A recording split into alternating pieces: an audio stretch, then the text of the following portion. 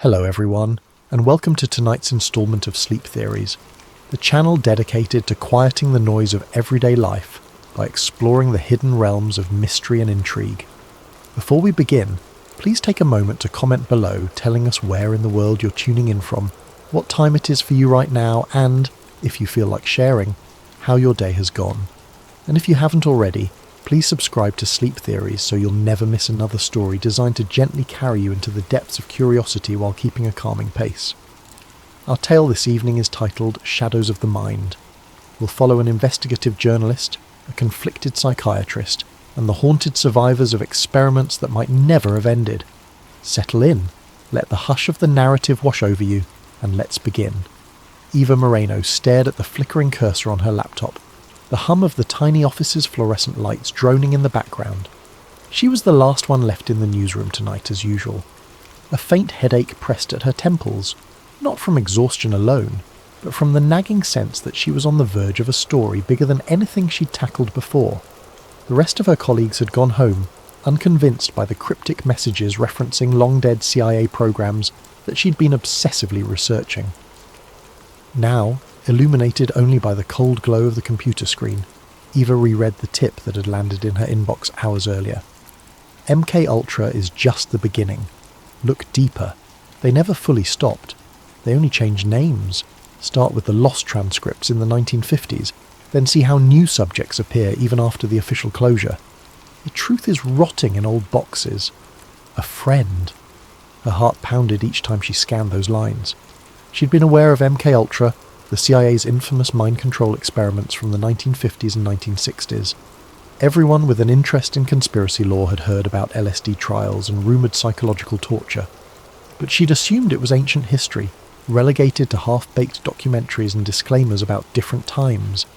Yet something in the tip implied an ongoing presence, a lingering shadow. Could it be possible? She found herself both sceptical and intrigued.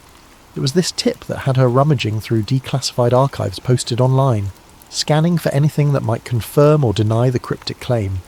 So far, she'd found only blacked-out paragraphs, heavily redacted references to code names, talk of safe houses and volunteers, involuntary sedation. Enough to suggest widespread wrongdoing, enough to keep her up at night. But not enough for a solid lead. She needed more, something tangible. A faint squeak in the hallway startled her. She shut her laptop, half expecting a co-worker, but nobody appeared, probably the old building settling. Eva exhaled, then reopened her laptop. She typed a short piece for the next day's editorial updates, just a small mention of newly revealed CIA documents, but her editor had already made it clear, "We can't run some half-cocked conspiracy as front-page news, Eva." She clenched her jaw, saving her notes in a hidden folder titled MK. At exactly 10:52 p.m, her phone buzzed. An unknown number. She hesitated before picking up. "Hello?" No immediate reply, but she caught breathing. Then a man's voice, low and wavering. "I read your piece about mind control archives. You're onto something. I can't talk freely. Meet me tomorrow, noon, at Crescent Park. I have patient files you need to see." The line clicked dead before she could respond. Her heart hammered. Patient files? Something ongoing? She packed up, a swirl of thoughts fueling a mild adrenaline surge. The tipster sounded spooked. She typed a quick text to her friend Manny from the crime desk. "If I vanish, ask about Crescent Park." Manny had teased her about paranoia, but she'd learned never to take a stranger's call in such matters lightly. Once outside, the cool night air offered a mild relief from her pounding heart. She double-checked the darkened street for suspicious cars, half laughing at her own caution. The only sign of life was a stray cat rummaging near the dumpster. Driving home, she reflected on her last big break, a child trafficking ring case that nearly cost her a lawsuit. Her editor had stuck his neck out for her, but now the paper's budget was shaky. Another fiasco might sink them both. Still, something about potential ongoing mind control experiments, or at least a cover-up, felt too big to ignore. If the CIA or whichever branch was still burying these secrets, it wasn't just old news. Real people might be suffering, or had suffered, without recognition. By the time dawnlight crept through her apartment blinds, Eva had hardly slept. She dragged herself to the tiny kitchen, slurping coffee that tasted burnt. The TV on low volume recapped mundane local updates. No mention of secret experiments or covert operations, just typical morning chatter. She turned it off, unsettled. Maybe she was chasing a ghost, but what if there's substance to it? She recalled Watergate once started as a seemingly small burglary story. Maybe this was her chance to unearth a revelation. At her desk by mid-morning, she tried to focus on routine tasks, but anxiety gnawed. The hush in the office told her the place was half empty. Manny teased her from across the aisle. "You look like you saw a ghost, kiddo." She gave him a half smile, reminded him about the text. He teased back, "Better not vanish, or I'll have to run your story." She muttered a thanks, feeling only slightly reassured. Noon arrived. She parked near the park's entrance, scanning for watchers. People strolled with dogs, kids played around the swings, an old man fed pigeons. A normal midday scene. She wandered the walking path, nerves on high alert. Then she spotted a man leaning against a large oak tree, looking distinctly uneasy. 30s, short hair, dark-rimmed glasses, clutching a manila folder. He locked eyes with her and gave a small nod. "Ms. Moreno?" he asked. She nodded. He introduced himself as Doctor Samuel Green, a psychiatrist who had stumbled upon irregularities in certain patients' backgrounds, cases that seemed linked to bizarre LSD-induced trauma from decades past. But these patients were younger, not old enough to have participated in the historical MKULTRA. "I suspect a follow-up program, or inherited impact. I'm not sure. But their nightmares, phobias, they mirror something deeper, and I found partial mention of questionable sessions in old files." Dr. Green's voice quivered. He handed over a few pages. "I can't go public alone. The hospital board would discredit me. But you, maybe you can gather enough to make them speak." Eva skimmed the pages, glimpsing references to unusual therapy sessions, sensory deprivation, and dose regimens. The language was reminiscent of those old CIA docs, yet these logs were dated within the last decade. Chills ran down her spine. Could it be a direct link or a copycat operation? As they spoke, Dr. Green's phone buzzed. He glanced at it, face blanching. "I have to go. They're calling me in. Just be careful, Ms. Moreno. I fear we're stirring something bigger. If you dig deeper, try to find an ex-operative named Renee Walker. She might talk, or she might vanish first." With that, he hurried off, disappearing behind a hedge, leaving Eva with the folder in hand. She sat on a park bench reading over the patient notes, disjointed references to memory wiping, reinforcement loops, post-hypnotic triggers. If authentic, it was horrifying. Then a presence behind her made her jump, a well-dressed man with a calm smile. "Researching old conspiracy myths?" he asked, voice smoothly polite. She recognized the chill that overcame her. This must be someone from that side. She stammered an excuse and stood. The man casually said, "Take care, Ms. Moreno. Some things are best left alone." He walked away, leaving her heart pounding. It had begun, an intangible cat and mouse. She watched him fade into the crowds, uncertain if she was imagining the threat. But her gut said no. She clutched Doctor Green's documents. Something real was at stake. She swallowed, recalling Manny's wisecrack. Better not vanish. She willed herself to remain resolute. If these covert experiments were ongoing, ignoring them was unconscionable. She'd chase each lead, despite the lurking menace. The story had chosen her, or so it felt. She refused to let fear muzzle the truth. Eva pressed the elevator button for the sub-basement at her newspaper office. She rarely ventured down there. Only old archives, dusty microfilm, and a supply room that smelled of mildew.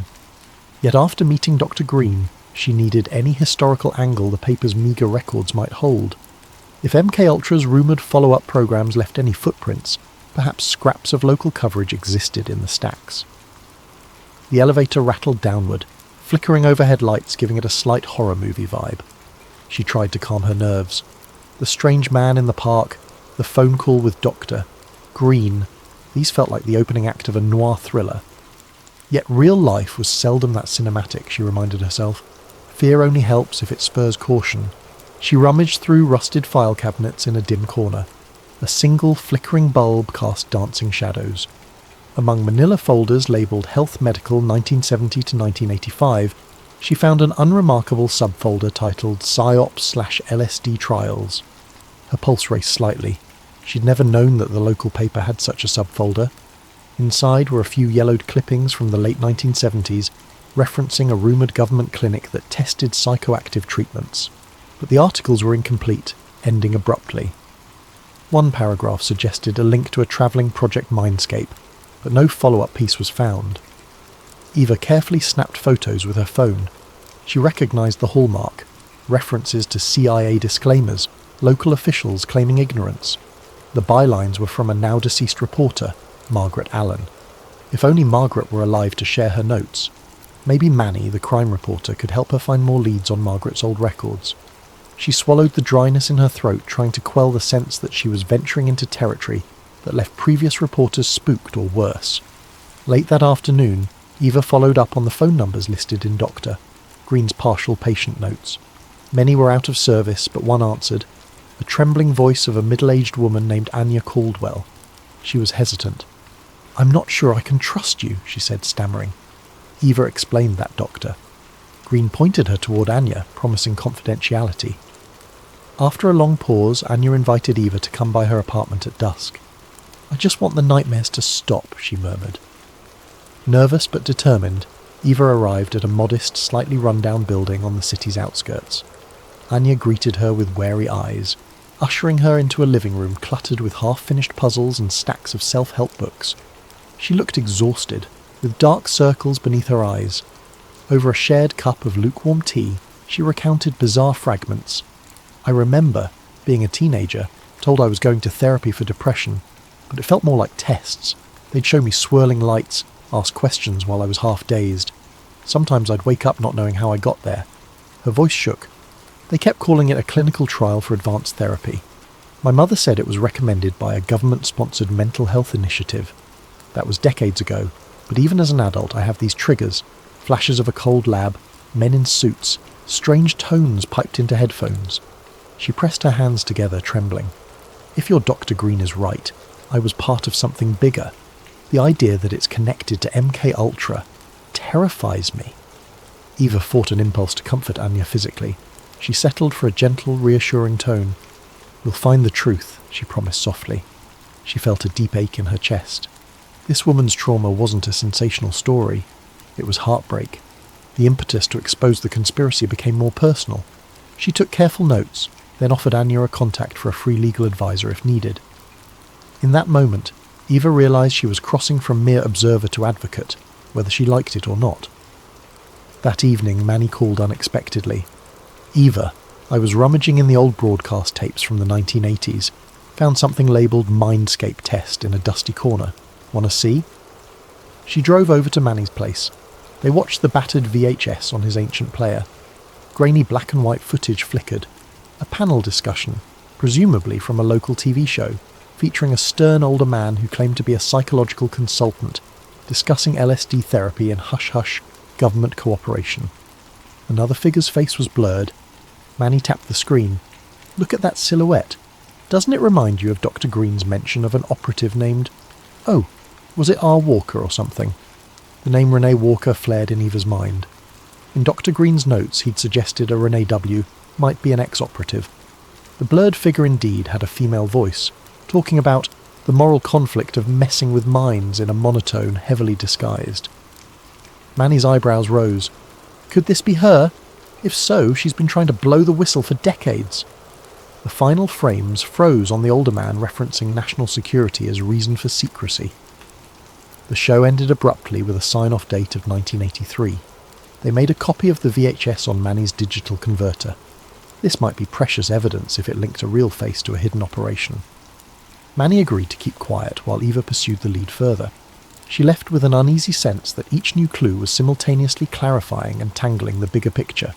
Secret therapy trials, an ex-operative with regrets, hush-hush LSD expansions decades after MKUltra was shut down. Driving home in the dark, Eva checked her rearview mirror repeatedly. The distinct sense of being followed brushed over her nerves. Once she glimpsed headlights behind her that matched each turn, but eventually they veered off. Paranoia or reality? She recalled the man from the park, that grin laced with implied threat. She half laughed at her jumpiness, yet a gnawing tension remained. This story was stirring powerful forces. She could almost feel the intangible watchers creeping in. Her phone buzzed near midnight. Dr. Green again, voice taut with worry. I got pulled aside by hospital administration. They want me to stop referencing these LSD trauma theories. Something about protecting patient privacy, avoiding baseless accusations. I sense official pressure. We must move quickly, Ms. Moreno, or we lose momentum. She responded that she'd discovered a possible lead. Someone named Renee Walker might have crucial knowledge. Green said he'd heard that name whispered in old psychosurgeon circles. I'll see if I can find a contact for her, he offered. They agreed to meet discreetly soon. Before hanging up, he added, Be careful. I suspect we're hitting a nerve with the agency folks. That night, Eva double-locked her apartment door. She rummaged through her laptop, printing out the newly found documents. She didn't want them only in digital form. Too easy to alter or delete if her system was hacked.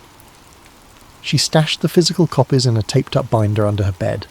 A flicker in her computer screen made her heart jolt, as if someone might be remotely accessing it. She quickly turned off Wi-Fi. Possibly a glitch. Possibly not. She laid in bed, thoughts whirling. So far, she had a meltdown tapestry of half-truths. Old LSD projects, traumatized patients, clandestine 1980s interviews, a possible ex-operative named Walker. The pattern suggested that the original MKUltra's dark legacy had mutated or never fully ended. If she published now, she'd face immediate pushback.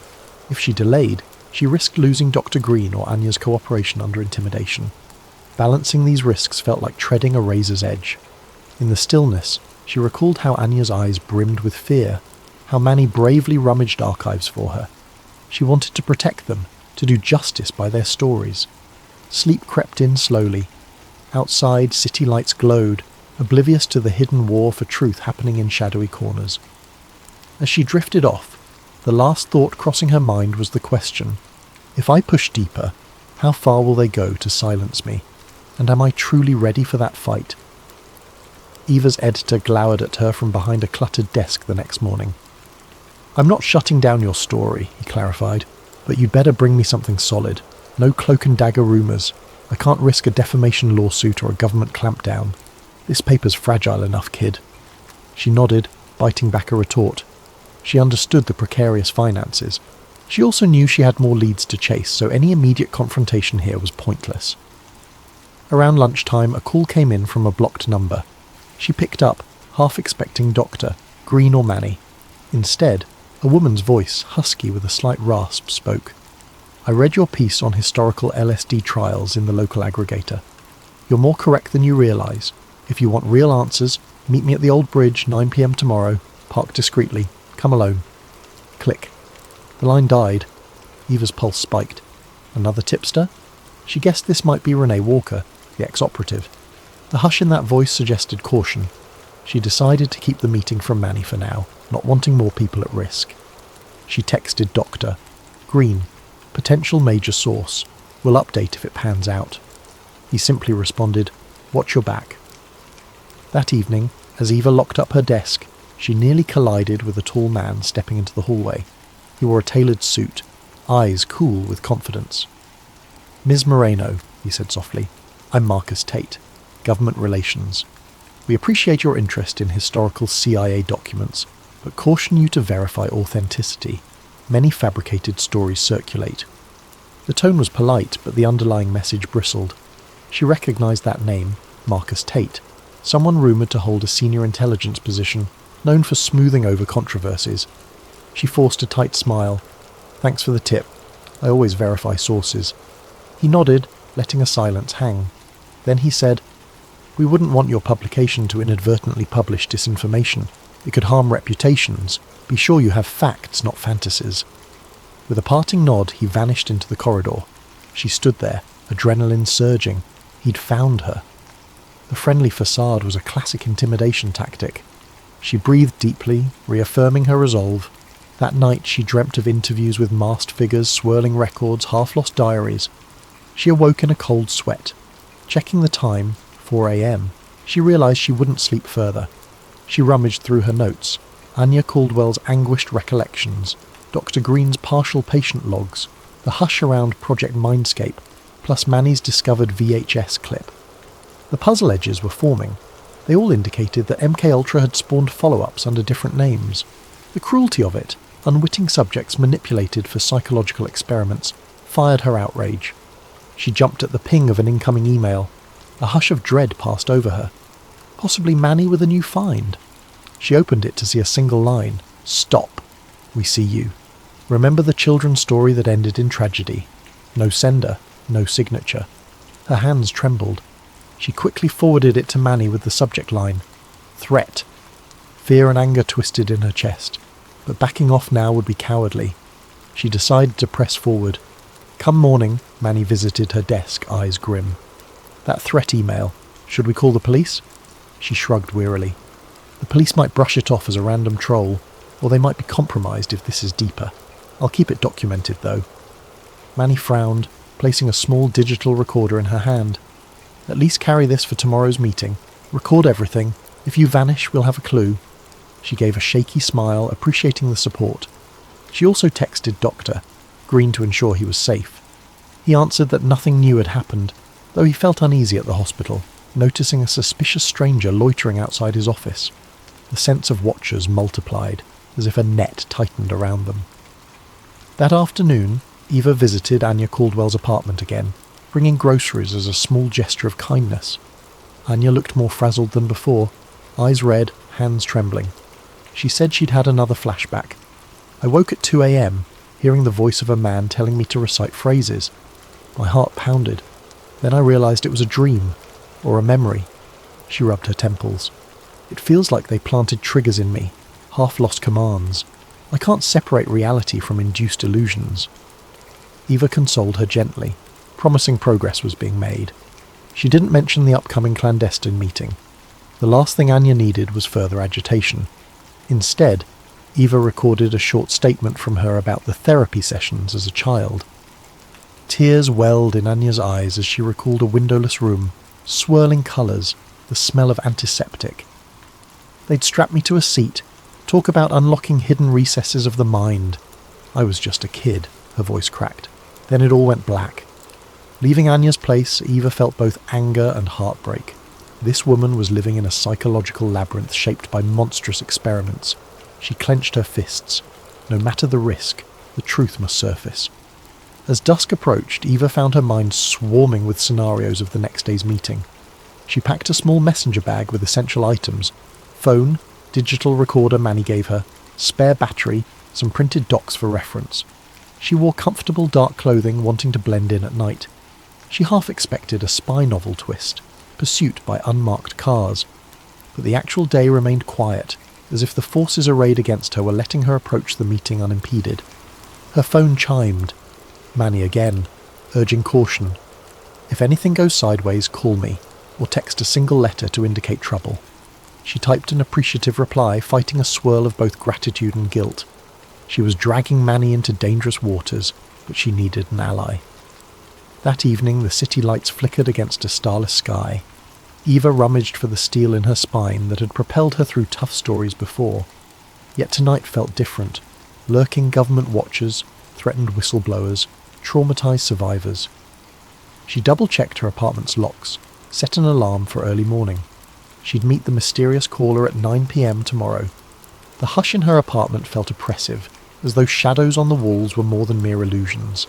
Her last act before bed was to rewrite her notes into a more coherent timeline. 1950s to 1970s, MKUltra official timeline. 1983, local TV interview with an ex-operative, likely R. Walker, discussing a spin-off project. 90s to 2010s, Dr. Green's patients show LSD-induced psychological trauma, some referencing secret therapy. Present, threats from a man named Marcus Tate, presumably an agency official. She underlined tomorrow night, Old Bridge, Renee Walker. She imagined the conversation that might unfold, the revelations that might come. A swirl of dread and excitement coalesced in her gut. If this was indeed Renee, the puzzle's missing piece might fall into place, giving the story unstoppable momentum. At midnight, lying in bed, phone on her nightstand, she stared at the ceiling. She pictured the silent watchers, the cunning Tate, the heartbreak in Anya's voice, Dr. Green's caution. Sleep eluded her again. She whispered to herself, We're all just threads in a bigger tapestry. But maybe, if we weave them together, the truth can't be cut. The beep of the clock turning 12:01 a.m. sounded eerily loud, marking the transition to the day that could change her life. She closed her eyes, mustering the nerve for what was to come. The next day breezed by in a haze of tension, each hour feeling like a coil tightening. Eva barely focused at work, her mind fixed on the upcoming meeting at the old bridge. By late afternoon, Manny sidled over to her desk, concern etched on his face. "You sure about going alone?" She nodded, feigning confidence. "If I show up with a crowd, this source might vanish," Manny exhaled. "Then keep me posted. We can't lose you to some dark fiasco." She promised she'd text him the moment she left the meeting. The unspoken fear hung between them, that these conspirators played dirty. Just before 9 p.m, Eva parked a few blocks away and walked the rest. The old bridge, a disused iron span over a shallow river, sat in a dimly lit portion of the city seldom patrolled by normal evening crowds. Broken street lamps gave it a half-forgotten gloom. She clutched her phone and Manny's digital recorder, scanning the area for watchers. A solitary lamp at the bridge's midpoint cast a sickly glow on corroded metal beams. The hush here felt oppressive. Near the lamppost, a cloaked figure stood with hunched shoulders. Eva approached cautiously, heart thudding. As she drew near, the figure lifted a hood, revealing an older woman's face lined with weariness. She spoke first, voice rough but subdued. "You're Eva. I'm Renee Walker. That's all the introduction we have time for." Renee's gaze flicked about as though expecting an ambush. "Listen closely. I used to work for the agency. Not full field ops, more like logistical tasks. But I saw enough. MK Ultra was official from mid-50s to 73, we know that. But they rebranded. They carried on select sub-projects under new code names, tested mind manipulation on unsuspecting people. LSD was just one tool. They tried hypnosis, synthetic compounds, memory erasure. It goes deeper than official records show." Eva's pulse quickened. She pressed record discreetly. "And does it continue to the present day?" she asked. Renee inhaled shakily. "In fragments, yes. Various labs quietly funded. Some doctors recruited. I parted ways decades ago, overwhelmed by guilt. I tried hinting at the truth in that old 1983 broadcast, but I was discredited, threatened." Renee handed Eva a small flash drive. On here are partial logs from the 1990s. They mention a Project Halcyon, a newer iteration focusing on advanced mind conditioning. I can't confirm if it's fully active now, but I suspect it never ended. She paused, scanning the darkness. They never fully let go of the dream of controlling thoughts, altering behaviours, and the worst part, many subjects have no idea they were used. Eva pressed for specifics about LSD experiments. "From what I gather, Anya Caldwell might be a victim." Renee frowned. "Yes, that name surfaces in old rosters. She was one of the teenage participants identified as emotional vulnerability prospects. They used sedation, subliminal triggers, aiming to shape behaviour patterns. It was monstrous. Some attempts at total reprogramming, they said. A tremor passed across her lips. "I can't undo the past, but I can help you expose it." The hush of the night weighed on them. The dull roar of the distant city traffic underscored how separate they were from normal life. Eva felt sick imagining countless lives like Anya's. She asked, "Who's directing it now?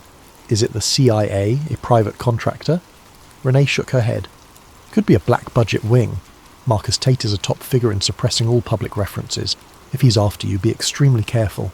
He's cunning, well-connected." Suddenly footsteps echoed on the far side of the bridge. A flashlight beam swept across rusted railings. Eva's heart lurched. Two silhouettes approached. "We need to go," Renee hissed, pulling Eva aside. The footsteps quickened. Eva glimpsed suits and glints of drawn handguns, possibly Tate's men. "Split up," Renee whispered, "and hide the flash drive." Eva stuffed the drive into her jacket pocket. They parted ways at the middle of the bridge, each slipping into darkness behind opposite support beams. The footsteps reached the lamppost, a hushed voice speaking. They were just here. Another answered, "Spread out. Check the perimeter." A chill of adrenaline shot through Eva. She crouched low, quietly texting Manny. "Bridge. Surrounded. May need help." Peering from behind the beam, Eva watched one agent pass mere feet away. She held her breath. He scanned the shadows with a small flashlight. Luckily, A shrill siren from a distant street corner spooked them, perhaps a random police cruiser. The men, evidently not wanting a confrontation, retreated. Eva seized the moment, creeping in the opposite direction along a narrow catwalk under the bridge. Heart pounding, she emerged onto a deserted side street, then sprinted to her car blocks away. No sign of Renee. She hoped the ex-operative also escaped. She hopped in her car, hands trembling, and sped off, only allowing herself to exhale when the headlights behind her revealed no pursuers. Her phone beeped, a text from Manny. "Hang tight, on my way." She replied that she was safe for now, heading to an all-night diner. Manny insisted on meeting. The swirl of fear and relief left her half nauseous. Manny slid into the diner booth, breath ragged. Eva recounted the confrontation. Manny looked alarmed, but also intrigued. "So now you've got a flash drive from a presumably high-level operative. That's gold, or a hornet's nest," she nodded. "Both, likely." She'd scrolled quickly on her phone, discovering the flash drive was encrypted. She'd need a friend skilled in decryption, someone not easily traced. Manny offered a contact, a freelance hacker named Jules who owed him a favour. They ordered coffee and greasy fries, neither having eaten. In a subdued tone, Manny murmured, "We should confirm, Doctor. Green's safe. If Tate's men are stepping up, Green might be a target too." Eva texted Green. No immediate reply. Anxiety spiked. "We might check his office tomorrow if we don't hear back." Their phones buzzed simultaneously with news alerts. Local psychiatrist under investigation for data breach. Manny read the headlines in dismay. They're going after Green's professional license. Could be Tate's doing, trying to muzzle him. Eva felt a pang of guilt. Her story might have put Green in the crosshairs. She resolved to push forward faster. The unstoppable momentum of a cover-up often thrives on time. If they revealed enough evidence soon, the conspirators might not contain the fallout. They parted near dawn, Manny heading home to rest, Eva returning to her apartment. The memory of the men on the bridge lingered in her mind. The hush in her living room felt oppressive. She locked her door, triple-checking. Renee risked her life to supply that flash drive. I can't let it go to waste. She shot a final text to Manny. "We'll decode the drive tomorrow. Then we blow the lid off. I won't let them bury this." As she sank onto her sofa, she wondered about the moral weight of dragging all these people into a confrontation with an invisible machine that had been perfecting secrecy for decades. The lingering question, how many times had truth been stifled before? Yet the small voices of survivors, the haunting guilt in Renee's eyes, the betrayal felt by Dr. Green, all demanded an answer. Sleep eluded her once more. Outside, the city's neon glow tinted the horizon. She pictured the blank expressions of Tate's men, the relentless push to keep everything hidden. In the hush of her sleeplessness, she vowed to see the mission through, no matter how deep the shadows extended. Sunlight streamed through the blinds as Eva woke from a fitful doze on her sofa. Her phone beeped incessantly with notifications.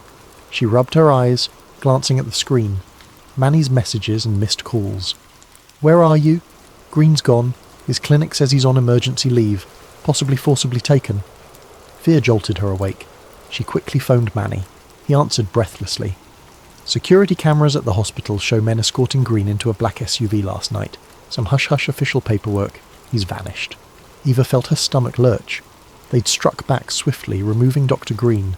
She realized the time for caution was past. She had to blow the story open before more vanishings occurred. Manny reminded her that they had the flash drive from Renee to decrypt. "Jules is waiting in a cafe basement," he said. "We can do it now. Then we release everything online." Eva nodded, mind whirling.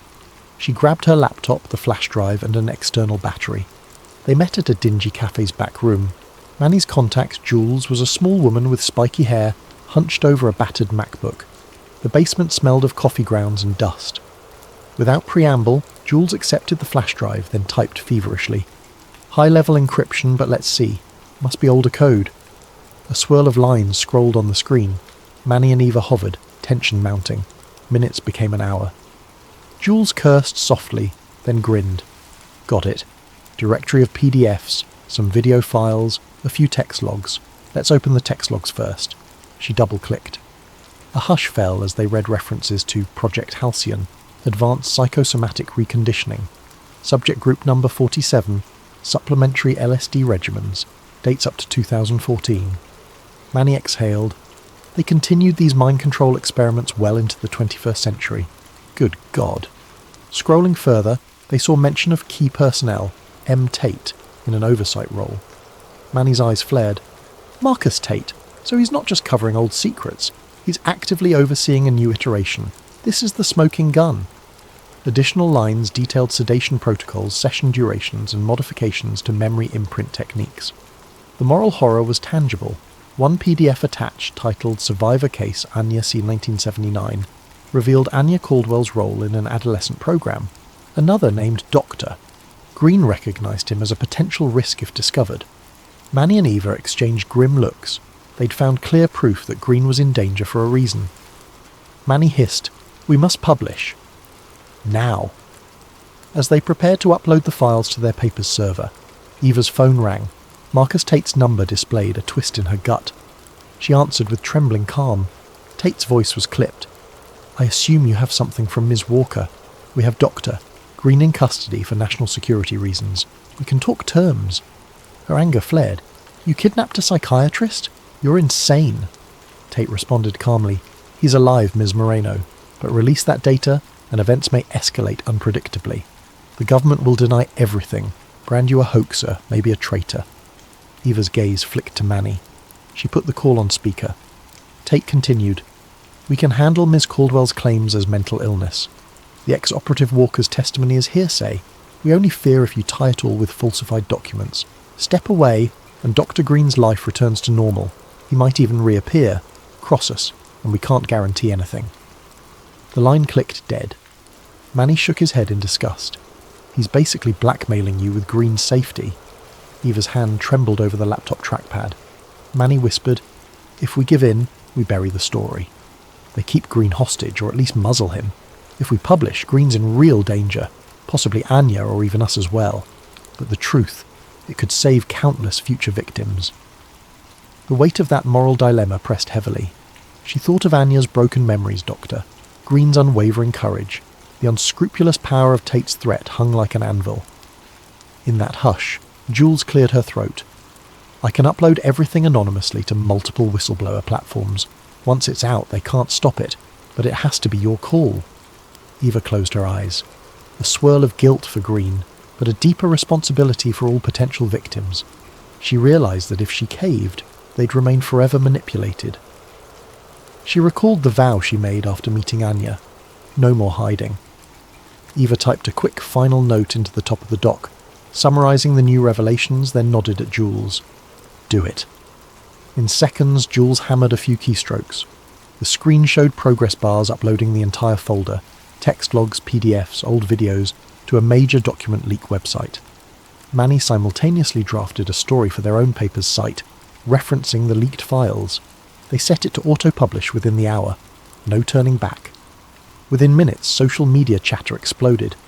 Major leak reveals possible continuation of MK Ultra under codename Halcyon. Manny's phone vibrated non-stop. Eva's email inbox flooded. The fuse was lit. She expected an onslaught of official denials, trolls, maybe half-truth excuses, but at least the genie was out. The hush of decades was shattered. The next steps unfolded in a blur. Large news outlets picked up the story. Government press liaisons fumbled with, "We're investigating these unverified documents."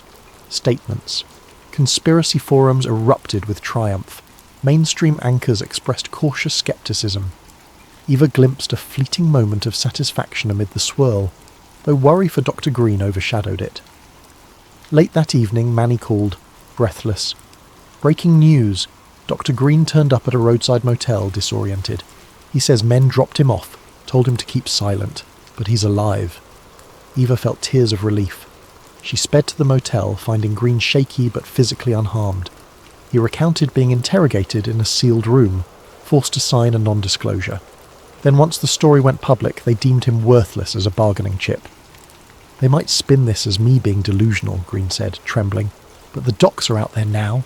They can't bury it all." Days later, official inquiries erupted. Politicians demanded clarity on whether new mind control experiments existed. The CIA hammered out statements about historic wrongdoing.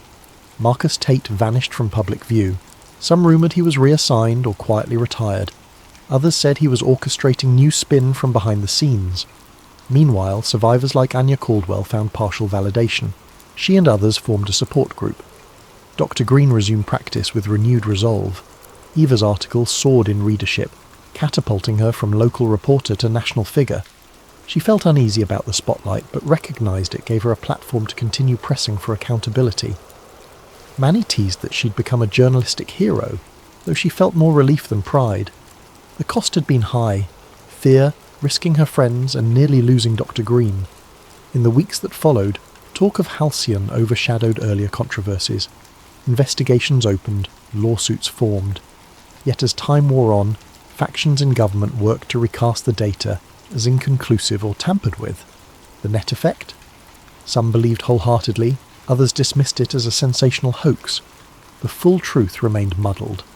But at least the seeds were planted, shining a harsh light on an unsavoury legacy that refused to be quietly erased.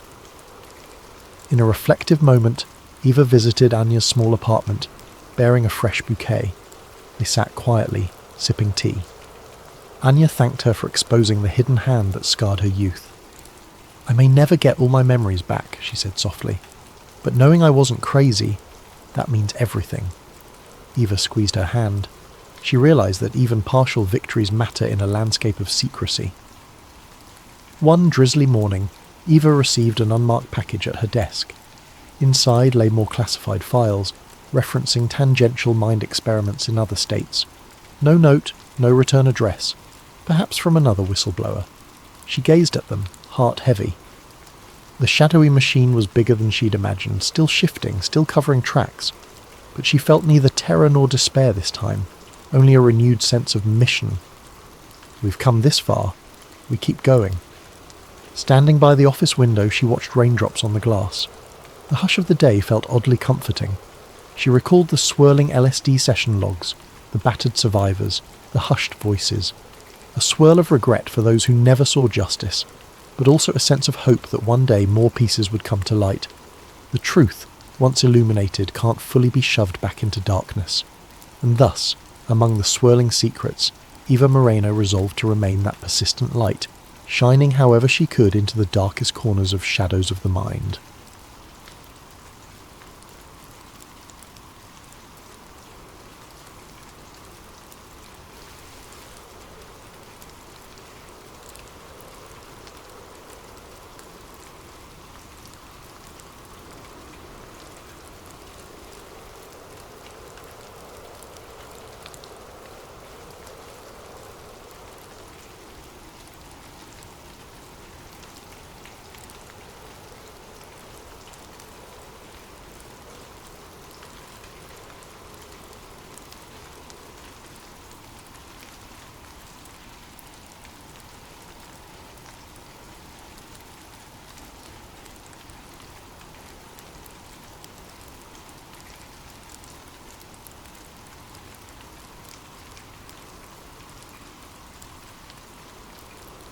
Eli Monroe's 15th birthday began like any other day in his privileged life. Sunlight streamed through the tall windows of the Monroe estate, casting long shadows across Italian marble floors. From his bedroom, Eli could see the manicured lawns stretching toward the private lake that bordered their property. The small upscale town of Ravenswood seemed to exist in a different reality from the rest of America, untouched by economic downturns or social unrest. But Eli knew better than to take his comfort for granted. His father, Alexander Monroe, had taught him that privilege came with responsibility. "We're stewards, not owners," he would say. Alexander's philanthropic efforts had built hospitals in developing nations and funded research into technologies that would reshape humanity's future. At least, that's what the press releases claimed. Eli admired his father more than anyone. Alexander was a commanding presence, tall, with silver-flecked dark hair and eyes that seemed to evaluate everything they saw. People instinctively deferred to him, whether corporate CEOs or world leaders. They orbited him like planets around a sun. Happy birthday, son. Alexander stood in Eli's doorway, already dressed in a tailored suit despite the early hour. 15, a significant milestone. "Thanks, Dad." Eli smiled, but something in his father's tone made him uneasy. Alexander had used his business voice, the one reserved for board meetings and media appearances. I have meetings until this afternoon, but we'll celebrate properly tonight. The guests arrive at 7. Alexander checked his platinum watch, the one he never removed. I've left something in my study for you, a small gift to start the day. After his father left, Eli went to the study, a room he rarely entered without permission. The space smelled of leather-bound books and the bergamot cologne his father wore. On the mahogany desk sat a small box wrapped in matte black paper with a silver ribbon. Inside was an antique pocket watch. Unlike his father's sleek timepiece, this one was ornate, with intricate engravings covering its gold case. Eli turned it over and froze. Engraved on the back was a symbol he'd never seen before, an eye inside a triangle surrounded by 7 stars arranged in a specific pattern. The craftsmanship was extraordinary, each line precise and deliberate. The watch felt heavy in his palm, as if weighted with unseen significance. Eli slipped it into his pocket, but as he turned to leave, something caught his eye. The bookshelf behind his father's desk wasn't flush with the wall. A sliver of shadow revealed a gap. Curious, Eli pulled at the shelf. It resisted at first, then moved silently on hidden hinges. Behind it was a small recess containing a wall safe. He should have walked away. Later, looking back on this moment, Eli would recognize it as the point where everything changed, where innocence gave way to suspicion and the foundations of his world began to crack. But at 15, with the confidence of youth and a lifetime of security behind him, Eli saw only a puzzle. And he had always been good at puzzles. The safe required a 6-digit code. Eli thought for a moment, then entered his birthday. Nothing. His father's birthday. Nothing. Then he tried the date his mother had first been hospitalised for her nervous condition, a date he'd seen on medical forms. The safe clicked open. Inside was a leather journal, several USB drives and a silver key. Eli grabbed the journal, hands trembling slightly, and flipped it open. The pages contained handwritten notes in his father's precise script, but the language was unfamiliar, symbols mixed with text in a code he couldn't decipher. However, interspersed throughout were names he recognised: senators, tech billionaires, foreign dignitaries who had dined at their table.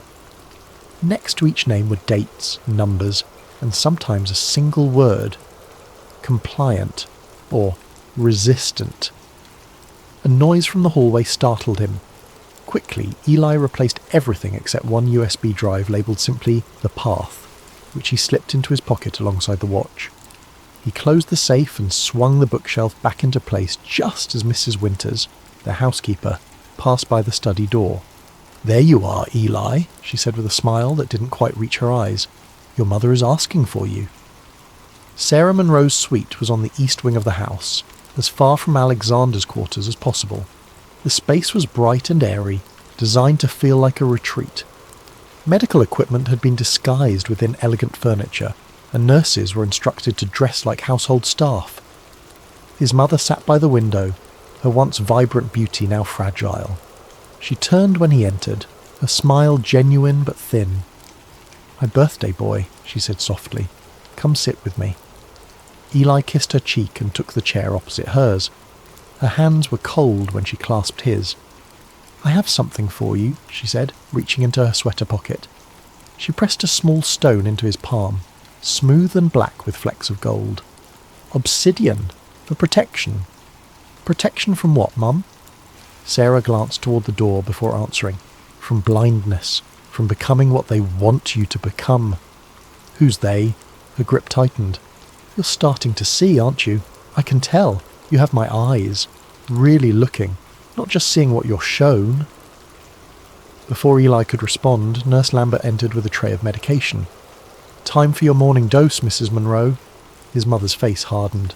"Not today. It's my son's birthday." "Doctor's orders." Lambert's tone was pleasant but firm. Sarah released Eli's hand. "Go, we'll talk later." But they wouldn't, and somehow Eli knew it. Every time his mother started making statements like this, her medication was adjusted, and she'd spend days in a fog. That evening, the Monroe estate transformed for Eli's birthday celebration. Lanterns lined the pathways to the garden pavilion, where tables had been arranged around a dance floor. A small orchestra played as guests arrived. Business associates of his father, local officials, and a carefully selected group of Eli's classmates from Ravenswood Academy. Eli stood alongside his father, greeting guests with practiced politeness. His new watch was in his pocket, its weight a constant reminder of the morning's discovery. Eli? Charlotte Weber approached, her blonde hair elaborately styled. The daughter of a state senator, she moved in the same social circles as the Monroes. Happy birthday. Thanks for coming, he replied automatically, his mind elsewhere. Charlotte studied him. He seemed distracted, just taking it all in. His father placed a hand on Eli's shoulder. Why don't you show Charlotte the new installation by the lake? The light sculptures just came alive. It was a dismissal, Eli realised. Alexander wanted a private word with Senator Weber, who had just arrived. As they walked toward the lake, Charlotte linked her arm through his. Your parties are always so formal, like we're at a diplomatic reception instead of a birthday. That's just how my dad does things. Your father scares me a little, she admitted. He's so intense, like he's evaluating everyone. He's just analytical, Eli defended, but he understood what she meant. Alexander observed the world as if it were a chessboard, and everyone else mere pieces to be moved. After escorting Charlotte to the lake, Eli circled back toward the house. He needed a moment alone. The weight of the watch and USB drive seemed to grow heavier by the hour. He slipped into the quiet of the main house, away from the party. As he passed his father's study, he heard Alexander's voice through the partially open door. We'll initiate the next phase after the equinox, his father was saying. The board is prepared and the pieces are in position. A pause, then. My son can never know. Not until we're certain he's ready. The bloodline must continue, but only under our terms. Eli's heart hammered against his ribs. He flattened himself against the wall as his father concluded the call and approached the door. The burden of knowledge, Alexander murmured to himself as he exited, missing Eli in the shadows. Some are never ready to carry it. When Eli returned to the party, everything looked different. The smiling faces, the casual conversations, the apparent normalcy. It all seemed like an elaborate performance, and at the centre was his father, orchestrating every moment. Alexander raised a glass. A toast to my son, Eli, on his 15th birthday. May he continue to make us proud as he grows into the legacy before him. Everyone applauded, and Eli smiled mechanically, the word legacy echoing in his mind. For the first time, he wondered what exactly that legacy might be. As the guests departed hours later, Alexander squeezed Eli's shoulder. I'm proud of you tonight. You carried yourself like a true Monroe. Thanks, Dad. Eli hesitated. The watch, it's unusual. What's the symbol on the back? There's something flickered in Alexander's eyes, caution perhaps. An old family crest, nothing more. A reminder of who we are and where we come from. He straightened Eli's tie. Remember, in this world, there are those who lead and those who follow. We were born to lead. Later that night, alone in his room, Eli examined the watch again. The eye in the triangle seemed to stare back at him, knowing and patient. He plugged the USB drive into his laptop, bypassing the encryption with skills he'd developed over years of self-taught programming. The drive contained hundreds of files, most protected by additional security layers. But one document opened easily, a simple text file titled Initiate. If you are reading this, you have taken the first step on the path, but know this. Once seen, the truth cannot be unseen. Once known, it cannot be unknown. Are you certain you wish to continue? Eli's finger hovered over the keyboard. Then he typed a single word. Yes. The screen went black, then displayed a single line of text. Confirmation accepted. Contact protocol initiated. Eli stared at the screen, heart racing. What had he just done? What was the path? When his computer suddenly shut down, Eli felt a chill that had nothing to do with the room's temperature. He got up and locked his bedroom door, then went to the window. The grounds were dark now, the party over, but near the estate's perimeter he noticed a figure standing motionless, looking up at the house, at his window. Eli stepped back quickly, drawing the curtains. The watch in his pocket seemed to burn against his thigh. He took it out, staring at the mysterious symbol once more. The 7 stars caught the lamplight, gleaming like eyes in the darkness. Something his father had said at the party came back to him. We were born to lead. But led what? And whom? For the next week Eli watched and waited. He observed his father with new eyes, noting how Alexander retreated to his study at precisely 11 p.m. each night. How certain calls were taken only in private. How visitors sometimes arrived without using the main gate, their cars appearing in the back courtyard without explanation. Eli began mapping the house, not the home he thought he knew, but the one that existed beneath the surface. He discovered subtle security cameras hidden in decorative mouldings, motion sensors disguised as light fixtures, an entire surveillance system operating alongside the standard security his father had explained away as necessary precaution for a family of our standing. But the locked room behind the bookshelf remained his primary focus. On Friday evening, Alexander announced he would be travelling to Zurich for an urgent meeting. 3 days, no more, he told Eli over dinner.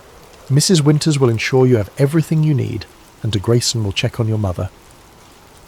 When his father's car disappeared down the long driveway the next morning, Eli put his plan into action. He had observed Mrs. Winters' routine carefully. She always took Saturday afternoons to visit her sister in the neighbouring town. The day nurses changed shifts at 3, leaving a 20-minute window where surveillance of the main house would be minimal. At precisely 2:50 p.m, Eli entered his father's study. This time he went directly to the hidden door, sliding it open with confidence born of necessity. The safe yielded to the same code as before. Alongside the journal and remaining USB drives was something he hadn't noticed during his rushed first visit. A small silver key with an unusual tooth pattern. It matched nothing in the main house. That much he knew. Pocketing the key and one of the USB drives, Eli was about to close the safe when he noticed a seam in its back panel. He pressed it, and the panel slid aside to reveal another compartment containing a single folder labelled Monroe Succession Subsoy Protocol. In Caesar was a document detailing a training regimen, physical, intellectual and psychological, for someone identified only as the successor. Benchmark assessments were scheduled at ages 10, 15 and 18, with a final initiation at 21. Eli's blood ran cold as he recognised dates from his own life. His sudden transfer to Ravenswood Academy at age 10, the battery of aptitude tests his father had insisted on for his 15th birthday, disguised as college preparation. They weren't tests, they were assessments. A final page contained signatures from a council of 7, the names encoded, but the signatures present. And at the bottom, in his father's unmistakable handwriting, I confirm that my son, Elias Alexander Monroe, will be prepared for ascension by the prescribed date. The bloodline will continue. Eli photographed everything with his phone, then returned the documents and closed the safe. As he slid the bookshelf back into place, his gaze fell on the books themselves. He'd never paid attention to them before, assuming they were the financial and historical texts his father collected. But now, looking closer, he saw titles that seemed out of place in a businessman's library. Ancient mystery schools, symbolic geometry of power, bloodline prophecies of the ancient world. One volume stood out, thinner than the others, bound in dark leather with no title on its spine. When Eli pulled it from the shelf, he discovered it wasn't a book at all, but a disguised panel. Behind it was a small lever. Heart pounding, Eli pulled it. A subtle click came from within the wall. Then behind Alexander's desk, a section of wood panelling recessed and slid aside, revealing a narrow passage. Eli hesitated only briefly before entering, smartphone flashlight illuminating the way. The passage extended about 15 feet before opening into a room approximately the size of his bedroom. Unlike the warm woods and rich colours of the main house, this space was stark. The walls were white, lined with corkboards covered in maps, photographs and documents connected by coloured strings. A large table dominated the centre, bearing what looked like architectural models of government buildings. Filing cabinets lined one wall, each drawer labelled with a year, but it was the far wall that drew Eli's complete attention. It displayed a world map overlaid with symbols similar to the one on his watch. Pins marked locations on every continent, and beneath the map was a timeline labelled The Grand Design 2025-2050. Photos of world leaders, presidents, prime ministers, influential CEOs were arranged in a hierarchy. Some had been crossed out with red marker, others had gold stars beside them, while some displayed question marks. Beside each photo were notes in his father's handwriting: controlled, resistant but leverageable, requires replacement. At the very top of this pyramid was a symbol, the all-seeing eye. Below the hierarchy was a separate section labelled Bloodline Succession, containing photographs of what appeared to be generations of the Monroe family. At the bottom was Eli's own school portrait, with the notation, potential confirmed, final preparation phase initiated. A computer terminal sat on a desk in the corner, its screen dark. Beside it lay a leather-bound journal similar to the one in the safe, but larger.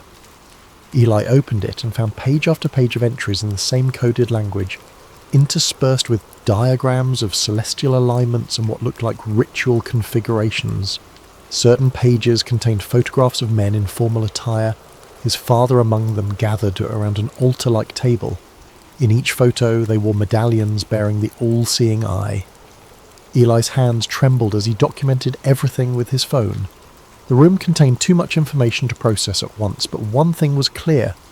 His father wasn't just a successful businessman and philanthropist.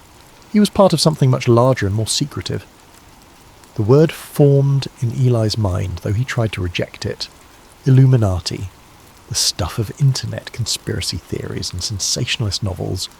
Yet here was evidence that couldn't be explained away, his father's direct involvement in what appeared to be a global network of influence and control. As Eli prepared to leave, something on the desk caught his eye.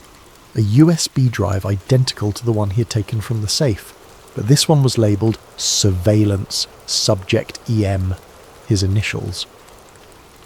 Pocketing this drive as well, Eli exited the secret room, making sure to return everything to its original position. As he pulled the bookshelf lever to close the hidden door, he heard footsteps in the hallway outside the study. He barely had time to ensure the main bookshelf was closed before the study door opened, revealing Mrs. Winters. "Eli," she said, surprise evident in her voice. "I thought you were with your mother." "I was looking for a book," he lied, indicating the shelves. "Dad mentioned a history of economic theory I should read."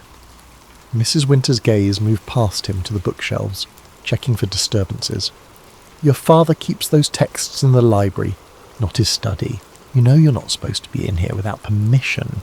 "Sorry, I guess I misunderstood." Eli moved toward the door, forcing casualness into his stride. "Is Mum awake? I'll go see her now." "Dr. Grayson's with her," Mrs. Winters replied, her voice neutral but her eyes watchful. "He's adjusting her medication. Perhaps visit later." Eli nodded and left, feeling Mrs. Winters' gaze on his back as he walked away. Had she suspected anything? Was she one of them? Part of whatever organisation his father belonged to? For the first time, Eli felt the weight of paranoia. If what he'd seen in that room was real, then anyone might be part of this network. Teachers at his school, family friends, perhaps even Charlotte's father, Senator Weber, who always deferred to Alexander despite his own political power. In his room, Eli locked the door and immediately connected the new USB drive to his laptop. Unlike the Path drive, this one opened without encryption, perhaps because whoever monitored him never expected him to possess it. The contents froze him in place, video files, hundreds of them dating back years. Eli clicked on one from when he was 12. It showed him sleeping, the camera positioned somewhere near his ceiling. Another showed him at school, filmed from what must have been a hidden camera in the classroom. There was footage of him playing tennis, studying in the library, even having private conversations with friends. Every aspect of his life had been monitored and recorded. The most recent file was dated just 3 days ago, a conversation with his mother, where she had mentioned feeling more clear-headed when they adjusted her medications downward. A cold realization settled over Eli. His mother wasn't ill, not in the way he'd been told. She was being controlled, drugged into compliance, because she knew something. The last file in the sequence was different, a document rather than a video. It was titled Psychological Assessment, Subject EM, Readiness for Revelation. The report analysed his personality in clinical detail. Subject demonstrates exceptional analytical capabilities and pattern recognition. Psychological resilience above median for bloodline inheritors. Loyalty indicators strong but show concerning independence markers. Recommendation, continued observation. Partial revelation test authorised after 15th benchmark. The 15th benchmark had to refer to his birthday. The watch, Eli realised, hadn't been just a gift. It had been a test, to see if he would notice the symbol, if he would ask questions, if he would seek answers. It was all by design. A notification appeared on his screen, an email from an address consisting only of numbers, 777 securenode.net. The subject line read, "They're watching you now." The body contained a single line. "Clear your browser, remove the drives. Meet tomorrow, Northridge Mall Food Court, 1 p.m. Come alone or don't come." Eli stared at the message, his heart racing. How had they known? Who was this person? The magnitude of what he'd discovered threatened to overwhelm him. His entire life, a controlled experiment. His father, part of a secret organisation with a global reach. His mother, silenced for knowing too much or trying to escape. And now, someone on the outside had contacted him. Eli did as instructed, clearing his browser history and removing the drives. He hid them along with the silver key in a hollowed-out physics textbook on his shelf. Then he sat on the edge of his bed, the antique watch heavy in his palm. The 7 stars surrounding the all-seeing eye seemed to pulsate in the dim light. Not random stars, he now realised, but a constellation, a map guiding those who knew how to read it. For the first time since he could remember, Eli felt afraid in his own home. The walls that had once represented safety now felt like a prison. Every corner potentially watched, every conversation possibly monitored. He looked up at the crown moulding where the walls met the ceiling. Was there a camera there too? Had they already seen him access the hidden room? Was his father being contacted even now? Paranoia crept in like a fog, distorting his perception. Even the familiar sounds of the house, the distant hum of the climate control system, the occasional footsteps of staff, now seemed menacing. That night, Eli barely slept. When he did, his dreams were filled with watching eyes and endless corridors leading deeper into the heart of the Monroe estate. Corridors that hadn't existed before, but now seemed to multiply, creating a labyrinth from which he couldn't escape. Just before dawn, he woke to a sound at his door, the softest click of the latch. He lay perfectly still, controlling his breathing as the door opened just enough for someone to peer inside. Through slitted eyes, he saw Mrs. Winter's silhouette. She watched him for a long moment, then closed the door silently. They were already suspicious. The web was tightening. Tomorrow he would meet his mysterious contact. But tonight, he needed to see his mother, before they increased her medication and sent her back into the fog. The food court at Northridge Mall buzzed with midday activity. Teenagers lounging over fries, parents with young children, elderly mall walkers resting between laps. Eli had chosen a table with a clear view of all entrances, his back to the wall, 1:05 p.m. His contact was late. Eli had managed to visit his mother the previous evening, finding her more lucid than usual.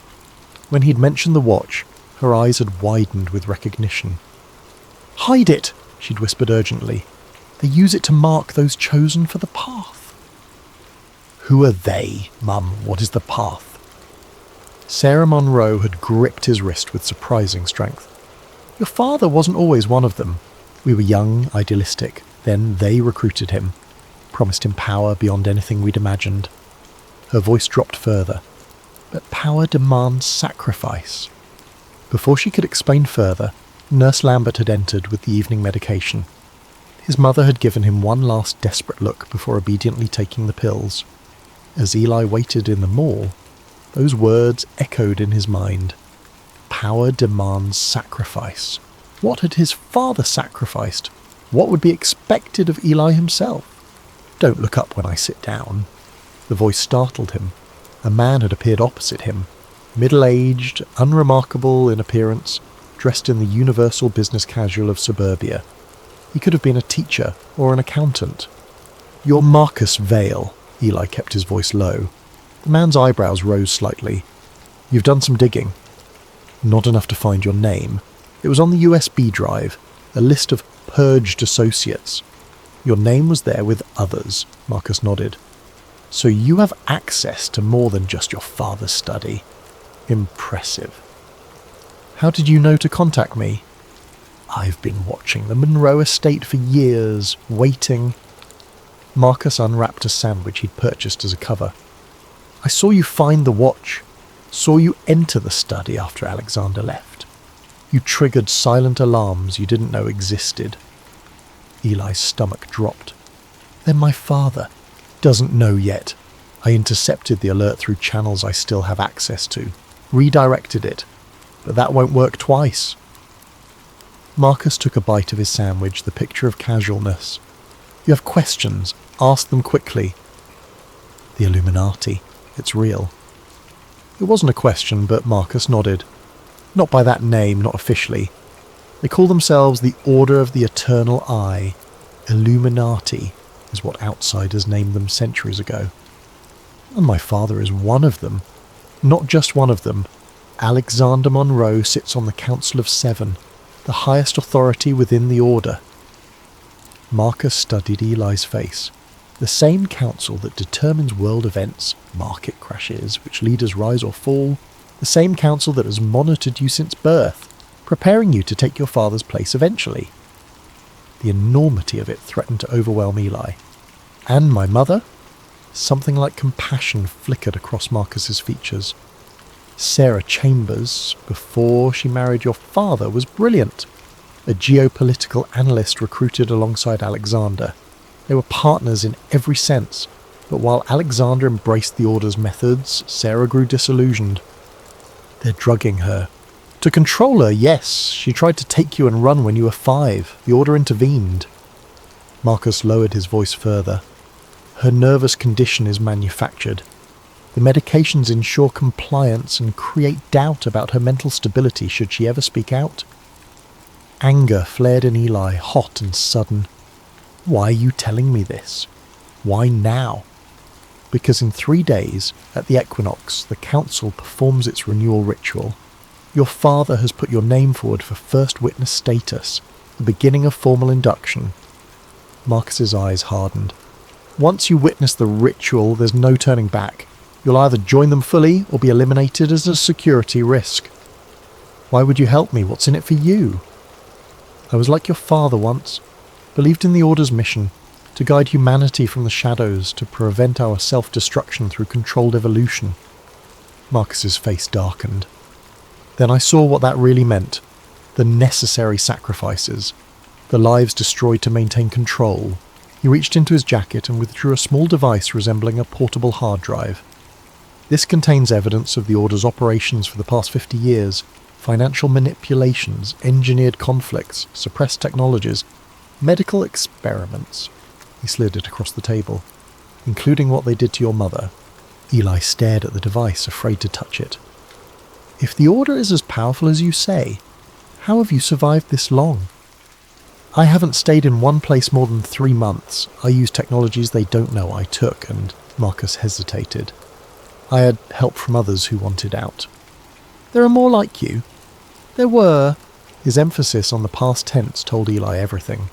"What am I supposed to do with this information? I'm 15. Age means nothing to them. The Monroe bloodline has been part of the Order for 7 generations. You've been trained without knowing it. Your education, your social circles, even your recreational activities designed to shape you into what they need." Marcus checked his watch. "We've been here too long. The Order doesn't punish curiosity. It erases it." As if on cue, Eli noticed 2 men in dark suits enter the food court, their movements too purposeful for casual shoppers. Marcus saw them too. "They're earlier than expected. You need to make a choice now, Eli. Walk away, forget this conversation, and prepare to take your place in the Order. Or take the device and find a way to expose them." "They'll kill me." "They'll try." Marcus stood, adjusting his jacket. "There's a service corridor behind the Chinese restaurant. It leads to an employee parking area.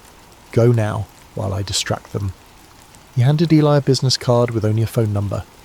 "Memorize this, then destroy it. Call only in absolute emergency." Before Eli could respond, Marcus was walking away, deliberately passing near the suited men. He nodded to them in recognition, drawing their attention as Eli slipped toward the Chinese restaurant. The service corridor was where Marcus had indicated. Eli pushed through the door marked "Employees Only" and found himself in a utilitarian hallway leading to a loading dock. He exited into bright sunlight, momentarily disoriented by the transition. A hand gripped his shoulder. Eli spun around, ready to run, only to find himself face to face with Charlotte Weber. "Eli?" Her expression was confused. "What are you doing back here?" "Charlotte, I could ask you the same thing." She indicated a coffee shop across the service road. "Cutting through to meet my mum. You look like you've seen a ghost." Eli forced his breathing to steady. Was this a coincidence, or was Charlotte part of it too? Senator Weber worked closely with his father. Charlotte had always been in his social circle, their families connected through business and politics. "Just taking a shortcut," he managed. Charlotte studied him, concern evident. "Are you in trouble? You've been acting strange since your birthday." Before he could answer, the service door burst open. One of the suited men emerged, scanning the area before spotting Eli.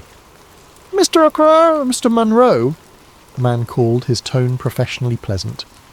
"Your father asked us to escort you home. There's been a situation." Charlotte looked between Eli and the man. "Who's that?" "Security." Eli made a split-second decision. "Charlotte, I need you to do something for me." He pressed Marcus's device into her hand. "Keep this safe. Don't tell anyone you have it. I'll contact you when I can." "Eli, what?" "Please," he whispered urgently. "It's important." She nodded, slipping the device into her purse as the security man approached. "Mr. Monroe, we should leave immediately." Eli nodded, keeping his expression neutral. "Of course, my father's safety is paramount." The man's slight hesitation told Eli he'd guessed correctly. They were using Alexander as the pretext to bring him home. "Charlotte, please tell your father I'll miss our discussion group this week," Eli said meaningfully. The Webbers had no such group, but he needed to establish communication. She caught on immediately. "I'll let him know. He'll be disappointed." As Eli was led to a waiting black SUV, he glanced back once to see Charlotte watching, concern etched on her face. He had just made her a target too, but also potentially an ally outside the watchful eyes of the Order. In the vehicle, the security man, who introduced himself only as Reed, maintained a professional stance. The other suited man was nowhere to be seen. "Where's your colleague?" Eli asked casually. "Continuing his assignment," Reed replied without elaboration. Marcus. They had either captured or were still pursuing him. The drive back to the Monroe estate took 20 minutes, during which Eli texted Charlotte under the guise of checking social media. "Sorry about that. Family security overreacts sometimes. Everything okay?" Her response came quickly. "All good. Got what you needed. Call me later?" Relief flooded through him. At least the evidence was safe for now. When they arrived at the estate, Eli was surprised to find his father's car in the circular driveway. Alexander had returned early from Zurich. Reed escorted him inside where Mrs. Winters waited in the foyer. "Your father is in his study," she said. "He wishes to see you immediately." The journey down the hallway felt like walking to an execution. Eli's mind raced, analysing options. Deny everything, pretend ignorance, confront his father with what he knew. Alexander Monroe stood at the window of his study, back to the door silhouetted against the afternoon light. He didn't turn when Eli entered. "Close the door," he said quietly. Eli did as instructed, then waited. The silence stretched between them, heavy with unspoken accusations. Finally, Alexander turned. His expression wasn't angry as Eli had expected, but sad. "You accessed my private study while I was away." "Yes." There was no point denying it. And you met with Marcus Vale today. Eli's heart sank. They had been watching him more closely than he'd realized. He contacted me, Eli admitted. Alexander nodded, as if this confirmed something. Marcus was once a valued member of my team, brilliant strategist, but he allowed emotion to cloud his judgment, developed ethical concerns about necessary actions. Necessary? Eli couldn't keep the edge from his voice. Like drugging Mom into submission? Like monitoring my every move since birth? Something flashed in Alexander's eyes. Surprise, perhaps, at how much Eli had discovered, but he recovered quickly. Your mother made choices that endangered herself and you. And yes, you've been monitored. For your protection and development. Everything I've done has been to prepare you for your birthright. What birthright? Eli demanded. To join some cursed society that manipulates the world from the shadows. Alexander's expression softened marginally. The Order of the Eternal Eye doesn't manipulate, Eli. It guides. Humanity left to its own devices would destroy itself within generations. We provide corrections, nudges toward better outcomes. By deciding who lives and dies? By controlling people like puppets? Eli gestured toward the hidden room. I saw the wall of leaders you've guided, the ones marked for replacement. His father sighed, moving to his desk. You weren't supposed to find that room yet. The revelation process is carefully calibrated, gradual. You've accelerated things dangerously. He studied Eli's face. What else did Vale tell you? Enough to know what you really are. And what am I, Eli? A manipulator. A controller. Eli swallowed hard. Someone who sacrificed his own wife's freedom and sanity for power. Alexander's calm facade cracked, just slightly. You have no idea the choices I've had to make, the weight of the responsibility. He leaned forward. The Order has guided humanity for centuries, through wars and plagues, through technological revolutions that could have ended us all. Every person who sits on the council carries the burden of millions of lives. Noble words to justify controlling everything and everyone, Eli shot back. Including me. I'm just another pawn, aren't I? Another piece being moved on your board. No, Alexander's voice dropped. You're my cat, my heir. The continuation of a bloodline that has served the Order for generations. You were born for this, Eli. The words hung in the air between them. Eli thought of the surveillance footage, the psychological assessments, the carefully orchestrated experiences that had shaped his entire life. And if I refuse? He asked quietly. Alexander's expression hardened. That's not an option I'm prepared to discuss. The equinox ceremony is in 3 days. You will attend as first witness. The beginning of your true education. He picked up a folder from his desk. Vale has filled your head with distortions and half-truths. After the ceremony, you'll understand our true purpose. And Mom, will she be allowed to understand too, or will you keep drugging her into submission? Your mother's condition requires management, Alexander replied stiffly. When you take your place in the Order, perhaps you'll comprehend the necessary sacrifices we all make. The word triggered Eli's memory of his mother's warning.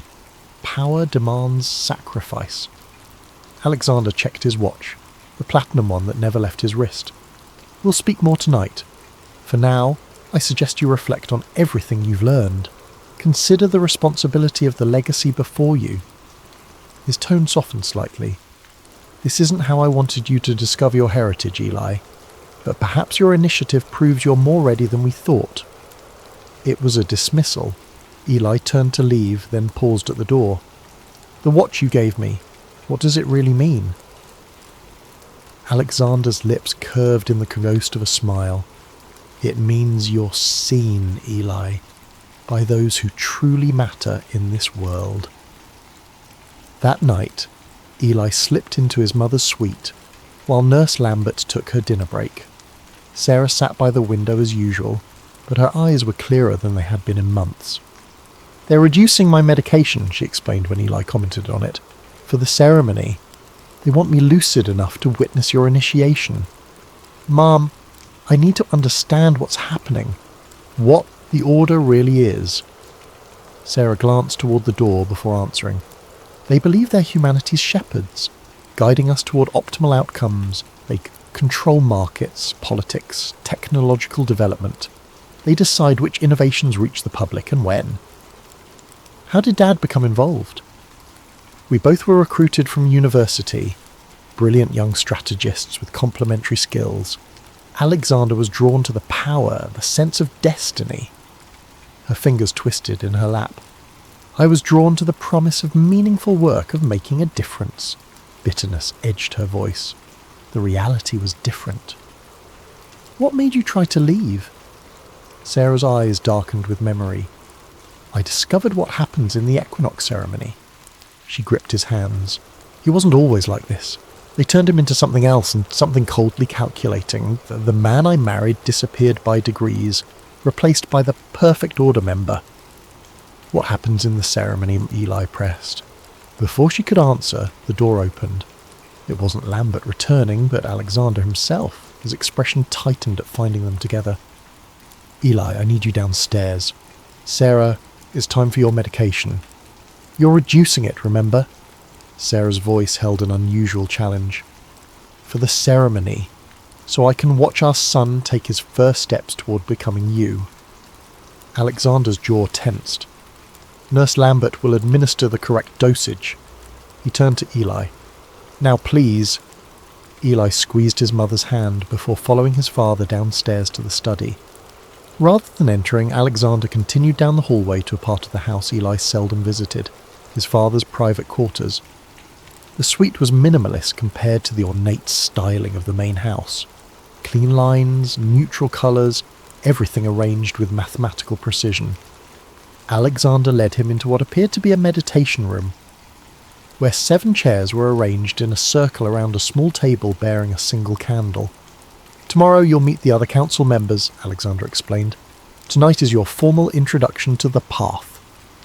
"I've already been introduced," Eli countered, "through your surveillance and psychological assessments." Alexander nodded, unfazed by the accusation. "Those were preliminary measures. The true introduction requires something more binding." From a cabinet, he withdrew a small wooden box inlaid with the now familiar eye symbol. "The test of blood confirms your worthiness to begin the path." Inside the box lay an ornate dagger, its handle wrapped in leather darkened by age and use. Alexander lifted it reverently. "Every Monroe for 7 generations has proven their commitment with this blade." He extended it toward Eli. "A symbolic sacrifice, blood freely given to the order." Eli stared at the dagger. "And if I refuse?" "Then you reject your heritage and all it offers." Alexander's voice hardened. "Including protection." The threat wasn't subtle. Eli took the dagger, its weight substantial in his palm. The blade gleamed in the candlelight. "A single cut across the palm," Alexander instructed. "As you do so, recite, 'I offer my blood to the path, my mind to the order, my life to the eye.'" Eli held the dagger, thoughts racing. Each choice now seemed to close doors behind him while opening others ahead.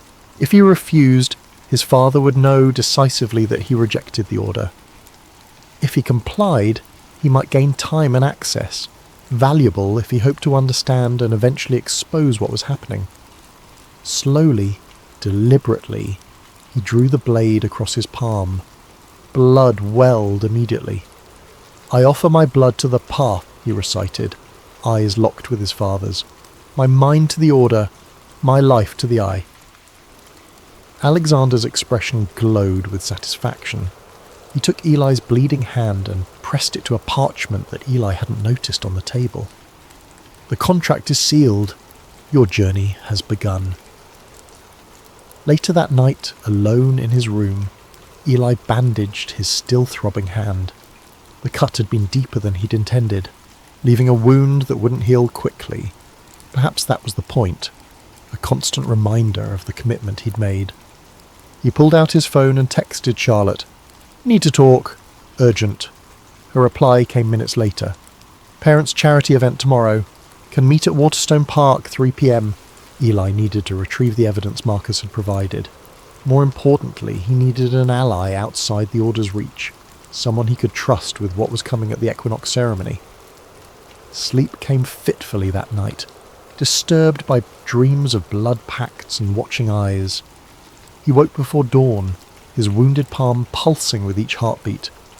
When he went to check on his mother after breakfast, he found her room transformed. The medical equipment was gone, replaced by formal furniture.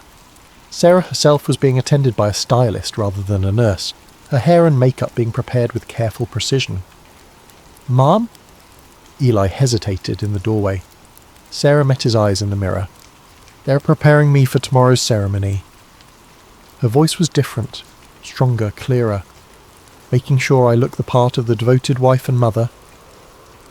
The stylist, a slim woman with an expressionless face, continued working without acknowledging Eli's presence.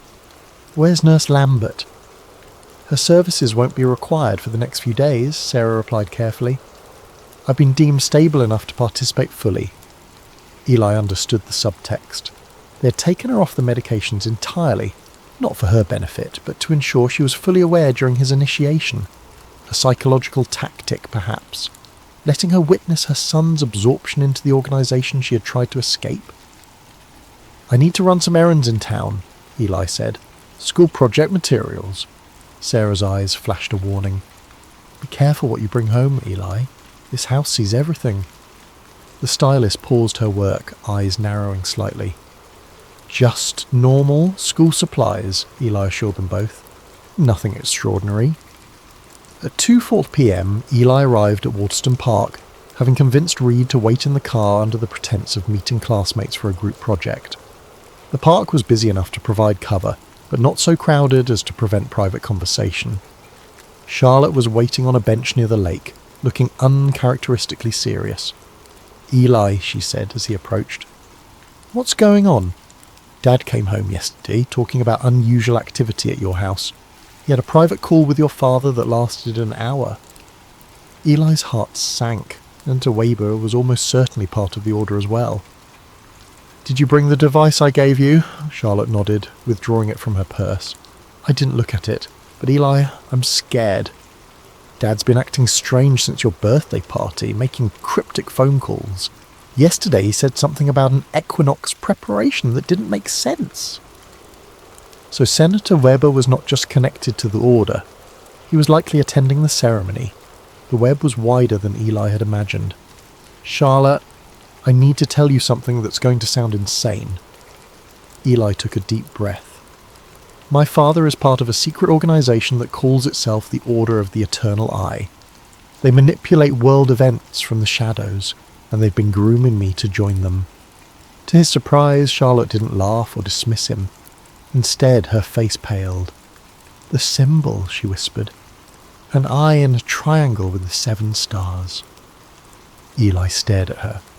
"How do you know that?" "I found a medallion in my father's safe last year. That symbol was on it." She looked out at the lake.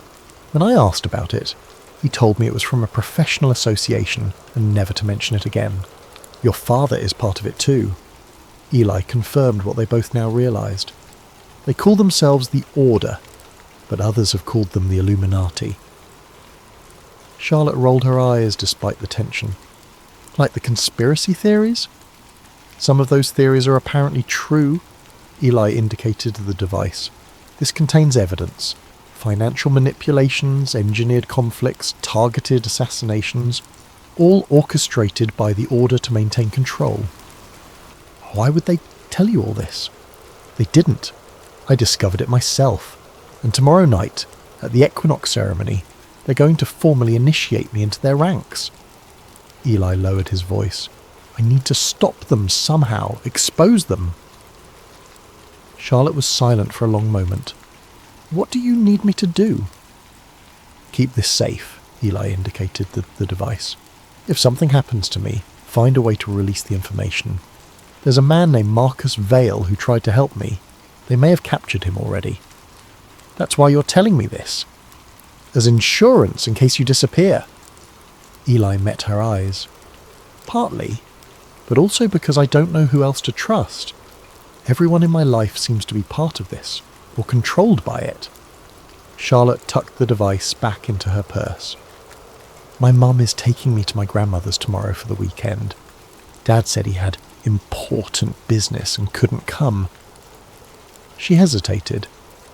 I could try to get into his office before we leave, see if there's anything about this ceremony. It's too dangerous, Eli warned. If they catch you... They won't. Charlotte's expression hardened with determination. My father has been distant for years.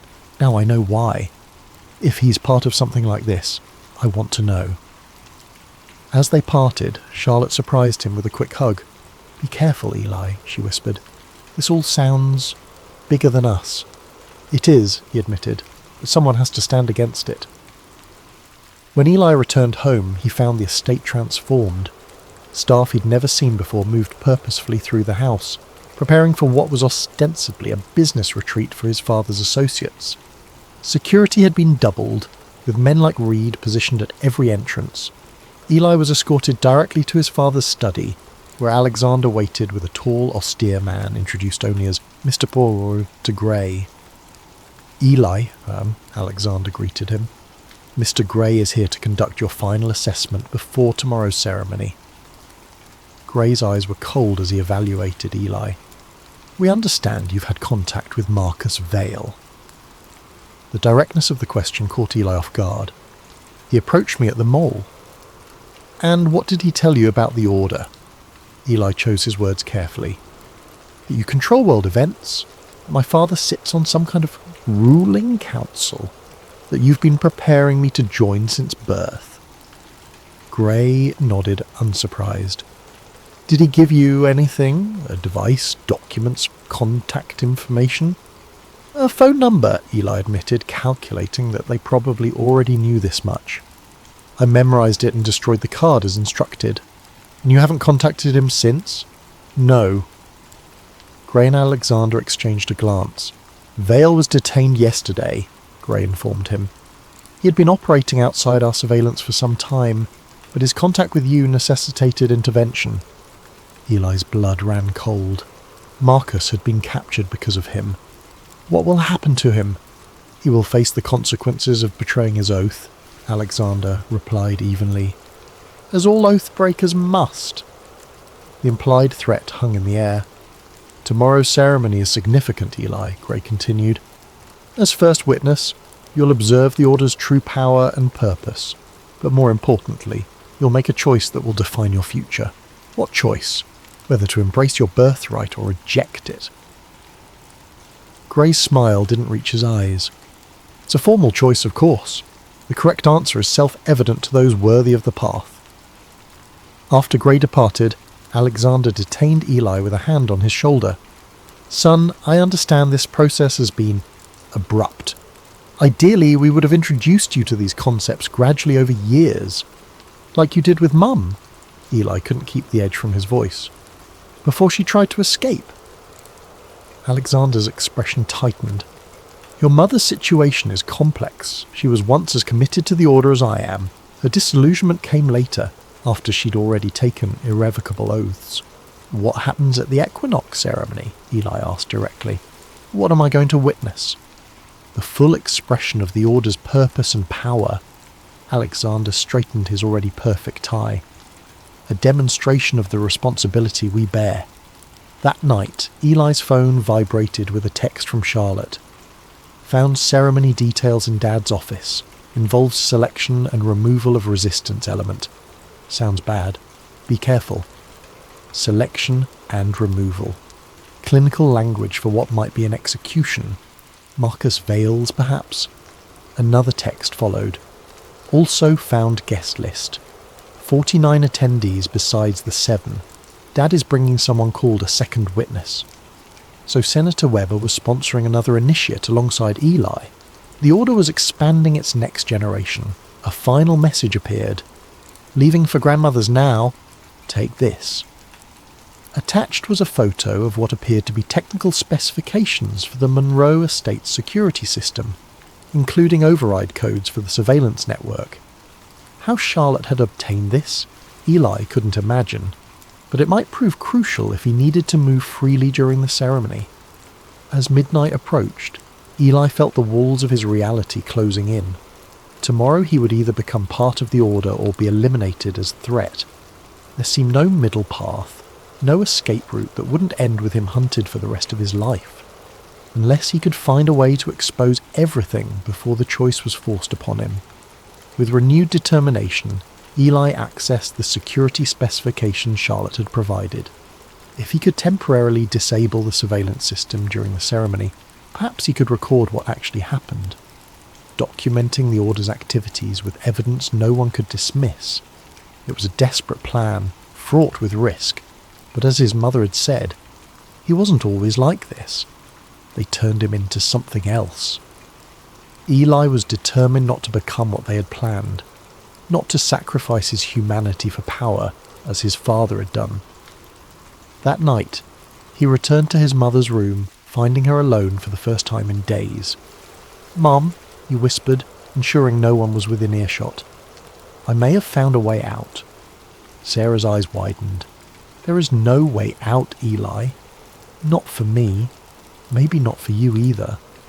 I can expose them, record the ceremony somehow. They'll kill you." The words were flat, certain. "Not if I'm protected." Eli hesitated. "The evidence Marcus gave me. It's the leverage I need. If anything happens to me, it goes public." Sarah grasped his hands. "Listen to me. The ceremony tomorrow is not just symbolic. The removal of resistance is real. Someone who has betrayed the Order will be judged and sentenced by the Seven. Marcus," she nodded grimly, "and afterward, you and the other first witnesses will be asked to prove your loyalty." Her voice dropped to barely a whisper. "With blood."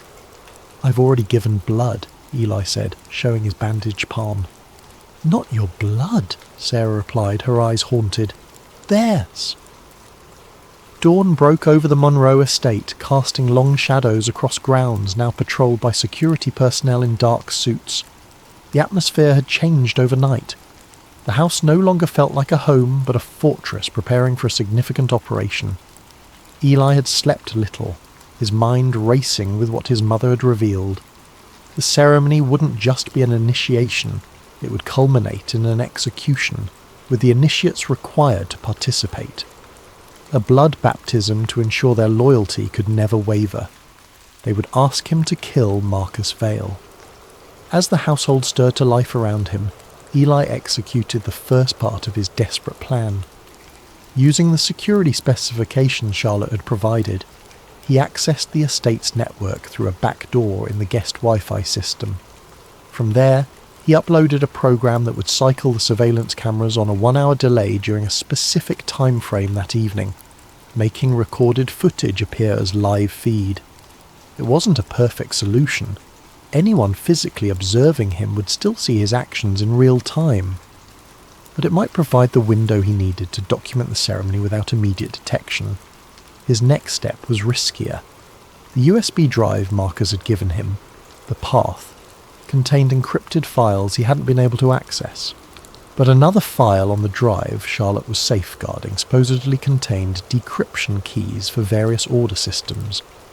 If Charlotte could transmit that information to him, he might be able to access the Compass, the dark web portal he'd glimpsed references to in his father's hidden room.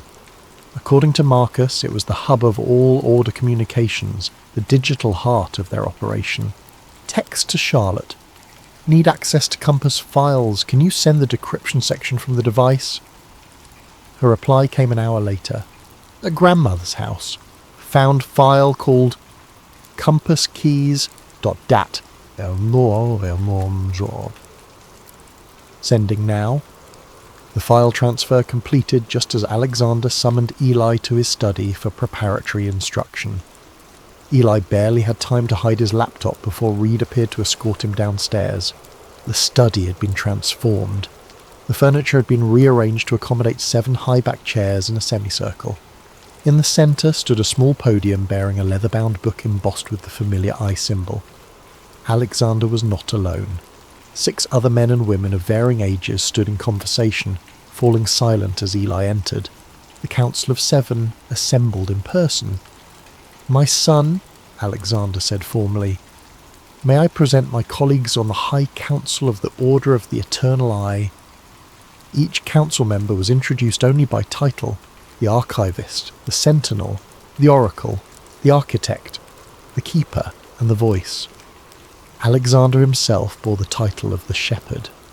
"Today you stand at the threshold of true knowledge," said the woman introduced as the Oracle, a silver-haired figure with penetrating eyes. "Few are chosen to witness the inner working of the Order.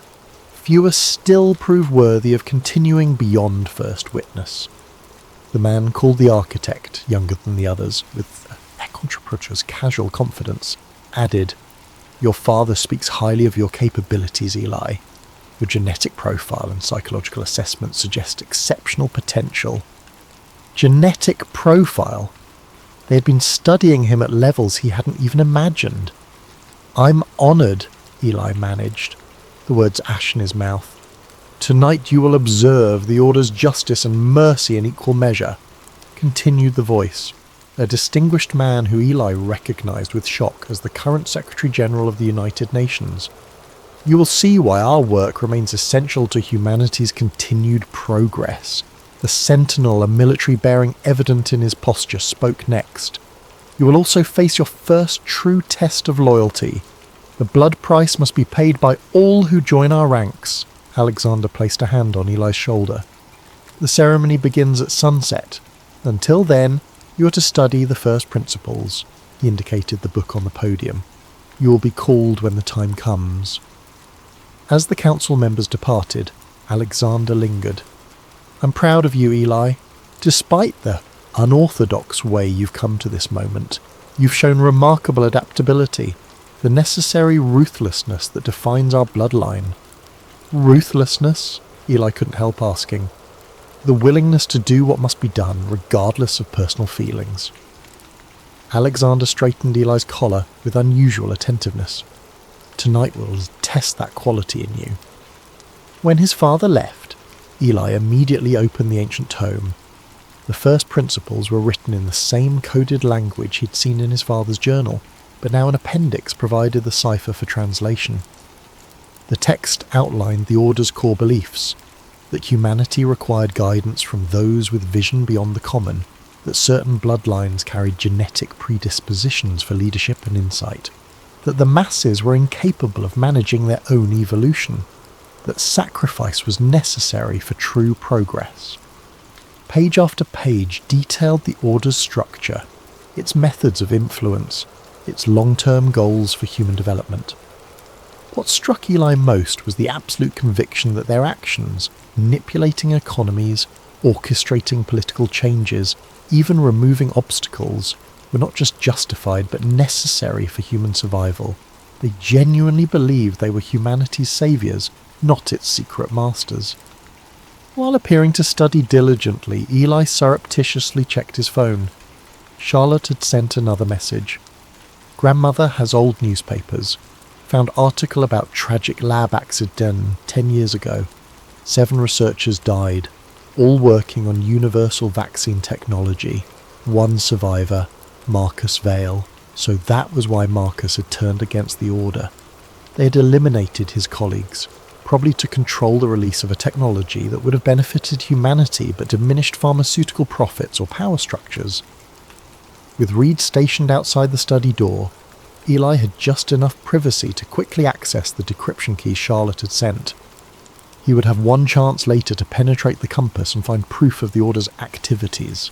As afternoon faded toward evening, Reed entered to escort Eli to his room. "You're to dress for the ceremony," he instructed, indicating a garment bag laid across the bed. "The Sentinel will collect you at sunset." Inside the bag was a tailored black suit with subtle red piping. The 7 stars constellation was embroidered on the breast pocket in silver thread. Accompanying the suit was a pendant bearing the all-seeing eye, his first formal insignia of Order membership. Eli showered and dressed mechanically, mind racing through scenarios. As he fastened the pendant around his neck, He felt its weight like a noose. His door opened without a knock. The man called the sentinel stood there, now dressed in ceremonial robes of deep blue, with silver symbols embroidered along the edges. "It is time, first witness Monroe. Follow me." Eli was led not to his father's study, but down a staircase he'd never noticed before, hidden behind a panel in the main hallway. The stairs descended at least 3 stories underground, opening into a vast chamber that couldn't possibly have been built without extensive, secretive construction. The space was circular, with tiered seating surrounding a central platform. 7 ornate chairs, thrones really, faced an altar-like table of black stone. Behind these was a large projection screen currently displaying the Order's symbol. The room was already filled with robed figures, 49 of them, as Charlotte had indicated. Each wore the eye pendant, though none as ornate as those worn by the 7, who now entered in procession. Eli was directed to stand beside a teenage girl he didn't recognize, presumably Senator Weber's second witness.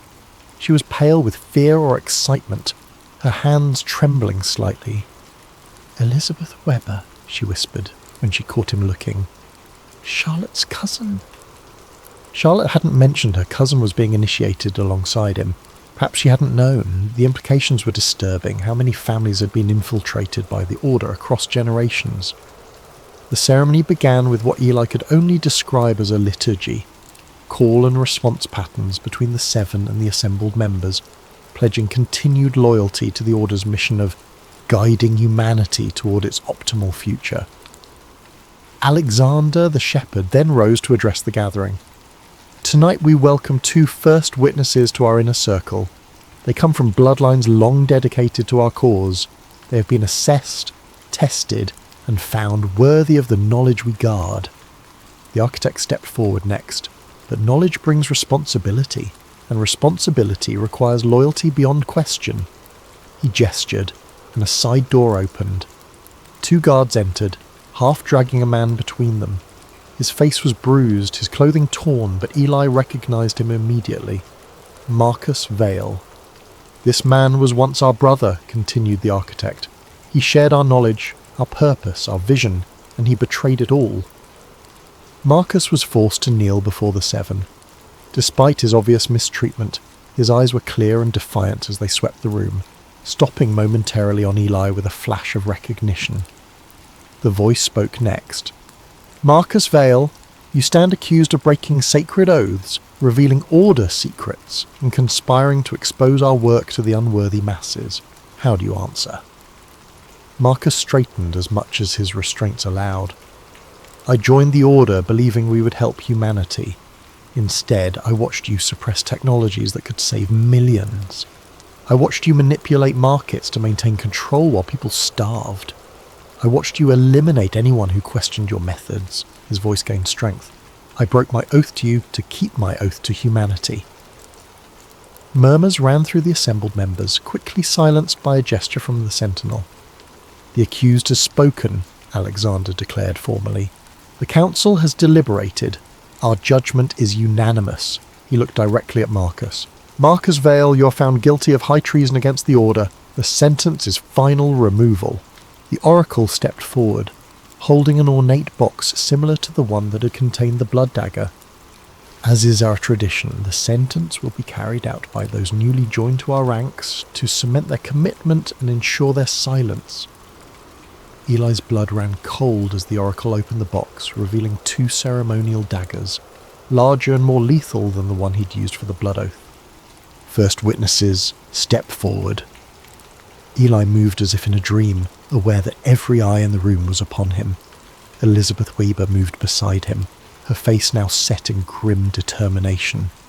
The oracle presented the daggers on a velvet cushion.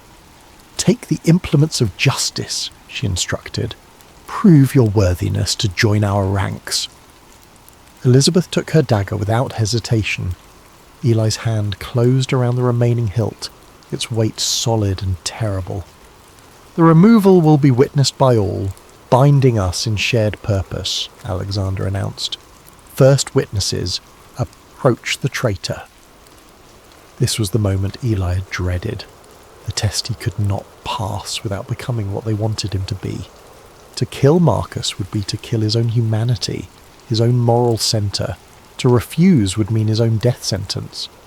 But there was a third option, the desperate plan he had been formulating since dawn. As he stepped toward Marcus, Eli subtly activated the program he'd uploaded to the security system. If Charlotte had been correct about the specifications, the surveillance cameras would now be showing delayed footage rather than the live feed. He had perhaps minutes before someone noticed the discrepancy. Elizabeth raised her dagger, her expression hardening with resolve. She was fully committed, Eli realised, already lost to the Order's indoctrination.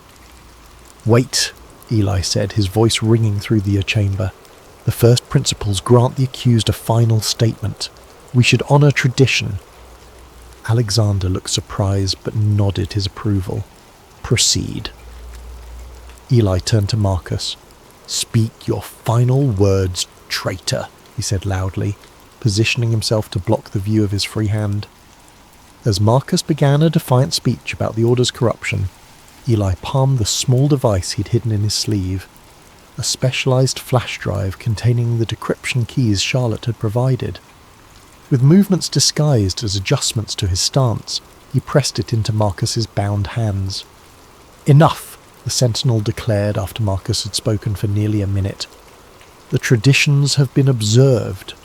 First witnesses, complete your task." Elizabeth moved forward decisively, but Eli was faster. Instead of striking Marcus, he spun and slashed at the bonds restraining the prisoner. "Now!"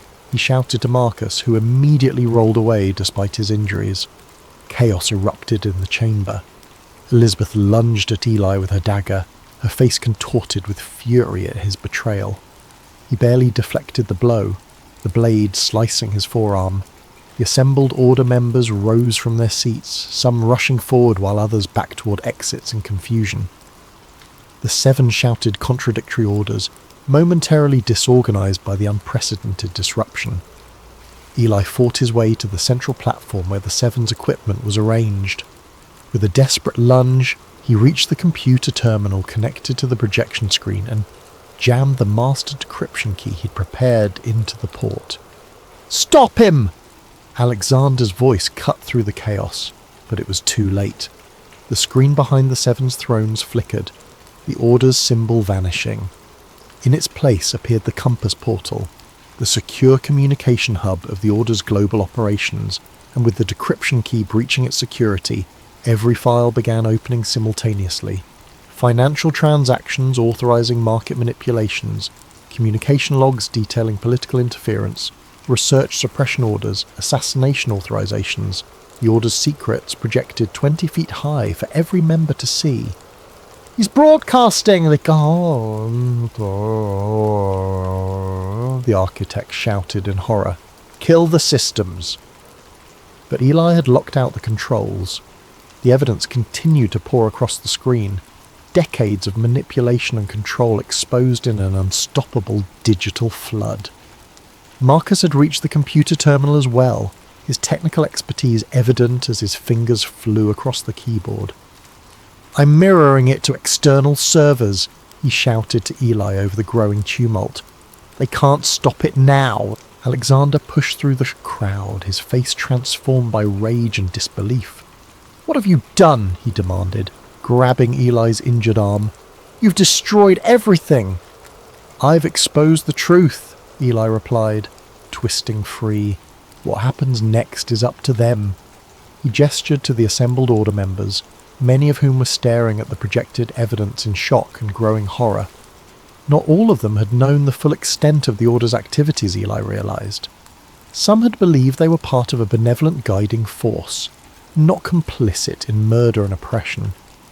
The Sentinel had reached a security panel and triggered an alarm. "Containment protocol initiated," announced an automated voice. "Facility lockdown in 60 seconds. "We need to move," Marcus urged, grabbing Eli's arm. They fought their way toward an emergency exit, pursued by security personnel loyal to the 7. Elizabeth Weber blocked their path, still clutching her ceremonial dagger. "Traitor!" she hissed at Eli. We were supposed to lead together. Wake up, he shot back. They've been lying to all of us. Behind her, the projection showed medical records, experimental procedures conducted on bloodline children without consent. Elizabeth's own name appeared in the scrolling data, alongside treatment codes and genetic modifications. Her expression faltered as she saw it. What is that? What did they do to me? The same thing they planned for me, Eli said more gently. They've been manipulating us from birth. The hesitation was enough. Eli pushed past her, Marcus close behind. They reached the emergency stairs just as the facility lockdown engaged, steel barriers beginning to descend across all exits. Go! Marcus shoved Eli through the narrowing gap. Find your mother! What about you? Marcus smiled grimly. I'll hold them off. The evidence is already spreading.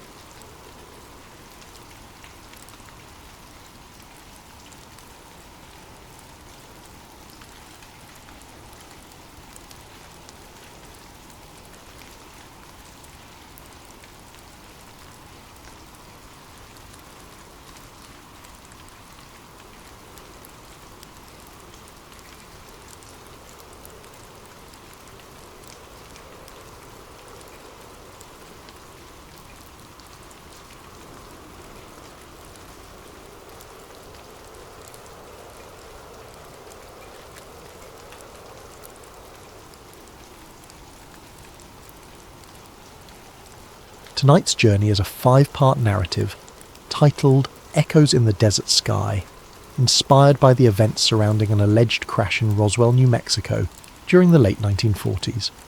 Our story weaves conspiracy, suspense, and the gritty determination of everyday people grappling with forces beyond their comprehension.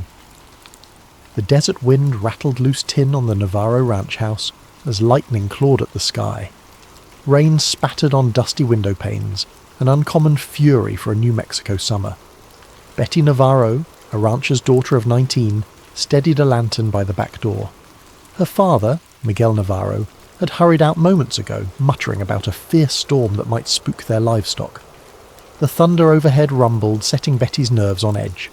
She paused in the kitchen, about to douse the lantern for a moment's rest, when a flash of brightness cut across the black horizon. Not lightning, but something else. She dashed to the open doorway. A narrow, blazing streak arced overhead, sputtering sparks like metal scraping the atmosphere. It vanished behind a ridge just beyond the ranch fields, followed by a bizarre, echoing boom. The ground trembled. Betty's heart hammered. Could it be a plane crash? She called out for her father, but heard only the storm's roar. Grabbing her slicker, she ran into the rain, scanning the fields for any sign of him. In the distance, an otherworldly glow flickered behind the far fence line. The cattle bellowed in alarm. Something definitely had come down from the sky. Something big. It might be debris or wreckage. Gritting her teeth, she pushed through the mud, praying her father was safe. The next morning, word spread through Roswell about a ranch where strange debris had been discovered. Neighbours whispered about metal that bends and then reforms, rumours of symbols etched on scraps. But hours later, the Army Airfield's official statement shifted the story. First, it was said to be a flying disc, then abruptly relabelled a weather balloon.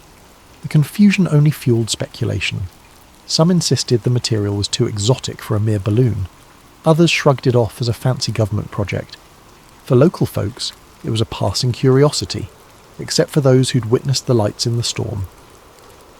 That same day, Daniel "Danny" Cole, an eager junior reporter at the local newspaper, was on the trail of the weirdest assignment of his budding career.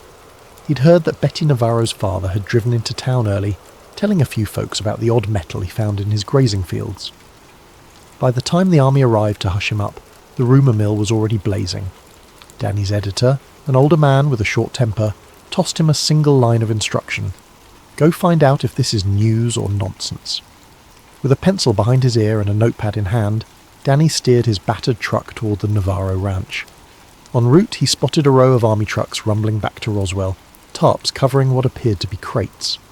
Odd tension itched at the back of his mind. Why would the military be so secretive about a balloon crash? Arriving at the dusty driveway, he found Betty Navarro standing by a fence, her clothes still stained with mud from the prior night. She eyed him warily, suspecting he might be another official come to strong-arm her father. He introduced himself gently, explaining he was just a local reporter hunting for the truth. That seemed to ease her suspicion. With a tired sigh, she nodded toward the pasture. We're not supposed to talk about it. The army men told us it's classified, but all we want is to understand what happened on our land. Walking alongside Betty, Danny glimpsed the flattened tall grass where something had skidded. A few scorched patches dotted the ground. She recounted how she'd found her father near dawn, staring at twisted shards. He was convinced it wasn't from any typical plane or balloon, like nothing he'd seen in 40 years of ranching. Then soldiers swarmed in, whisked away the wreckage, told him to keep silent or face dire consequences. He now lay in bed, nerves frayed, spouting paranoid worries that he'd be hauled off if he talked. Betty bristled at the thought. He just stumbled on that debris. We're no criminals. She led Danny to a small shed where her father had stashed a single piece he'd pocketed, an L-shaped sliver of dull silver about the size of a paperback. She handed it over with trembling caution. Danny turned it in his hands, marvelling at how lightweight it was. Aluminum, he guessed, but pressing his thumb left no dent. Even repeated attempts to crease it failed. Suddenly Betty took it back, folded it almost in half with surprising ease, then let go, and it snapped back to its original shape. No signs of bending or stress. Danny swallowed hard. This can't be normal metal. From behind them an engine roared, making them jump. The jeep skidded to a stop near the shed. 2 uniformed men hopped out, guns visible at their hips. One barked, "Step away!" That's government property. They marched over, demanding the piece. Betty clutched it to her chest, her eyes flashing. Danny, pulse racing, tried to calm the situation. "We're just looking, sirs. She's the owner of this ranch." But the men ignored him, forcibly snatching the debris from Betty. They levelled a cold glare. "Stop meddling, or you'll regret it." With that, they drove off in a cloud of dust, leaving Betty trembling in fury. The feeling that something was deeply amiss sank into Danny's gut. That afternoon, a press release from the Army airfield stated unequivocally that the recovered wreckage was a weather balloon. The local sheriff's office parroted the same line. Meanwhile, half the town whispered about flying discs, UFOs, or secret weapon prototypes. The radio crackled with crackpot call-ins. Danny's editor, spooked by the Army's sudden interest, told him to drop the story. No sense stirring trouble, kid. But Danny's curiosity burned. The conflicting accounts, plus the bizarre behaviour of those soldiers, hinted at something bigger. This was no ordinary crash. Back in his small apartment, Danny typed out notes about Betty's testimonies, the odd metal fragment, the ominous warnings. He had no illusions that printing any of it in next morning's edition would be easy. Yet the sense that Roswell was at the centre of a swirling conspiracy made him determined. He needed more angles, more proof. The next step, find out if anyone else had glimpsed the lights or had scraps of wreckage. But as he mulled over names to contact, a knock hammered on his door. Peering through the peephole, he saw 2 strangers in plain suits. He opened the door a crack. One man hissed, "Cole? We know you've been snooping at Navarro's place. Let it go." The second man stepped forward, voice low and menacing. "You didn't see anything unusual. Remember that." Then they left, footsteps echoing in the hallway. Danny's pulse thundered. In one day he'd witnessed a crashed object of unknown origin, encountered bullying soldiers, and now faced intimidation at his own doorstep. He realised that whatever fell in Roswell wasn't just scraps of metal. It might be the key to a story that could upend everything the public had been told. The question was, How far were these unseen forces willing to go to keep a lid on it? And was Danny, a fledgling reporter, brave or foolish enough to push onward? Clutching his notes, he sat on the edge of his bed, mind racing. Something extraordinary had shattered that New Mexico sky last night, and the shadowy efforts to hide it were as real as the desert thunder still rattling in his memory. He decided, I won't be scared off. Tomorrow, he'd dig deeper, step by step, determined to uncover the truth. The day after the men in suits threatened him, Danny Cole woke early, consumed by a sense of purpose. He typed up what he had so far: the unusual debris with shape memory properties, the contradictory official statements, the intimidation attempts. But in rereading it, he realised the piece lacked definitive evidence. A sensational claim needed more than hearsay. He needed additional eyewitnesses or a smoking gun. Without that, his editor would never run the story, and the army might label him a crank. He headed first to the local sheriff's office, hoping for a chat with the deputy who'd initially tipped him off about the Navarro ranch. The station's waiting area smelled of stale coffee, but the deputy seemed cagey now, eyes darting as he spoke in hushed tones. Look, kid, I told you about the ranch because I figured something smelled fishy, but now folks from the army in some unknown suits have shown up, telling me to keep quiet. They're using words like national security. The deputy looked genuinely spooked, refusing to say more. Don't drag me deeper into this, Danny. I got a family. With that, the conversation ended. Next, Danny tried visiting local ranchers, who might have glimpsed unusual lights during the thunderstorm. Several admitted hearing a bizarre boom or seeing flashes that didn't match normal lightning, but none had concrete proof. One ranch hand mumbled about metal scattered across the field, but the army confiscated everything the next morning. Another said she saw army trucks hauling large tarps. Still, speculation remained rumour level. Despite the swirl of talk, there was no tangible artefact to show. The net apparently had been cast wide. The army seemed determined to erase all physical traces of the crash. As Danny walked down Roswell's main street late that afternoon, a voice hissed from an alley. Psst! Cole! He glanced over, startled, to see a tall, lanky figure beckoning. Oliver Grayson, a local recluse known for odd theories about secret government tests. He wore rumpled clothes and clutched a rolled-up sheet of paper. I have something you'll want to see, he whispered. Danny approached warily. Oliver's eyes darted left and right, as though expecting watchers. Oliver led him to a dingy back room behind a boarded-up photography studio. There, he unrolled the sheet. It was a large negative from a camera, apparently capturing streaks of light in the sky. Took this the night of the storm, Oliver said, voice trembling with excitement. The negative showed multiple lines, perhaps meteor-like trails, except one line curved oddly, as if under controlled flight. I was out trying to snap lightning shots. Then I saw these lights. They moved too intelligently to be random. Danny squinted. The negative quality made it difficult to interpret, but it definitely looked peculiar. If real, it might bolster the claim that something extraordinary flew overhead that night. Why not show the police? Or the paper? Oliver snorted. They'd call me a crank. Also, those men in suits rummaged through my place. I barely hid this negative before they arrived. They took everything else. He inhaled shakily. I know they're covering up something big. That evening, the Roswell Army Airfield held a hasty press conference. Major Harold Tate, a tall, composed officer, took the podium. Beside him, a bland visual display of a weather balloon's diagram was pinned up. Journalists from the local paper asked if the army still stood by their explanation. Tate nodded gravely. Yes, we recovered a balloon and related radar reflectors. No evidence suggests anything unusual. He urged citizens to trust official channels, denouncing wild rumours about unknown craft. Danny was in the back, scribbling notes. He saw the tightness in Tate's jaw when asked pointedly about the ranch location, or the rumoured strange metal. Tate repeated the same line. Balloon materials, nothing else. The tension in the room was palpable. Then, in a moment of quiet, Danny asked, Major, can you confirm you visited or seized property from any civilian homes, like the Navarro Ranch, for purely weather balloon debris? Tate's eyes flickered. Those are routine procedures, he replied stiffly. If folks have mistaken ordinary junk for something else, we clarify and remove what belongs to the government.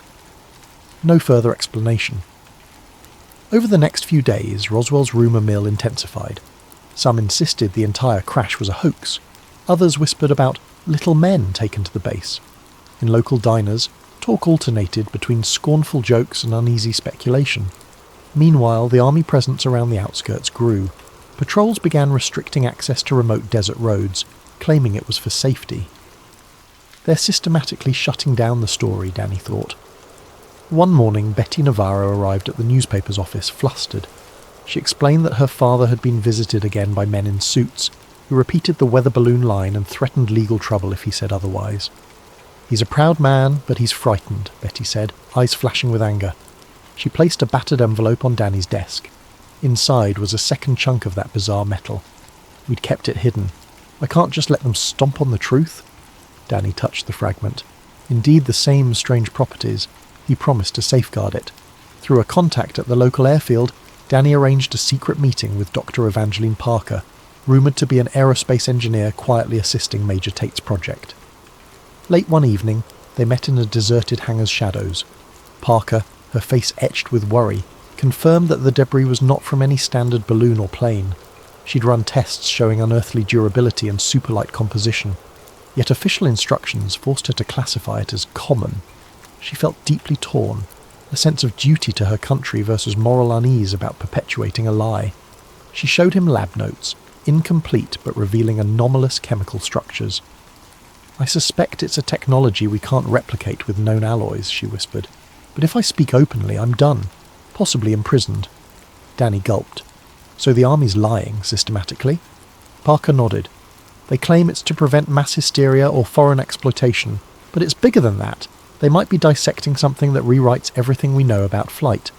She urged him to be cautious. As dawn neared, Dr. Parker disappeared into the gloom, leaving Danny reeling. Advanced metal, reverse engineering. The puzzle pieces aligned. The army's clampdown was more than mere pride or embarrassment. They wanted to harness an unearthly find. Could it truly be from beyond Earth, or was it advanced domestic tech? Regardless, the secrecy suggested a massive conspiracy. With Oliver Grayson's photograph, Betty's second metal piece, and Dr. Parker's hints, Danny now had potential proof. Yet he felt watchers behind every corner. Each phone call crackled suspiciously. An unmarked sedan loitered near the paper's building. Even his editor avoided him in the hallway. Fear weighed heavy. If Danny published, would these men in suits escalate? Could he vanish like some folks rumoured? At midnight in his cramped apartment, Danny typed a draft article titled "Debris in the Desert, More Than a Balloon." He included everything. The rancher testimonies, the inexplicable metal, Oliver's photograph, Parker's anonymised statements. He planned to show it to the editor in the morning. If only I can get the paper to run it. But something told him the next 24 hours would decide whether the truth saw daylight or was buried deeper than the desert dunes. He slept fitfully, the hush of late-night Roswell broken only by the soft hum of passing military vehicles, an ominous lullaby that underscored how close he stood to something bigger than he'd ever imagined. The next morning, Daniel Cole arrived at the paper with a glimmer of hope, only to discover the editor's door locked and a meeting in progress sign. Murmuring voices leaked through. It sounded like the editor was speaking with men who had crisp, authoritative tones. Danny knocked once, hesitated. The door cracked open. A grey-suited man with cold eyes peered out. "We'll be done soon," he said icily. 5 minutes later, both men brushed past Danny without a glance, disappearing down the corridor. Danny entered the office to find his editor, sweaty and shaken, rummaging through some papers. "Kid," the editor began, voice trembling, "I can't run your piece. These, army reps said it's national security. They threatened legal action if we print speculation." Danny's protest died in his throat, seeing the fear in the older man's eyes. He realised the story was effectively blacklisted from local press. "I'm sorry," the editor added quietly, refusing to meet Danny's gaze. "Write about anything else you want, just not this." With the local newspaper gagged, Danny's frustration peaked. That afternoon he found Oliver Grayson hunched in a corner booth at a dusty cafe. The frantic man shoved an envelope across the table, negatives from the prior night's attempt at photographing new lights. "Look at these," Oliver whispered, eyes darting. "I spotted more strange aerial objects over the ranch region, different from standard planes. I tried to call the radio station, but they brushed me off. The local press is compromised. We gotta go bigger national. Danny studied the negatives in the dim cafe light. They were faint, but some lines indeed suggested unusual flight patterns. Could be illusions, but combined with Dr. Parker's statements and the metal shard, it formed a mosaic of evidence. We might have to contact a bigger outlet, Danny said, nodding, but the army's already breathing down my neck. Oliver shrugged, fear glimmering. They'll destroy me if they find out, but if we do nothing, they'll bury the truth forever. That night, Danny typed a detailed account from home, 8 pages typed single-spaced, hoping to mail it to a national wire service. The phone rang near midnight. He answered groggily. Static hissed. Then a mechanical-sounding voice said, "We see your typewriter blazing. Stop, or the next knock you hear won't be so polite." The line went dead. Adrenaline spiked. He dashed to his window, peering outside. Sure enough, a dark sedan idled across the street. This was an escalation. They were tapping his calls. I need to vanish if I want to get this out safely, he realised. He stuffed the typed pages, plus Oliver's negative prints, plus Betty's second metal shard into a satchel. Then he wrote a quick note to Betty, telling her to meet him at a deserted gas station near the highway at dawn. After a sleepless night, he quietly slipped out before sunrise. The sedan was still there, but the occupant apparently dozed off, or so Danny hoped. He guided his battered truck onto the dusty roads, heart pounding. At the designated spot, Betty arrived in her father's old pickup. She looked anxious, hair tied back. They compared notes. She'd had more visits from stoic men claiming the family best remain silent. They demanded the last piece of debris. She'd feigned ignorance. "We have to get this to someone who'll help," she said. "But who?" Danny decided to contact Dr. Evangeline Parker again. Maybe she had scientific colleagues outside the region who'd verify the artifact's authenticity. Betty agreed. They set out to find Parker at a secret location, a friend of a friend's empty barn on the outskirts, where Parker occasionally retreated for privacy. The drive felt surreal, desert wind whistling past. Both half expected a military checkpoint at any moment. They found Parker waiting in the barn's shadowy interior, eyes shadowed with fatigue. She had news. The base was intensifying its security.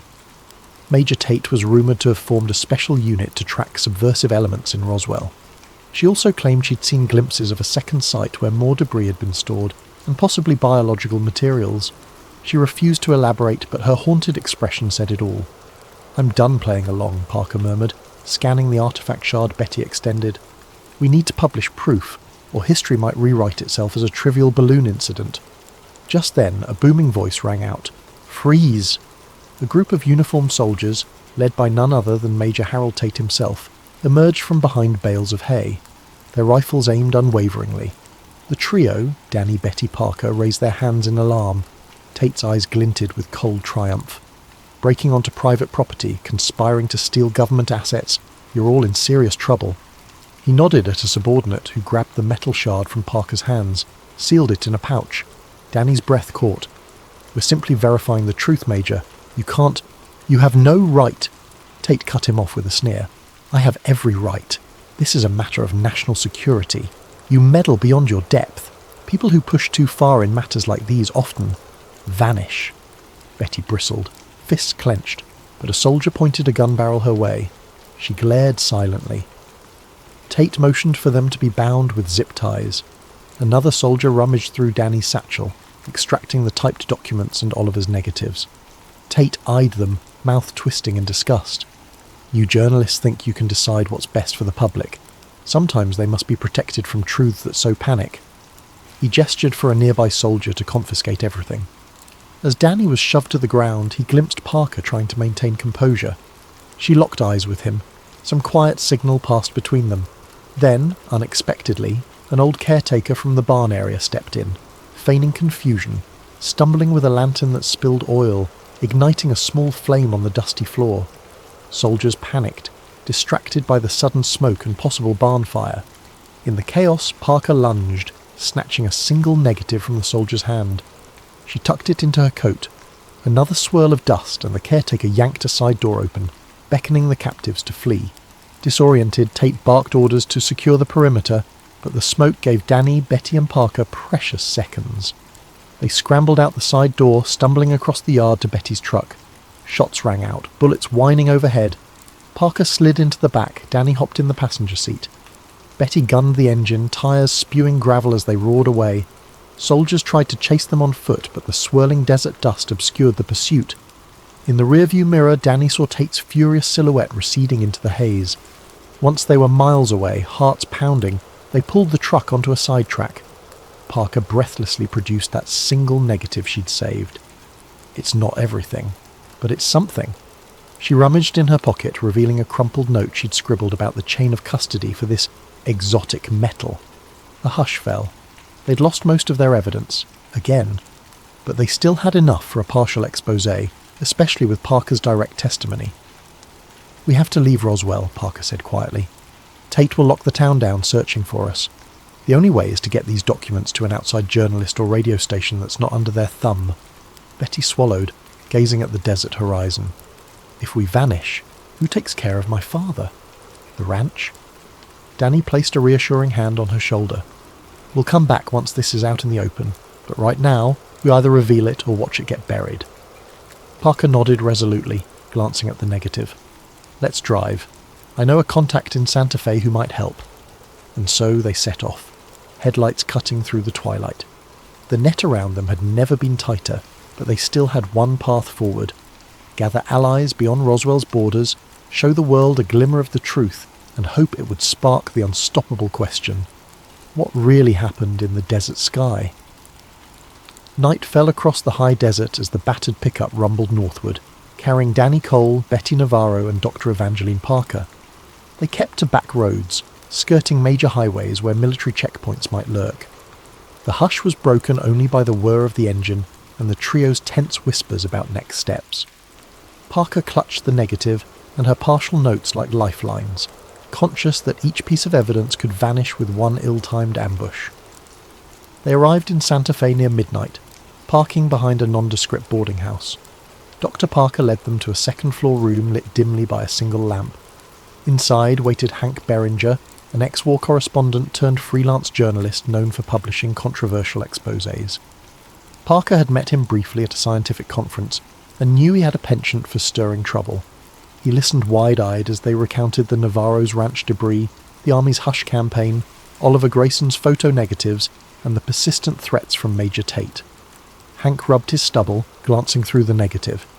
"You sure about the unearthly angle?" he asked, sceptical.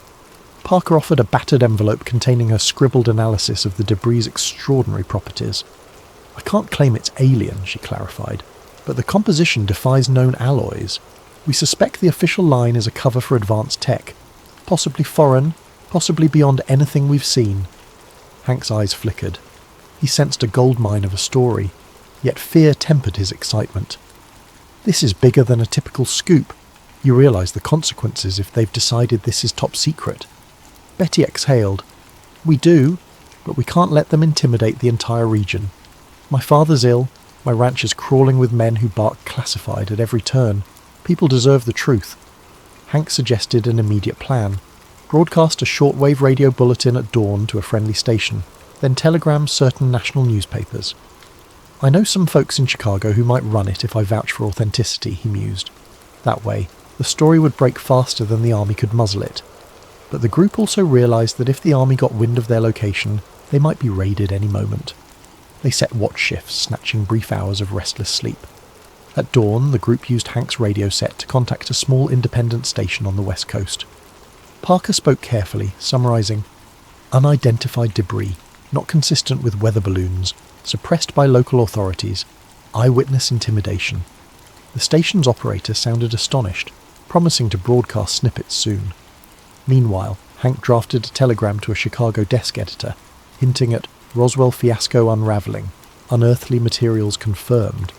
He left out direct mention of aliens to keep it credible. Then, the group braced themselves. If the cavalry was coming, it'd be soon. They didn't wait long. Mid-morning, a knock rattled the boarding house door, tension spiked. But when Betty cracked it open, it was Oliver Grayson, dusty and dishevelled. He'd hitchhiked after escaping another ransacking of his place, surmising they might have fled to Santa Fe. In his satchel was a battered film canister. "A second set of the best negatives," he wheezed, chest-heaving. "I stashed them in an abandoned well. Good thing, because men came at dawn, turning my place upside down." Oliver's images depicted not just the original streaking lights, but subsequent late-night captures of more patrol flights, possibly the army searching or retrieving more fragments. This is proof they're conducting operations out there, Oliver insisted. Hank carefully examined the negatives, nodding. We can incorporate these into the telegram, combine them with Parker's data to form a cohesive angle. The army found advanced debris, is conducting covert retrieval, lying about it. Before they could finalise the story, Parker's face fell. She confided that while analysing the material at the base, she'd overheard rumours of a body, some alleged occupant discovered at the crash site. Officially, it was said to be a test dummy or a small monkey from a high-altitude experiment. Yet whispers suggested something more bizarre. I can't prove it, she admitted, but the hush surrounding it was intense. Tate seemed fixated on sealing that aspect in particular. This possibility unsettled everyone, even Oliver, who thrived on outlandish theories. If a body, human or otherwise, existed, the cover-up stakes skyrocketed. Now we're dealing with cosmic-level secrets, Oliver breathed. Betty, however, maintained composure. We share only what we can verify. The rest remains rumour. They typed up a comprehensive piece, scanning the negatives for partial prints to attach. Hank proposed they physically deliver the story to a bigger city, like Denver, where the newspapers might risk printing it. But travelling was risky. Any attempt to cross the desert roads might result in capture. Meanwhile, the Dawn shortwave broadcast had already teased a bombshell revelation from Roswell, setting the stage for a confrontation. It's a gamble either way, Danny said. If we stay put, Tate's men might swarm in. If we move, we might get intercepted. We need to outmaneuver them. Oliver suggested a decoy plan. He'd drive his beat-up car in one direction, making it conspicuous. The rest would slip out at dusk in another route, carrying the final story. With luck, the army or men in suits would chase Oliver's decoy, letting them escape. The group agreed. Time was too short to refine it further. That evening, tension ran thick as Oliver took off, windows down, radio blaring, heading south. About half an hour later, Danny, Betty, Hank and Parker quietly loaded into the truck and turned north. They stuck to back lanes, avoiding main highways. The desert twilight cloaked them. For a while, all seemed calm. Then, near a lonely stretch, headlights appeared behind them, quickly closing in. "They found us," Betty muttered, pressing the gas. The pickup rattled dangerously. 2 black sedans flanked them, forcing them onto a dusty side path. Gunshots cracked. Parker ducked, cradling the precious documents. The truck wove between cacti and scrub brush, dust plumes swirling. Betty proved an adept driver, swerving at high speeds. The sedans lost traction in the shifting sand, sliding. The truck seized that gap, bounding over a small ravine. The chassis groaned, but held. In the rearview mirror, Danny saw the sedans come to a halt, one stuck in the gully. The men leaped out, shouting, but the truck kept rolling away. Through it all, Hank clutched the seat, white-knuckled, muttering curses under his breath. At last, they rejoined a firmer dirt road. The headlights behind them had vanished. Each occupant exhaled in relief. They pressed on under starlight, aiming for a safe haven rumoured to be a small printing press in the next county. Somebody who might put out a short-run publication, or at least forward their story to a national wire. The sense of dread lingered, but they had come too far to turn back. With every mile, the major pieces of the puzzle, fragments, photos, testimonies, burned in Danny's mind. If they succeeded, the official narrative might shatter. If they failed, the army would bury this story once and for all. In that moment, Danny realised how razor-thin their advantage was. They had the story that could change everything, but that truth carried a heavy cost. Recalling the crashed object's memory metal and the hush around rumoured occupants, he wondered if the public was truly ready. Yet he believed people deserved to decide for themselves, no matter how extraordinary. We're nearly there, he thought, gripping the satchel. Soon, they'd stand at a press that might finally echo the real events from the desert sky.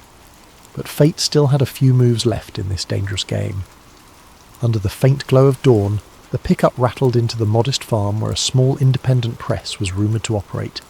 An old barn doubled as a printing workspace. The owner, Miriam Solis, greeted them with wary eyes. She'd heard rumours of mysterious soldiers roaming the countryside, but agreed to help, if it truly was as urgent as they claimed. Dr. Parker, with all the seriousness an aerospace engineer could muster, affirmed they carried evidence of an unprecedented find and an active cover-up. Miriam sighed, sensing their desperation.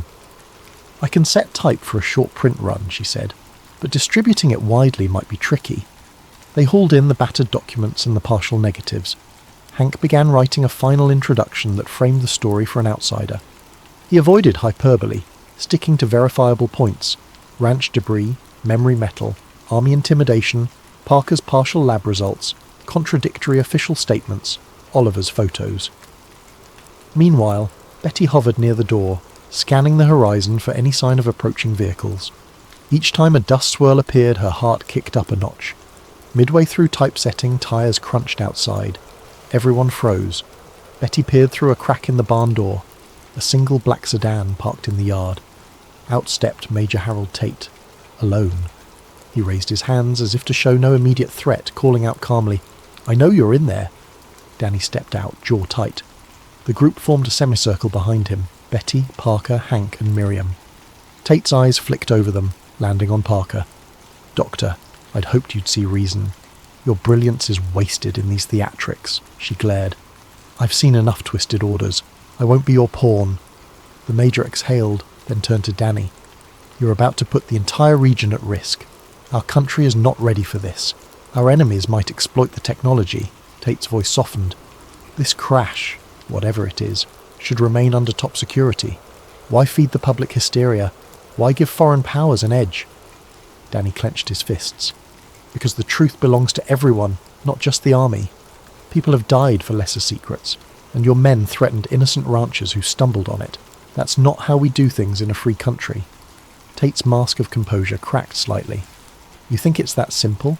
The moment this story goes out, we lose control. We can't control who else might come sniffing around, maybe sabotage or weaponize the find. Sometimes deception is the only shield." Parker stepped forward, eyes fierce. "What if the technology you're shielding has moral or cosmic ramifications? Should a handful of men decide for the entire planet?" A tense silence fell. Tate drew a deep breath. "I can't let you publish this, but I respect your convictions. If you step away, I'll ensure no harm befalls you or your families." He glanced at Betty, offering a glimmer of sympathy. "That includes your father, Ms. Navarro." The threat was implicit. Defy him, and all bets are off. The group exchanged grim looks. A wave of doubt flickered in Danny's mind. Was the truth worth the potential blowback? But then Betty's voice, quavering but resolute, broke the hush. "We've seen how your men bullied an old rancher. We know you confiscated the debris. If you hush us now, what about tomorrow or next year? This story is bigger than any one of us." Parker lifted the manila envelope containing the last negative. "Major, we're not traitors. We love this country. But burying this secret fosters paranoia and control. People deserve transparency. Maybe it fosters more caution. Perhaps it spurs unity if it's truly otherworldly." Tate's expression hardened. The conflict was ideological, irreconcilable. He extended a hand. "Give me the envelope. Walk away from all this." Time felt suspended. Danny recalled how he started this as a fresh reporter, stumbling onto an odd debris story. Now he stood on the brink of shaping national headlines with revelations that could alter how humans view their place under the sky. Could he trust that the army's paternalism was right? Or was it a smokescreen for consolidating power? The moment weighed heavily. He sensed the ghosts of the thunderstorm's illusions, the memory metal glinting, the hush in the desert that seemed to hold its breath. He turned to the press owner, Miriam Solis, who was trembling but determined. She whispered, "If we do this, we do it now." Hank took the typed copy to the press machine. With a screech of hinges, he began inking plates. Parker clutched the negative. Tate stepped forward, voice raised. "Stop! I won't let you do this. You'll regret." But he paused as Parker pointed out how many copies they could churn out in an hour. Even if Tate destroyed the press now, some copies might slip out, or the negative might be mailed. The cat was out of the bag. Suddenly another vehicle rumbled in, kicking up dust. Out leapt Oliver Grayson, wearing an exuberant grin. "I led more army men on a wild goose chase, circled around to help." He toted a spare camera, battered but functional, possibly for capturing any final confrontation. Major Tate, pinned between them, realized his position. Physically outnumbered, his backup misled. He glared, fists clenched, but couldn't forcibly stop the printing. He might shoot, but that would cause a scandal. The standoff ended with Tate stepping back, face pale with anger. "You're making a mistake, but I won't kill you over it. When chaos breaks from your revelations, remember this moment. In the tension-laden barn, the press whirred. Sheets came out bearing headlines: unexplained debris, scientists denounce balloon claims. The story included Parker's partial analysis, Oliver's photo of strange lights, Betty's testimony about the ranch, Danny's chronicle of intimidation. Only a small local print run, but enough copies to mail to key radio stations, newspapers or allies. The group, fueled by relief and adrenaline, prepped envelopes. They distribute them discreetly, ensuring the news spread beyond Roswell's sphere of control. Major Tate stared, chest heaving. No bullets flew, no arrests occurred. He simply gave a final glare and turned away. The black sedan roared off. Possibly he'd craft a new strategy or blame incompetent subordinates. But at least for now, the honest story would surface. Danny's chest tightened with both triumph and a pang of worry. The army might spin fresh narratives, might brand them cranks or seditionists. Still, if the seeds of doubt were planted, public scrutiny might keep the army from fully smothering the truth. Within days, a handful of radio hosts read excerpts from the newly minted pamphlet on air. A few out-of-state journalists visited, intrigued but cautious. The army responded with more official statements about advanced weather balloons, Project Mogul, or test dummies. The broader press remained uncertain. Some newspapers printed small pieces referencing contradictory Roswell reports, but larger outlets hesitated. The official line overshadowed the local pamphlet's claims, leaving the general public divided. For some, Roswell became a fleeting curiosity. For others, a symbol of suppressed truth. Nevertheless, the conspirators, Danny, Betty, Parker, Oliver, secured small victories. A few investigators believed them, quietly gathering more evidence. Parker found a new job under an assumed name, continuing to speak out in coded ways. Betty's father improved in health once the ranch was left alone. Oliver dropped out of sight soon after, rumoured to be trekking the deserts in search of hidden crash remains. Danny kept writing, penning long articles about the Roswell affair for any magazine or newspaper that would listen. Reception was lukewarm, but seeds of doubt grew.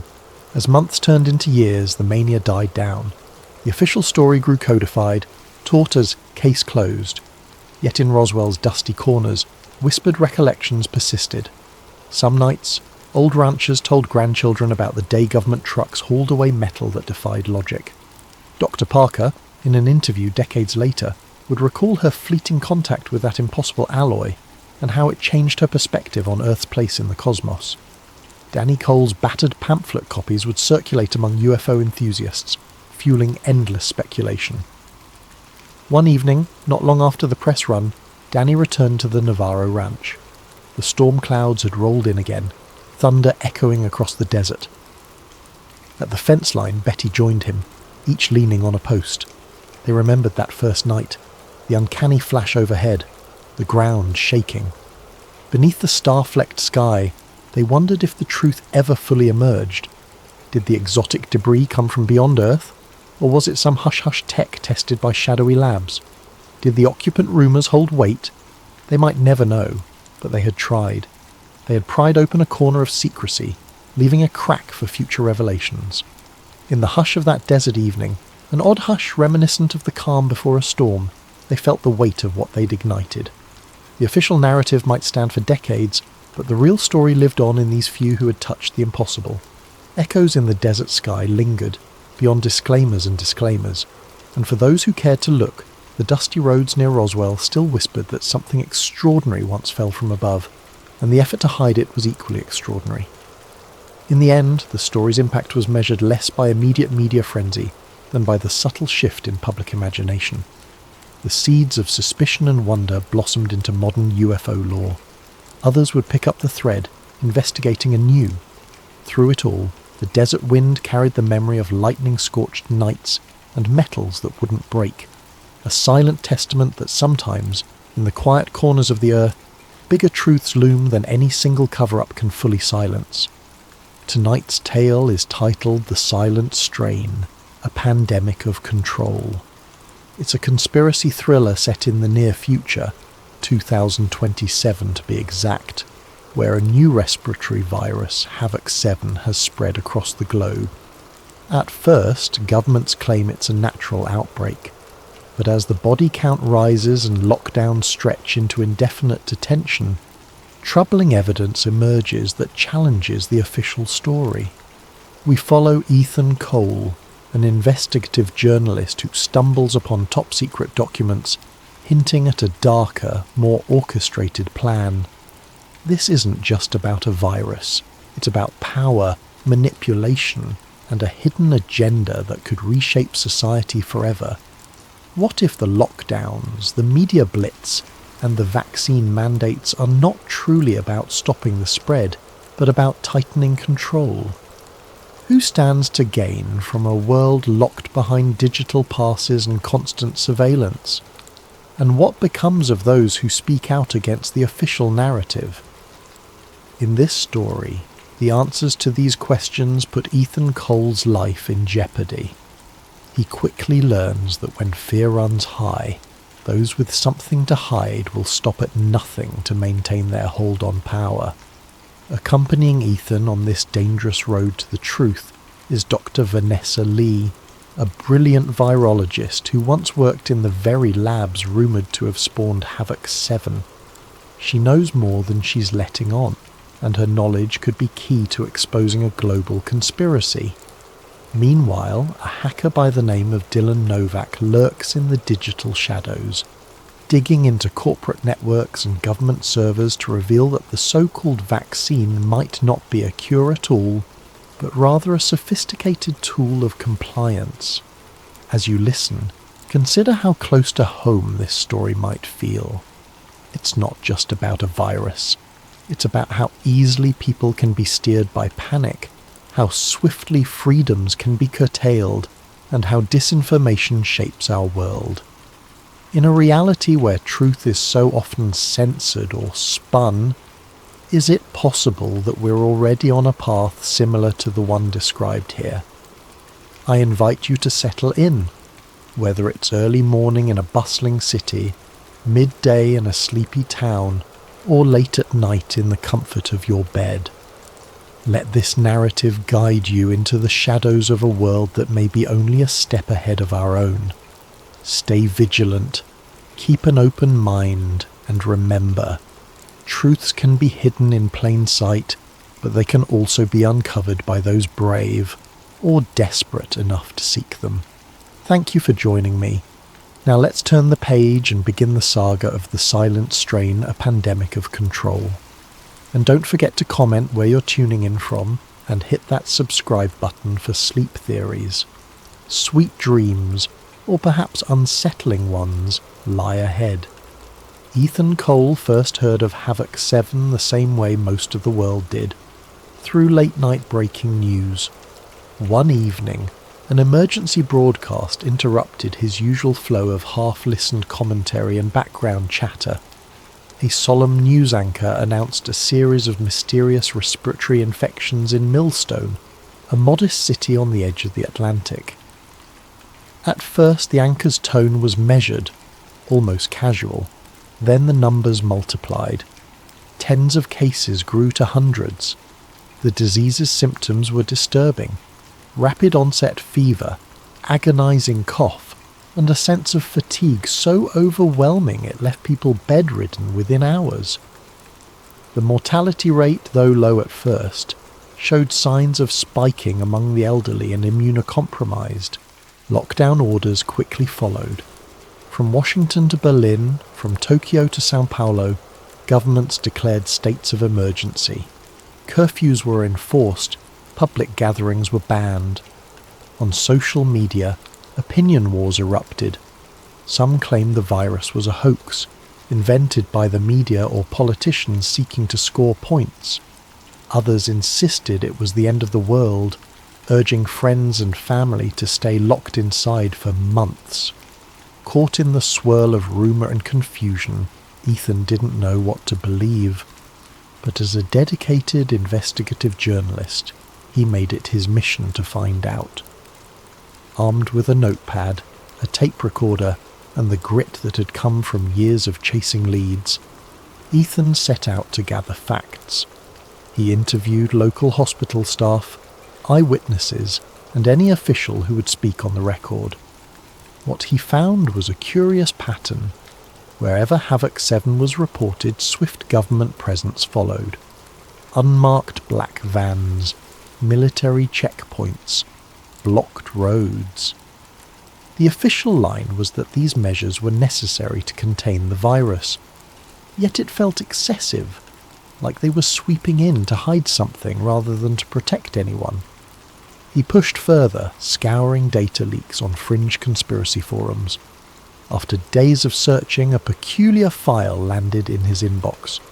A heavily redacted government document titled Project G7 Recursion. Nearly half of its contents were blacked out, but scattered phrases jumped out at him. Gain of function, accelerated release, population compliance threshold. That single page all but confirmed his growing suspicion. Havoc 7 might not be natural at all. A whistleblower known only as KC had attached a brief note. "They're lying. Keep your eyes open. More to come." Ethan drafted an explosive article that night, detailing his findings.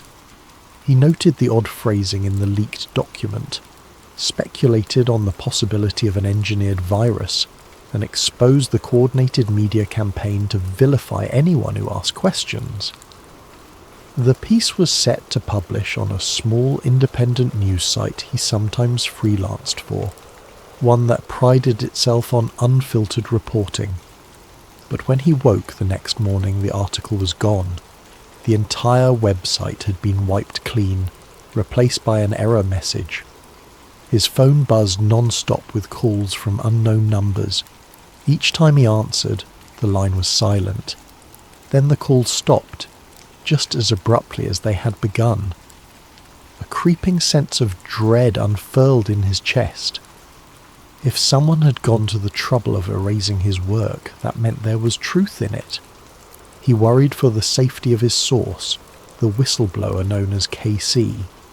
Repeated attempts to contact them returned nothing but dead ends. Meanwhile, hashtags referencing Havoc 7's suspicious origins vanished from major social platforms. Accounts that questioned the official narrative were suspended. Clips that cast doubt on the virus's natural origin disappeared. Almost overnight, it became taboo to even hint that Havoc 7 might be man-made. Then came the official statement from the Global Health Initiative, GHI, a coalition of government and corporate medical authorities. The GHI insisted the virus was a tragic but natural mutation, emphasizing that disinformation would only worsen the global crisis. They promised that a vaccine was in the works and would be rolled out soon. Ethan's stomach churned as he listened to government spokespeople calmly dismiss every legitimate question as paranoia or fear-mongering. The mood in the streets and on the news was tense and anxious, yet also resigned. Many people simply wanted to believe that their leaders had things under control. Ethan, however, could not look away from what he had uncovered. If the virus was truly engineered, why? And by whom? The mission statement of the GHI read like a philanthropic crusade, uniting nations to protect global health. But Ethan sensed a hidden iron fist behind the velvet glove. If the official story was a lie, how deep did that lie go? Desperate for clarity, he reached out to every contact he had. Most refused to speak, citing fear of losing their jobs or, worse, ending up on the disappeared list, rumoured detainees who vanished once they questioned official accounts. A few unnamed sources hinted that the GHI had ties to an elite circle of pharmaceutical conglomerates and high-ranking politicians, but these hints were vague, whispers on digital wind. Then, without warning, a simple message arrived in Ethan's email. "I was there when Havoc 7 was made. I can prove everything. Meet me at the old water treatment plant Tuesday at midnight. V. Lee." The old water treatment plant on the outskirts of Millstone? was a relic of 20th century infrastructure, its rusted pipes and battered walls long decommissioned and forgotten. Arriving just before midnight, Ethan slipped through a chain-link fence and used his phone's flashlight to navigate the labyrinth of dark corridors and stagnant puddles. Every metallic clang made him jump. The hollow echo of his own footsteps heightened his paranoia. The world outside was in shambles, but here, in this abandoned husk of a facility, Ethan found something almost post-apocalyptic in the gloom. At last he reached a dimly lit open area cluttered with empty crates and broken machinery. Standing by a flickering fluorescent light was a woman in a hooded coat, her posture rigid, her gaze fixed on him. She pulled back the hood to reveal a tired yet resolute face. "I'm Dr. Vanessa Lee," she said, voice hushed. "Are you alone?" Ethan glanced over his shoulder, scanning the darkness. "Yes, for now," she nodded, then wasted no time. "I saw your unpublished article about Havoc 7's origins. I know it was taken down, but the details are correct enough. I used to work for the Global Health Initiative. I was part of the team that created it." Ethan's heart pounded. Hearing it stated so plainly, so matter-of-factly, knocked the wind out of him. "Wait, you're saying you engineered Havoc 7? "No," she corrected. "I was on the research team. We were studying coronaviruses, influenza, other potential threats. Gain-of-function research, they called it. The official story was that we wanted to preempt deadly outbreaks, to develop rapid response treatments. But behind closed doors, the conversation was darker. They were discussing weaponization, minimal lethal doses, how to maximize contagion without triggering immediate global alarm." She took a shaky breath. "I didn't realize how far it had gone until I saw the classified data, H7 recursion. I confronted my superiors. The next day, I was locked out of the labs. My access was revoked. Then I found a threatening note pinned to my apartment door. I had no choice but to vanish." Ethan tried to process the flood of information. "So Havoc 7 was leaked on purpose?" Dr. Lee's eyes were clouded with regret. "All signs point to an early release. The official plan was to unleash it in staged outbreaks, to test how populations respond to fear, see how easily we could corral them under new restrictions, but something or someone pushed the schedule forward. It caught even the top brass off guard. Now they're scrambling to maintain control." Ethan felt his pulse quicken. He imagined entire governments coordinating behind the scenes, planning the perfect crisis to ensure absolute compliance. Why would they want to do that? Lee gave a grim smile. Control, power, profits, you name it. Once a population is scared, they become pliable. They accept anything, digital tracking, forced vaccinations, mandatory checkpoints if it promises safety. The GHI might have begun as a genuine health alliance, but it's evolved into something monstrous. Politicians, corporations, pharmaceutical CEOs, they're all complicit. Ethan pressed record on his phone. "I need you to go on the record. The world has to hear this." She shook her head vehemently. "Not yet. If I show my face, I'll be dead or disappeared. The GHI has eyes everywhere, but I can give you evidence. Encrypted files, lab notes, internal memos. You can release them when the time is right." Cautious but determined, Ethan wanted a taste of that proof right away. Dr. Lee handed him a small flash drive. "This is just a fraction of what I have. Detailed gene sequences showing unnatural splicing, internal emails discussing the time frame for the release. It's enough to cast serious doubt on the official narrative. But be careful. If they've gone to such lengths to silence you before, they'll do worse once you have this." Ethan pocketed the drive, his mind buzzing with questions. Why talk to me?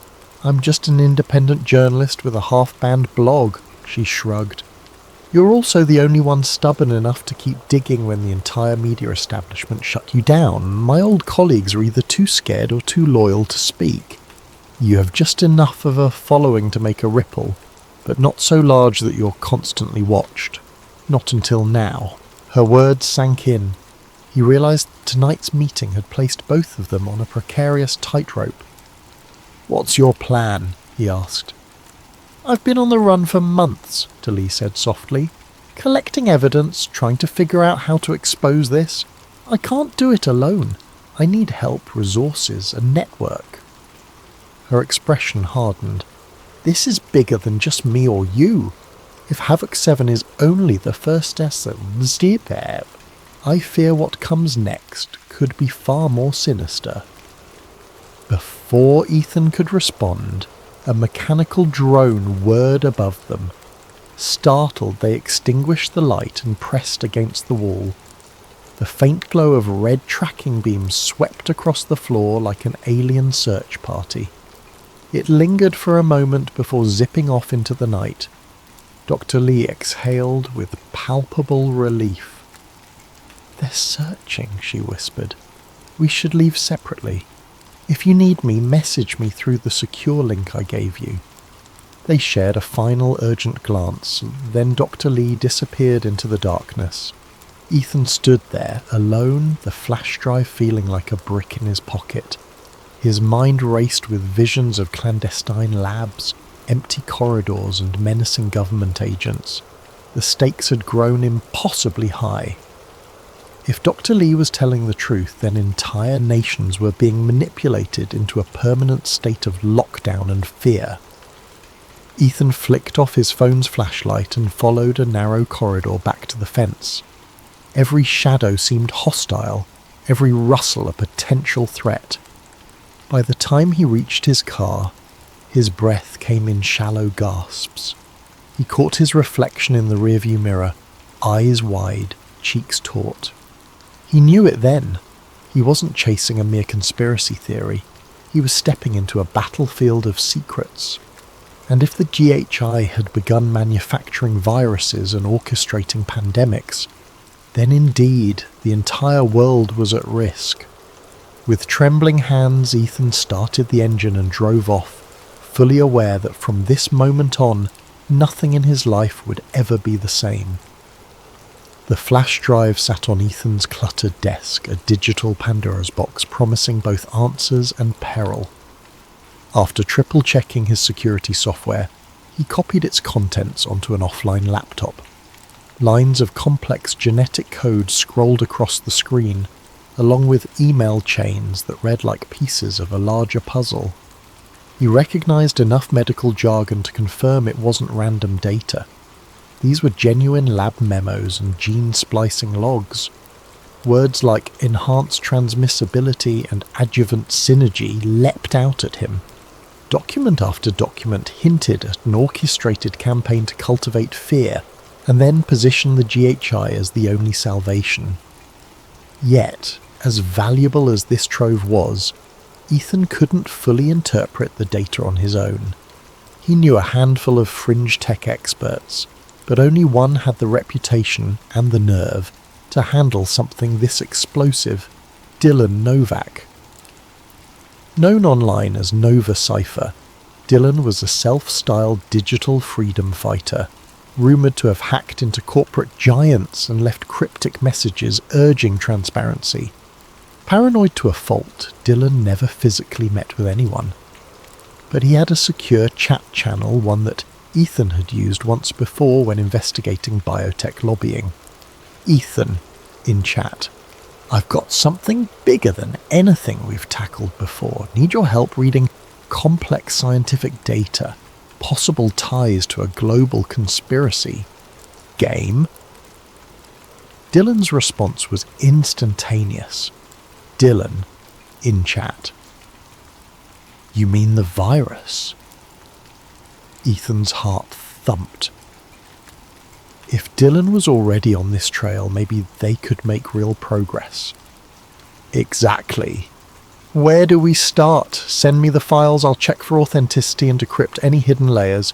But be warned, once I open this, we're both on someone's radar. Ethan zipped the flash drive contents and sent them via an encrypted channel. Minutes later, Dylan replied with an ominous message. Holy, this is insane. The gene code definitely looks engineered. I can see unique markers that don't appear in any naturally evolving strain. Wait, there's more. Let me decode these additional file headers. Drummed his fingers anxiously on his keyboard, half expecting a knock at his door. He had watched enough whistleblowers get disappeared to know the risk. His mind flicked to Dr. Lee's warning. Another chat bubble popped up. Found something in these email strings, references to batch A17 vaccine results, negative efficacy, and rollout schedule. Looks like they've tested this vaccine in some undisclosed trials. The data shows no meaningful protection. 0. Possibly even negative outcomes, and they're still planning to mandate it globally. Ethan stared in disbelief. The official narrative was that the vaccine was humanity's lifeline, the only solution to end the wave of devastating infections. Entire economies hinged on distributing it.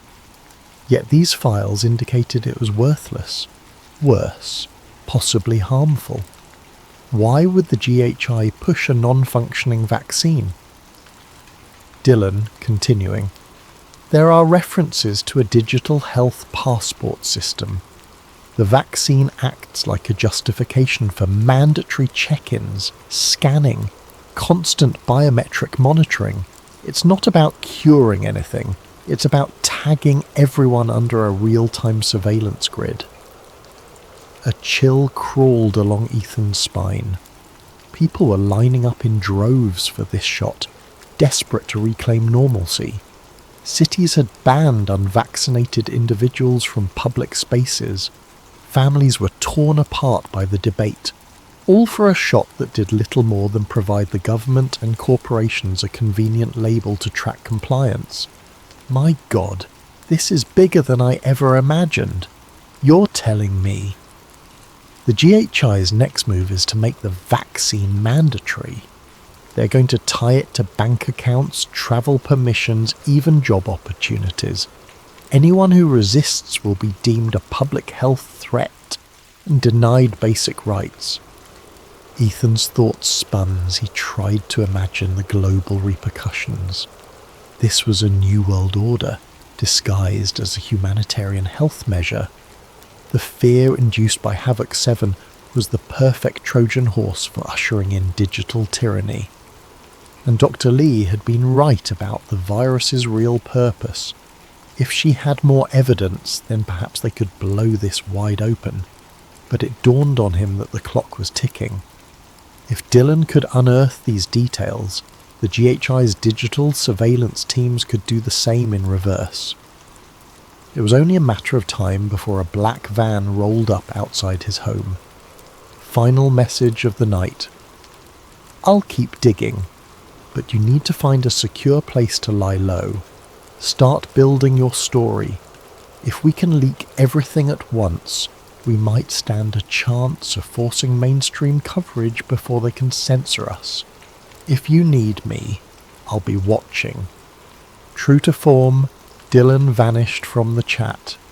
Ethan found himself alone, hunched over his keyboard, eyes burning from lack of sleep. Outside, the streetlights cast elongated shadows across the pavement, as if hinting at the creeping darkness enveloping society. He snapped his laptop shut, grabbed a duffel bag and stuffed in clothes, a burner phone and a notebook. From the window, he could see the neighbour's window flicker with the bluish glow of a TV broadcasting the same message repeated on every channel. Get vaccinated. Stay home. Save lives. The words now took on a menacing undertone, as if they were a coded directive to comply. Or else. His mind raced with questions. Where to hide? Who to trust? Did he dare contact Dr. Lee again? He decided that for now Staying in his own apartment was an invitation to be silenced. He picked a new destination every few hours just to keep ahead of any watchers. By morning he was far from home, holed up in a grimy motel that took cash only. Flicking on the TV for background noise, he caught another GHI press conference. Director William Greer appeared behind a podium calmly dispensing platitudes about the vaccine's safety and necessity. When a reporter asked about rumours of side effects or questionable efficacy, Greer's mouth tightened. He repeated the standard line, "Any such rumours are baseless, likely fueled by malicious actors aiming to undermine public health. We urge everyone to remain vigilant and trust official sources." Ethan felt bile rise in his throat. The staggering audacity of it all. How effortlessly they labelled skeptics as traitors. How seamlessly they turned scientific debate into a witch hunt. He powered off the TV and sank into thought. The evidence was damning, but releasing it too soon without a solid platform could see it scrubbed from the internet before it even gained traction. He needed a high-impact strategy, something that would force the world to pay attention. And so, as the sun rose over the motel's vacant lot, Ethan's course sharpened. He would expose the GHI's conspiracy, no matter the cost. The real question was whether he could do it before they found him first. The next week blurred into a game of cat and mouse for Ethan. He changed motels every 2 days, avoiding any establishment with security cameras. He used burner phones to contact Dr. Lee and Dylan, rotating SIM cards like a seasoned fugitive. Somewhere along the line, a quiet transformation happened. Ethan Cole, once a mere journalist seeking the biggest scoop of his career, had become a hunted man with a moral imperative to unveil a global deception. Every so often, Delee would send cryptic updates. She'd discovered more anomalies in the virus's structure, further proof it was lab-engineered. She hinted at factions within the GHI itself. Some believed they were serving humanity by guiding the masses through fear. Others were in it purely for profit and control. But no matter the justification, the outcome was the same. A worldwide state of enforced compliance that looked more and more like martial law. Meanwhile, Dylan's hacks yielded a trove of new files, internal memos about media control, secret deals with top news networks to quell dangerous misinformation. The GHI had carefully groomed certain internet influencers and celebrities to promote the official line, drowning out dissenting voices. The web was awash with posts using identical phrases and hashtags, pushing the message that faith in the system was the only way to end the crisis, and people, exhausted by anxiety and eager for normalcy, ate it up. Then 3 nights ago, Ethan's luck finally ran out. He'd ventured out to grab takeout when he spotted 2 men in dark suits stationed by his motel's entrance. Their gazes were cold, scanning each passerby. Though they wore no official insignia, they carried the stance of government operatives. The enforcers, Ethan thought. Rumour had it they operated under the direct orders of Director William Greer himself, a man who oversaw the global Havoc 7 task force with an unsettling calm. Ethan slipped into an alley and circled around the back of the motel to retrieve his bag. He narrowly avoided their notice, hearing them speak in clipped tones about tracking the journalist's phone. They must have discovered at least one of his burner numbers. He fled into the night, seeking refuge anywhere with a crowd, train stations, bus terminals, busy streets, until finally he found a deserted safe house recommended by Dylan. Panic threatened to overwhelm him, but a single objective remained clear. The evidence had to go public. Soon.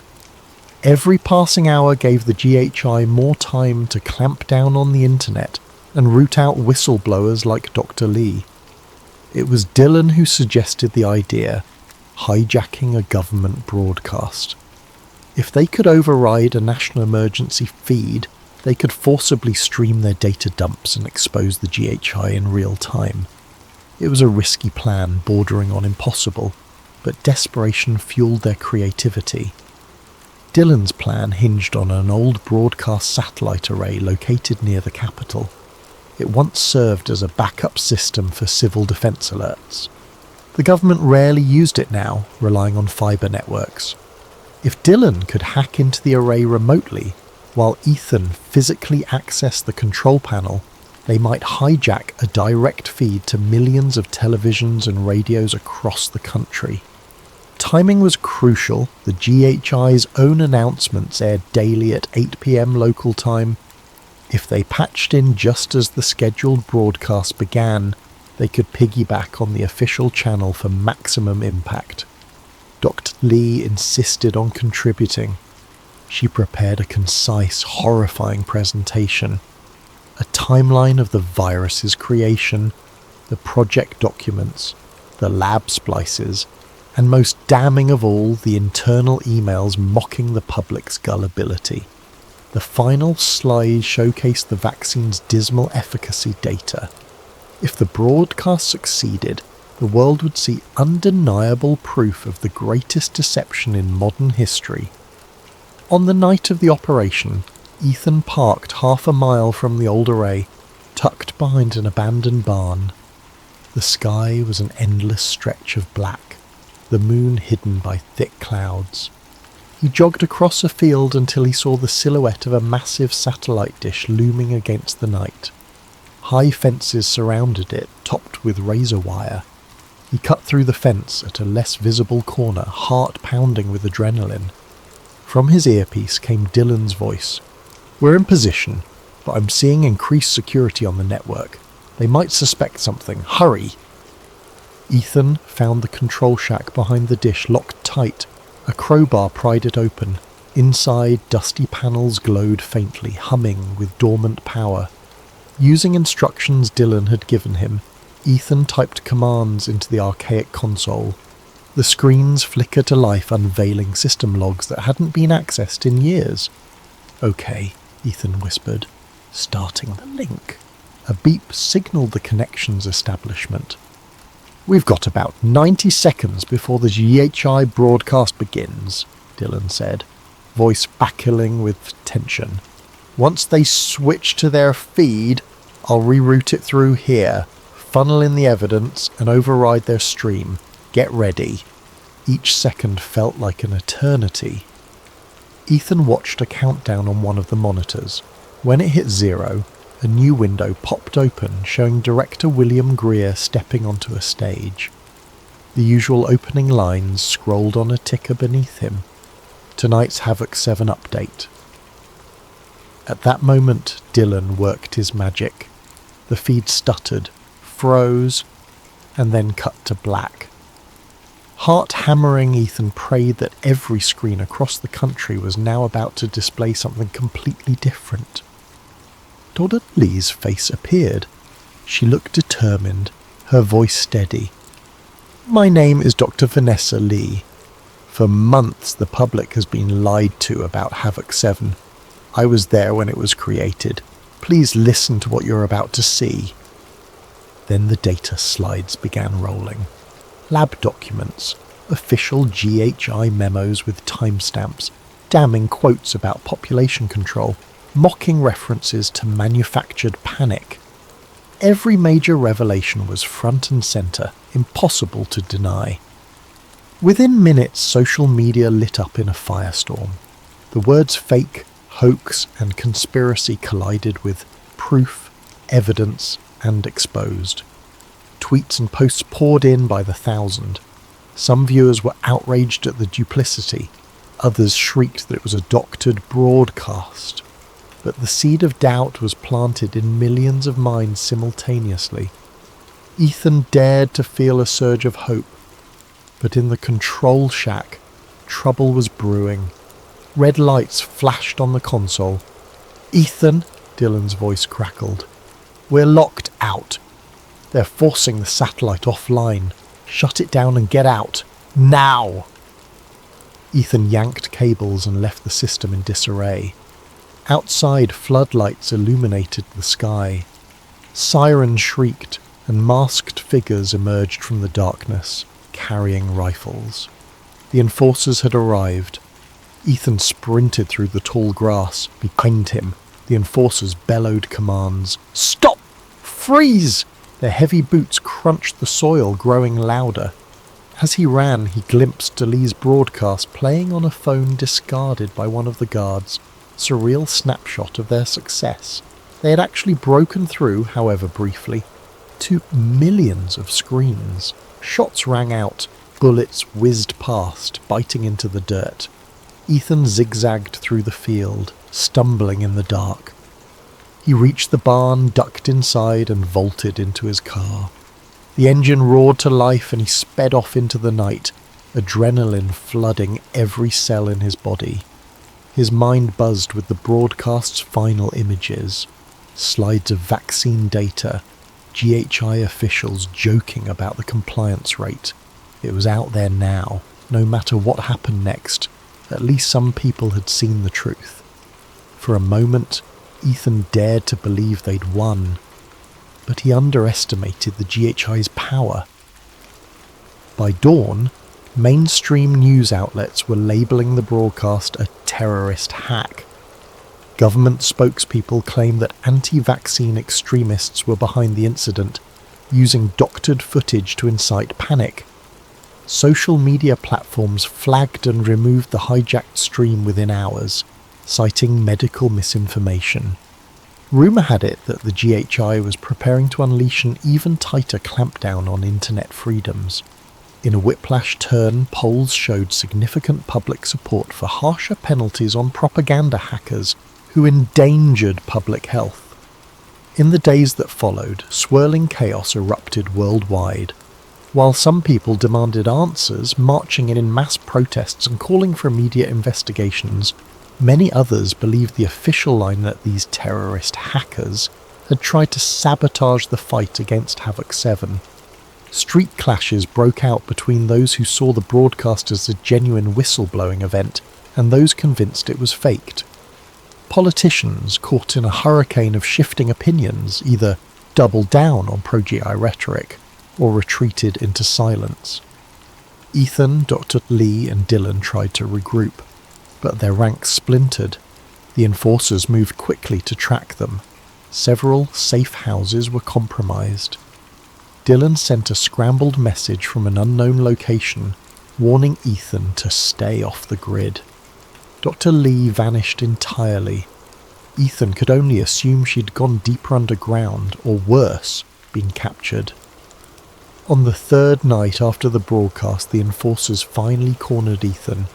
He'd run out of places to hide, backed into a derelict apartment building. A stun grenade crashed through a window, and the world went white.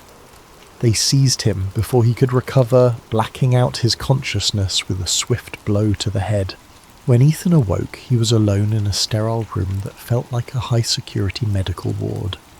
Days passed in a blur of dim fluorescent lights and hushed voices. He sensed the edges of sedation, a chemical haze that dulled his resistance. Occasionally a man would appear, a dignified figure in a tailored suit, silver hair combed immaculately. Director William Greer. He'd ask Ethan questions about his sources, about Dr. Lee, about Dylan's whereabouts. Ethan kept silent or spat defiance. Greer only smiled thinly and left, instructing staff to increase sedation. Eventually Ethan lost track of time. His reality narrowed to the beep of machines, the footsteps in corridors, the glint of needles in his veins.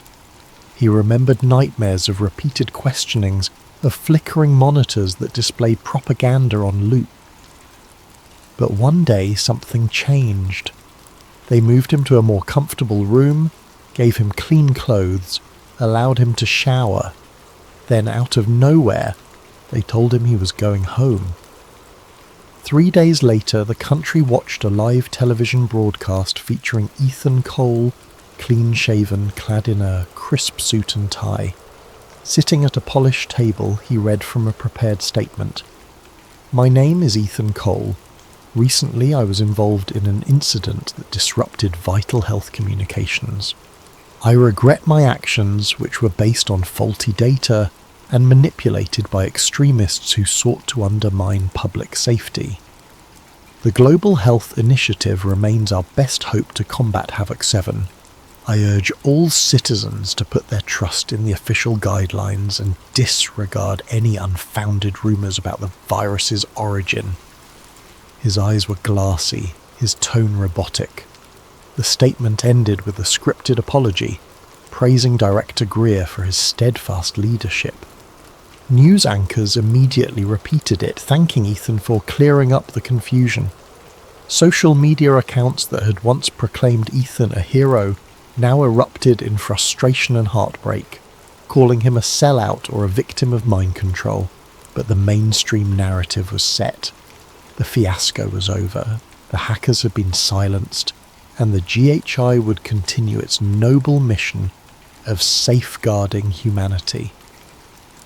The final shots of the broadcast showed Ethan walking off the stage beside Director Greer. For many, that image confirmed everything. The man who once pursued the truth was now just another mouthpiece for the establishment he had tried to expose. Weeks rolled by, and the world gradually moved on, lulled by official reassurances that the Havoc 7 situation was under control, thanks to widespread vaccination, never mind the data that suggested otherwise. Dr. Lee was never heard from again. Dylan's digital footprints disappeared, replaced by rumour and speculation. Some believed he was still out there, quietly gathering intel for one last reveal. Others said he'd been caught and quietly executed.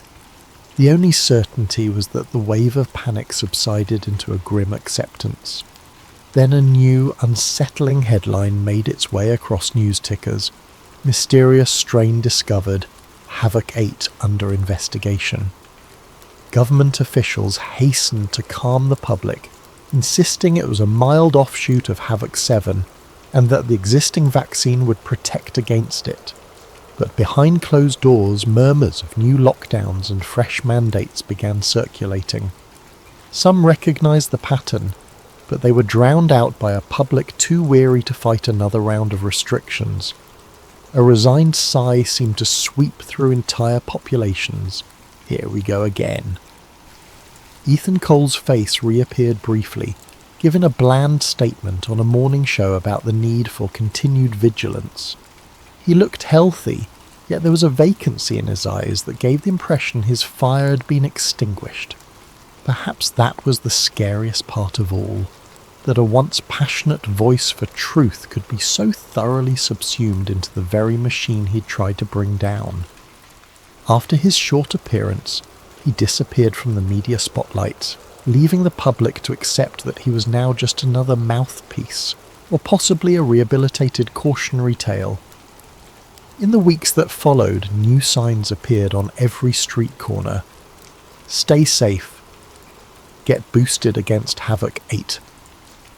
Digital passes were updated, requiring a new sequence of injections. People lined up, repeating the cycle. The few who dared protest were quickly shouted down or mysteriously vanished. Online, the dialogue devolved into the same old arguments, a revolving door of hashtags that never led to real change. Life marched forward, an entire globe stepping in tune to the rhythm of cyclical fear and official reassurances. Havoc 8, Havoc 9, who knew where it would end? But one thing was certain, the more crises emerged, the more people surrendered their freedoms in exchange for the illusion of security. Even those who remembered Ethan Cole's initial revelations found their memories drowning in the relentless tide of day-to-day survival. And so humanity drifted, lulled by the next promise of salvation, willingly or unwillingly blinded to the possibility that they were pawns in a far larger game. The cycle had repeated, the truth once again buried. And somewhere, in a dark room bathed in fluorescent light, men in suits congratulated themselves on their success at steering the world according to their design. Meanwhile, Outside, the silent strain continued to spread, less a virus and more a contagion of fear, swirling in an endless loop of compliance.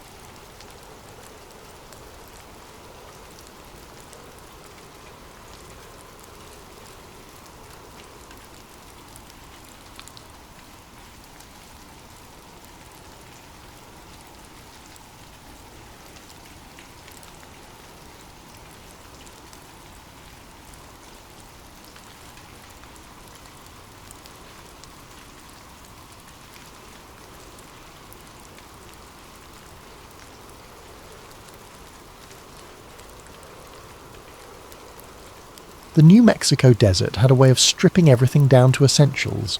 No pretense could survive long under that relentless sun. I'd been told this assignment was an honour. A young cryptographer like me, barely 2 years out of MIT, chosen for the most important military project of the war. Perhaps the most important in American history. The military truck bounced over the dusty road leading up to Los Alamos, kicking up clouds that seemed to hang suspended in the still air. I clutched my assignment papers tightly in my lap, the official orders stamped with enough clearance codes to make any career soldier envious. First time in the desert, Lieutenant Greaves. The driver had the weathered face of someone who belonged here, whose skin had made peace with the sun. Yes, my voice sounded thin against the engine's rumble. Boston born and raised, he chuckled. You'll adjust. Everything does out here. Has to.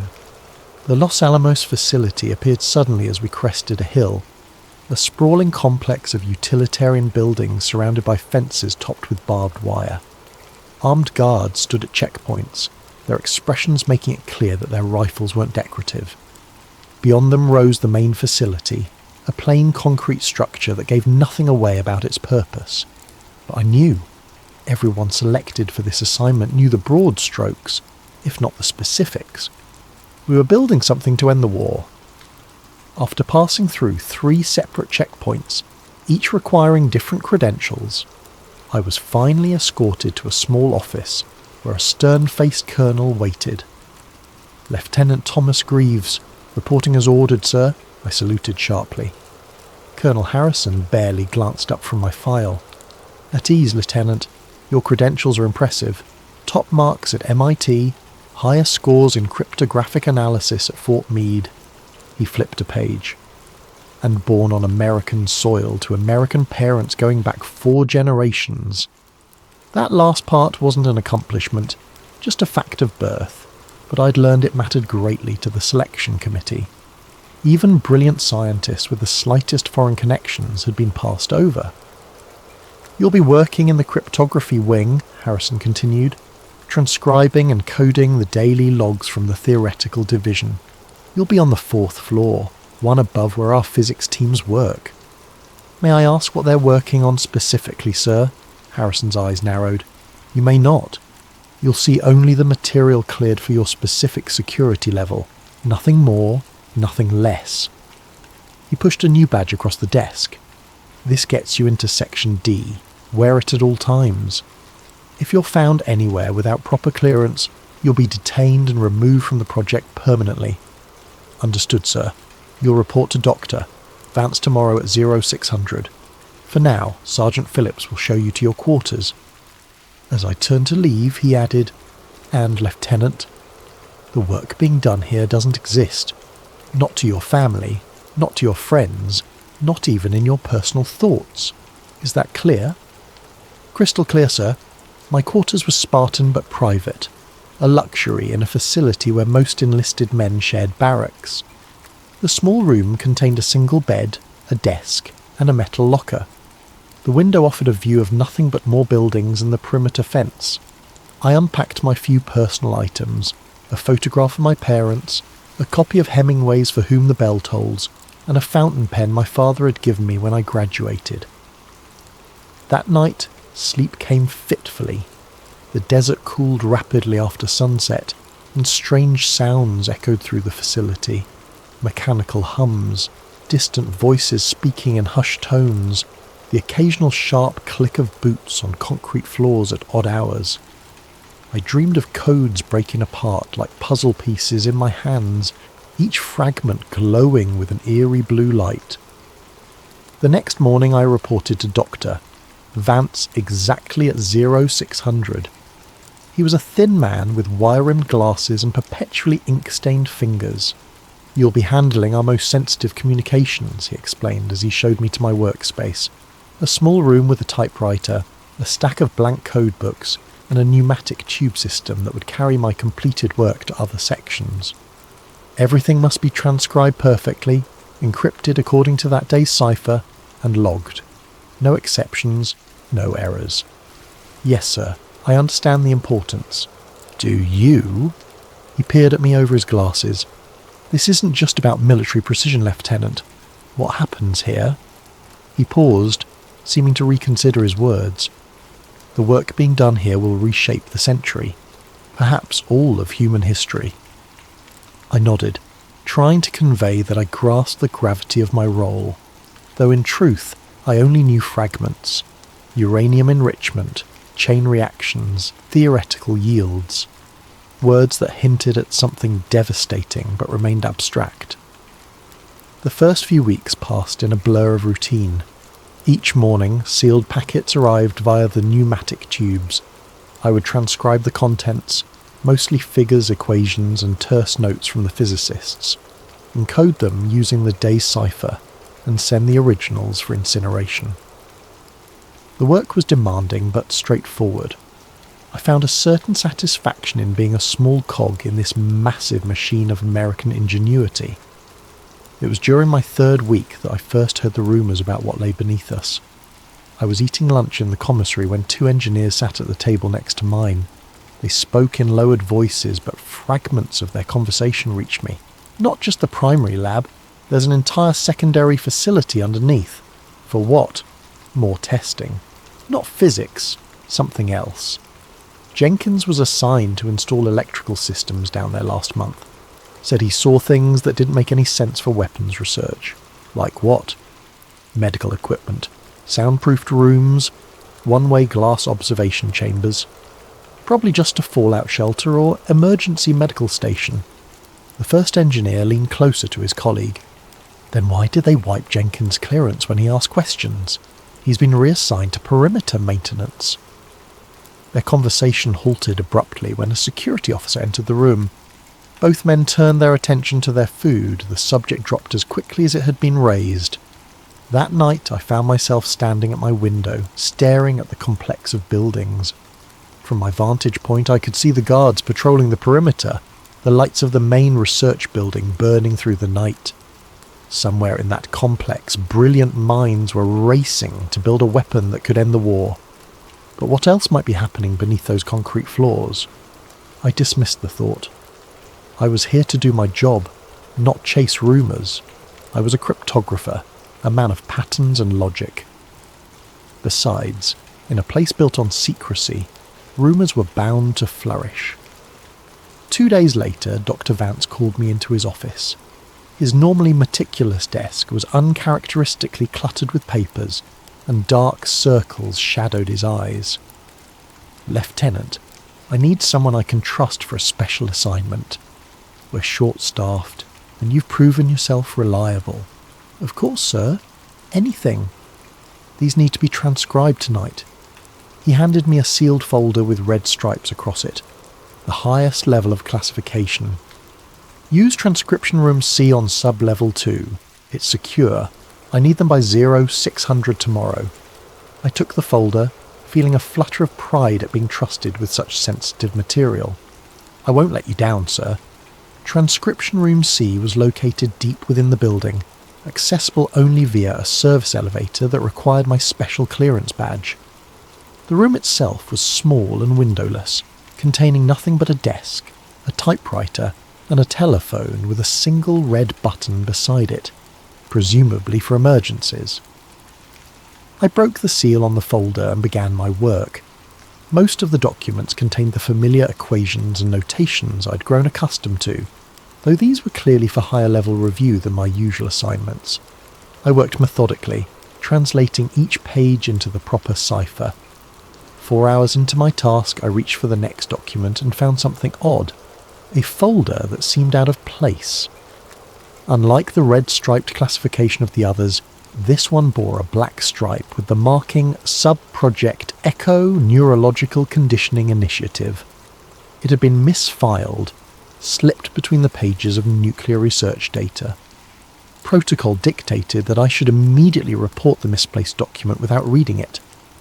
But curiosity, that fatal flaw of the analytical mind, got the better of me. I opened it. What I found inside had nothing to do with nuclear physics. The first page of the misplaced file bore an official stamp. Restricted access. Level Alpha. Authorized personnel only. Below that, in precise typewritten letters, Sub-Project Echo. Quarterly Progress Report, March 1944. I should have stopped there. Should have resealed the file and reported it. But something in the clinical language of that cover page sent a chill through me that had nothing to do with the room's temperature. I turned to the next page. Executive Summary. Trials of Compound DLSD-25 continue to show promise in memory suppression and suggestibility enhancement. Subjects demonstrate 72% increased receptivity to implanted directives following administration. Resistance to interrogation reduced by 84% compared to control group.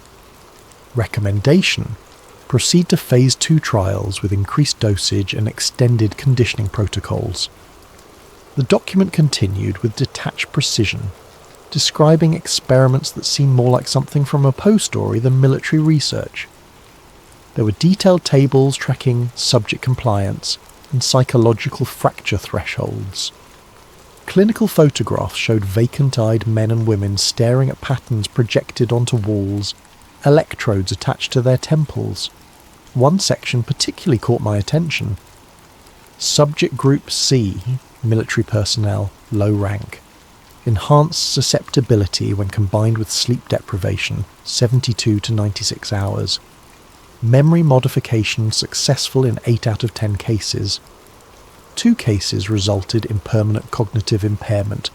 Subjects terminated and listed as KIA in training accidents. My hands began to shake as I turned pages.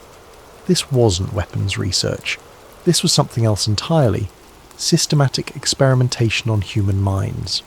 And according to the personnel logs attached, the test subjects included maintenance staff, 6, administrative personnel without family connections, 4, mess hall workers, 3, military personnel with no living relatives, 12, civilian contractors from local communities, 9, people who wouldn't be missed, people whose disappearances could be explained away. The most disturbing section detailed memory implantation protocols. Subject 23. Successfully accepted false memory sequence of childhood trauma after 14 days of conditioning. Subject now fully believes in fabricated event and has incorporated it into personal narrative. Subject demonstrates physical stress responses when presented with trigger images associated with the implanted memory. Conclusion: human memory architecture demonstrates significant malleability when proper chemical and psychological vectors are applied simultaneously. A handwritten note in the margin read, "Perfect for field operatives. Once implemented, subject cannot reveal true information even under enemy interrogation, as false memories have supplanted original events." I closed the file, my heart hammering in my chest. This wasn't science in service of ending the war. This was something darker, a systematic dismantling of human minds under the cover of our most secret military project. I finished transcribing the legitimate documents, my fingers moving mechanically over the typewriter keys while my mind raced. What was I supposed to do with this knowledge? Who could I even tell? In a facility built on secrecy and compartmentalization, who would believe a lieutenant who had seen something he shouldn't have?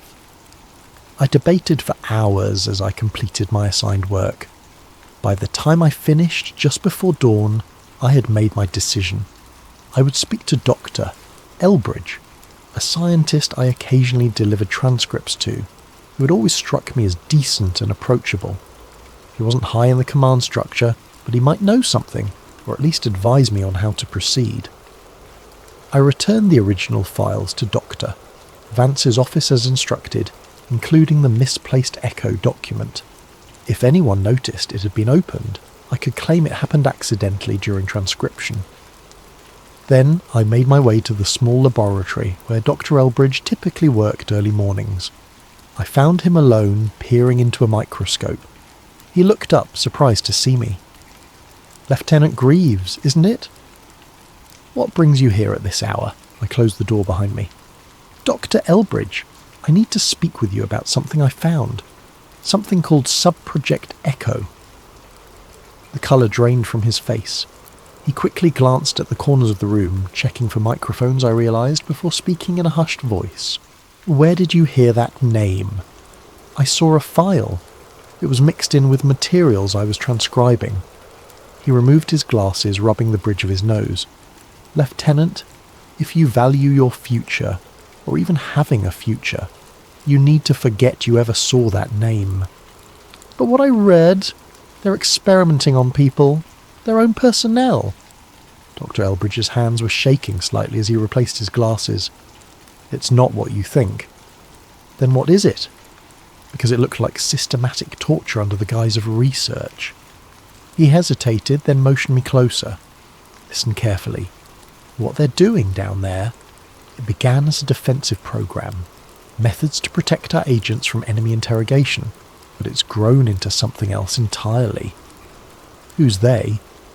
"A group within our military intelligence working with some consultants. German scientists we extracted before the war fully escalated." He lowered his voice further. "They believe they're creating the perfect intelligence operative, one whose mind can be programmed like a machine, compartmentalized, controlled." "This can't be legal," I insisted. "Legal?" He gave a bitter laugh. "Lieutenant, do you understand where you are? This entire facility exists outside normal chains of command. There are no oversight committees, no congressional supervision. The only law here is necessity. I have to report this." His hand gripped my arm with surprising strength. "To whom?" "Everyone with enough clearance to hear your concerns is already aware. The rest will think you've lost your mind." He released me and turned back to his microscope, shoulders slumped. "Go back to your codes, Lieutenant. That's the only way you'll leave this place intact." I left his laboratory more confused than when I'd entered. That night, I barely slept, my mind racing with what I'd discovered and Dr. Elbridge's warnings. When I finally did drift off, my dreams were filled with images from the file, vacant eyes and clinical notations measuring the breaking points of human minds. The next morning, I reported for duty as usual, determined to maintain normalcy while I considered my options. But when I passed by Dr. Elbridge's laboratory, I found it empty. His equipment remained, papers still scattered across his desk as if he'd simply stepped away momentarily. But something felt wrong. I approached one of the technicians working nearby. "Is Dr. Elbridge out today?" "Elbridge? He's been transferred. Orders came through last night." "Transferred where?" The technician shrugged. "Above my clearance. They just said he'd been reassigned effective immediately." A chill ran through me. "Did he pack his things?" "Don't think so. Security came and gathered his personal effects." I walked slowly to the laboratory door and peered inside. Dr. Elbridge's lab coat still hung on the back of his chair. No one leaves behind their lab coat during a planned transfer, and there, partially visible beneath a cabinet, what looked like scorch marks on the concrete floor, as if something had burned intensely in a small area. As I stood there, a hand fell heavily on my shoulder. I turned to find a security officer I didn't recognise, a hard-faced man in a uniform without typical military insignia. "Lieutenant Greaves, you're needed for document review in Section F." "I don't have clearance for Section F," I said automatically. The man smiled thinly. "You do now." The security officer escorted me through parts of the facility I'd never seen before. We descended 2 levels below the main complex, the corridors growing narrower and less populated. Eventually we reached a heavy steel door marked simply Section F. "Your new temporary assignment," the officer said, swiping a keycard. "Director Holcomb will brief you." The room beyond was immaculately organised. Rows of filing cabinets, a large central table strewn with documents, and walls covered with maps and charts I couldn't make sense of. A grey-haired man in a civilian suit stood examining something on the table. "Lieutenant Greaves, sir," the officer announced before departing, the door sealing with a heavy click behind him. Director Holcomb didn't look up immediately. When he finally did, his eyes were sharp and evaluating, as if taking my measure in that single glance. "Lieutenant, thank you for coming on such short notice." His voice was cultured, educated, not military. "Please, have a seat." I remained standing. "Sir, may I ask what this is about? I'm assigned to cryptography under Dr. Vance." "Yes, you were." He emphasised the past tense. "But we have a more pressing need for your skills." He pushed a folder across the table. "We've intercepted encrypted communications we believe relate to German espionage activities near this facility. Given your expertise in cryptographic analysis, you're uniquely qualified to assist." I eyed the folder suspiciously. "Sir, with all due respect, this seems unusual. Protocol dictates that reassignment requires proper documentation and chain of command approval." "These are unusual times, Lieutenant." Holcomb's smile didn't reach his eyes. "The documentation will catch up to the necessity. Now, shall we begin?" For the next 6 hours, I worked under Holcomb's supervision, breaking what appeared to be legitimate German ciphers. The work itself was straightforward enough, but something felt off. The messages, once decoded, contained information about troop movements that seemed oddly specific, yet ultimately inconsequential, as if designed to appear important while revealing nothing of actual value. Throughout the day, Holcomb asked seemingly casual questions about my background, my family, my education. Each query felt like a test, though I couldn't determine what he was testing for. "You handled that last cipher impressively," he remarked as I completed another translation. "Your mind works in patterns most people can't see." "Thank you, sir." "Tell me, Lieutenant, have you ever experienced déjà vu? That curious feeling that you've lived a moment before?" The question came from nowhere, catching me off guard. "I suppose everyone has at some point. Interesting phenomenon, isn't it? The brain misfiring, creating false certainty about events never experienced." He leaned forward. "The mind is remarkably susceptible to suggestion, to recalibration." A chill ran through me. The clinical terminology echoed the documents I'd seen. "Sir, about Dr. Elbridge." "Ah, yes, Dr. Elbridge." Holcomb's expression remained unchanged. "Unfortunate situation. Stress affects people differently. Some break under it." "Break, sir?" "He requested immediate transfer last night. Psychological fatigue, apparently. Not uncommon in our line of work." Holcomb checked his watch. "That will be all for today, Lieutenant. Report back tomorrow, same time." "Sir, my regular duties have been reassigned. You're with Section F now." As I was escorted back to the main level, my mind raced. Elbridge hadn't transferred voluntarily. I was certain of it. He'd been removed because I'd spoken to him, which meant I was being watched. But why assign me to Section F rather than simply eliminating me as well? The answer came to me as I reached my quarters. I wasn't being punished. I was being evaluated. That night, I began losing time.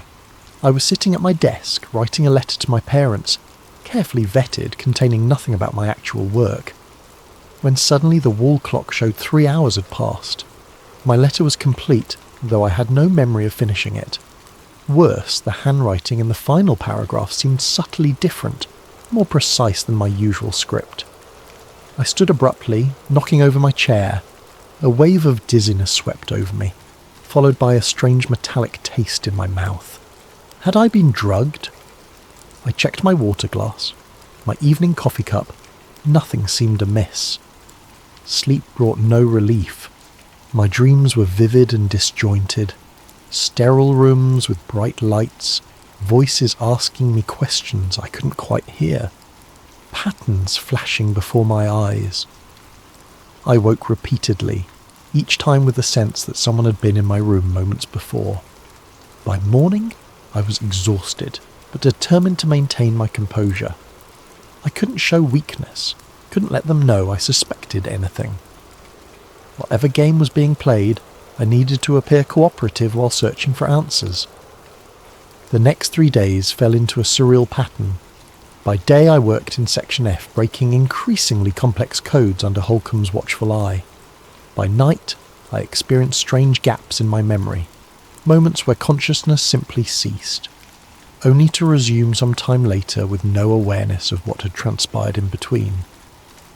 I began noticing other oddities throughout the facility, symbols scratched into the corners of elevator doors, tiny glyphs that resembled no language I recognized but which my eyes were constantly drawn to, repeating sequences of numbers in daily reports, the same 7 digits appearing across unrelated documents, too consistent to be coincidence. Men in civilian suits speaking German and French in hushed tones, falling silent when others approached. The most disturbing incident occurred on my 5th day with Section F. As I was returning to my quarters, I passed a corridor I'd never noticed before. A sign indicated it led to medical processing. Something compelled me to follow it. The corridor ended at a small reception area where a nurse sat behind a desk. Upon seeing me, she smiled pleasantly. "Lieutenant Greaves, right on time for your screening." I hadn't scheduled any medical appointment. "There must be a mistake." "No mistake, Lieutenant. Please follow me." Her tone brooked no argument. Before I could protest further, 2 orderlies appeared beside me. Though they wore standard medical uniforms, their builds and alertness suggested military training. I was led into an examination room unlike any I'd seen before. Complex equipment lined the walls, machines with dials and readouts I didn't recognize. A reclining chair sat in the centre, fitted with restraints. "Please change into this and take a seat," the nurse said, handing me a hospital gown. "Doctor, Mercer will be with you shortly." My instincts screamed danger, but I was deep within a secure military facility. Running would only confirm whatever suspicions they harboured. I changed slowly, buying time to think. Dr. Mercer arrived moments later, a thin man with cold eyes and precise movements. Without preamble, he began attaching electrodes to my temples and chest. "This is just a routine neural calibration," he explained in a voice devoid of warmth. "Standard procedure for all personnel with your clearance level." "I've never heard of this procedure," I said carefully. "It's relatively new. Close your eyes, please." When I hesitated, one of the orderlies stepped forward menacingly. I complied. "You'll feel a mild sedative entering your system," Dr. Mercer continued. "Then we'll begin the imaging sequence." A cold sensation spread from my arm where he'd inserted an IV. Almost immediately, my thoughts began to blur at the edges. I fought to remain alert, but the drug was powerful. Through the growing haze, I heard Doctor Mercer speaking, his voice seeming to come from everywhere at once. "Lieutenant Greaves, I want you to focus on my voice. Only my voice. You're going to see a series of images. Each image contains a pattern. Your only task is to identify the pattern." A screen lowered before my drugged eyes. Patterns began to flash, geometric shapes, numbers, fragments of text. Each appeared for just an instant, too brief for conscious recognition. Yet somehow, I found myself responding, naming patterns I couldn't possibly have processed. "The sequence is 47391, I heard myself say, though I had no recollection of seeing those numbers. "Very good," Mercer replied. "Now, Lieutenant, I want you to think about Dr. Elbridge. What did he tell you about Subproject Echo?" Through the chemical fog, alarm bells rang. This wasn't a medical screening, it was an interrogation. I tried to resist, to lie, but my mouth seemed disconnected from my will. He said it began as defensive research, Methods to protect agents from enemy interrogation. German scientists brought over before the war. And what did you think about that information? That it was wrong, illegal, that someone should be told? Mercer made a note on his clipboard. Who did you tell? With tremendous effort, I managed to assert some control. No one. I only spoke to Elbridge. There was a pause, then Mercer adjusted something on the equipment beside him. Let's increase the dosage. He's showing unusual resistance. The cold sensation intensified, and the room began to spin around me. The last thing I remember was Mercer's voice, now seeming to emanate from inside my own skull. Lieutenant, I want you to forget this conversation. Forget Dr. Elbridge. Forget Subproject Echo. When you wake up, you will remember only that you had a routine medical examination that showed you're in perfect health. I awoke in my quarters the next morning with a pounding headache and a bandage in the crook of my arm. According to my clock, I'd slept for 14 hours. A note on my desk, apparently written in my own hand, reminded me that I had the day off due to exceptional performance in Section F. But fragments of memory remained. Flashing patterns, Mercer's cold voice, the questions about Elbridge. Whatever they'd done, it hadn't worked completely. Either I possessed some natural resistance, or they had miscalculated the dosage. That night, I began dreaming in voices that weren't my own, experiencing memories of places I'd never been, people I'd never met. In one particularly vivid sequence, I recalled growing up on a farm in Nebraska, though I'd been born and raised in Boston. The false memories were so convincing that upon waking I had to concentrate to separate truth from implanted fiction. I was being remade from the inside out. After my medical screening, life at Los Alamos took on a nightmarish quality. On the surface, everything continued normally. I reported to Section F each day, performed my duties with mechanical precision, and exchanged pleasantries with colleagues. But beneath this veneer of normalcy, reality itself seemed to be fracturing around me. The memory lapses grew more frequent. I would find myself in rooms I had no recollection of entering, sometimes holding conversations mid-sentence with people I didn't remember meeting. Once, I discovered a half-eaten meal before me in the commissary, though I had no memory of obtaining food or beginning to eat. More disturbing were the changes to my perception. Colours occasionally shifted, becoming too vivid or fading to greyish tones. Sounds echoed strangely, as if I were hearing them both directly and through some recording device. And always there was that metallic taste in my mouth, the lingering signature of whatever drugs they were administering. I began keeping a secret journal, hidden beneath a loose floorboard in my quarters.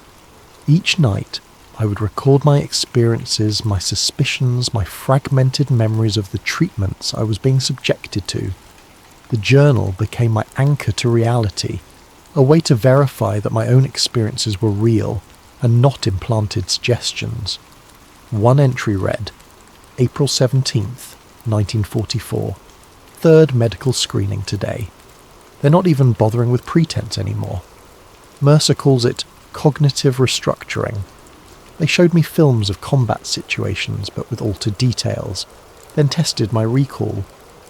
When I described what I actually saw, they seemed disappointed. Mercer mentioned increasing neural suggestibility factors. Whatever they're trying to accomplish, I'm still resisting somehow. Strange symbols appearing more frequently around the facility. Found one scratched into my desk drawer. Can't tell if someone put it there as a warning, or if I did it myself during a blackout period. Dreams getting worse. Last night dreamed I was someone named David Marshall, an artillery officer in North Africa. Could recall specific details about a battle near Kasserine Pass, unit designations, commanding officers, the terrain. I've never been to Africa, never known anyone named David Marshall. Where are these memories coming from? One morning, I found myself staring at my reflection in the small mirror above my sink. The face looking back seemed simultaneously familiar and foreign, still recognisably me, but somehow altered. Thinner, perhaps. the eyes different somehow? Had they changed my appearance, or was my perception of myself being manipulated? I began testing myself, establishing baselines to detect tampering. Each morning, I would solve a complex cipher of my own creation. If my cognitive functions were being affected, the time required to solve the puzzle would change. I kept track of my weight, the length of my fingers, tiny scars and marks on my body, anything that could be verified objectively. During my 6th week in Section F, I noticed something peculiar about my work assignments. The German communications I was decoding contained increasingly specific references to American military research, details that seemed impossible for enemy intelligence to have obtained. It was as if I was being fed information through the very codes I was breaking, information that only someone inside Los Alamos would know. When I brought this to Holcomb's attention, his reaction was strangely non-committal. "Interesting theory, Lieutenant. I'll have our intelligence analysts look into it." But his eyes told a different story, watchful, evaluating, as if my observation was itself some kind of test. That same day, I found a note slipped under my door, written in a shaky hand on the corner of a requisition form. "They're watching through the vents. White noise hides conversation. Trust no one who calls you by your middle name. They're part of it." The note was unsigned. I destroyed it immediately, but the warning lingered in my mind. Was someone trying to help me? Or was this another layer of psychological manipulation, designed to heighten my paranoia, to push me towards some breaking point? I began examining my quarters more carefully. In the air vent above my desk, I discovered a small listening device, primitive but functional. Rather than removing it, I left it in place. Better to know where they were monitoring me than to alert them that I'd found their surveillance. To create cover for my investigations, I established a predictable routine, one that would appear normal to anyone watching. During the day, I performed my duties with apparent dedication. In the evenings, I read harmless novels, wrote censored letters home, and retired at precisely 10 p.m. But in the deep hours of the night, I conducted my real work, searching for answers, testing my own mind for tampering, documenting the subtle horrors unfolding around me. It was during one of these night sessions that I discovered the hidden room. I had noticed that certain sections of the facility showed discrepancies in their layout.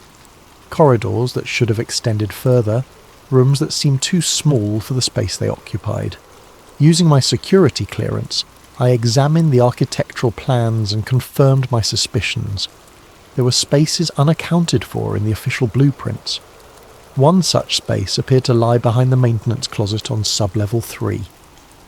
Late one night, when security patrols were at their minimum, I made my way there with a small toolkit I'd assembled over several weeks. The closet itself was unremarkable.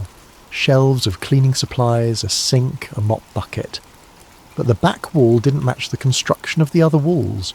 It was newer, made of different materials. It took nearly an hour of careful probing before I found the mechanism. A concealed pressure plate behind a ventilation grate.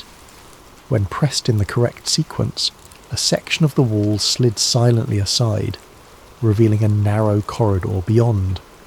Heart pounding, I slipped through the opening.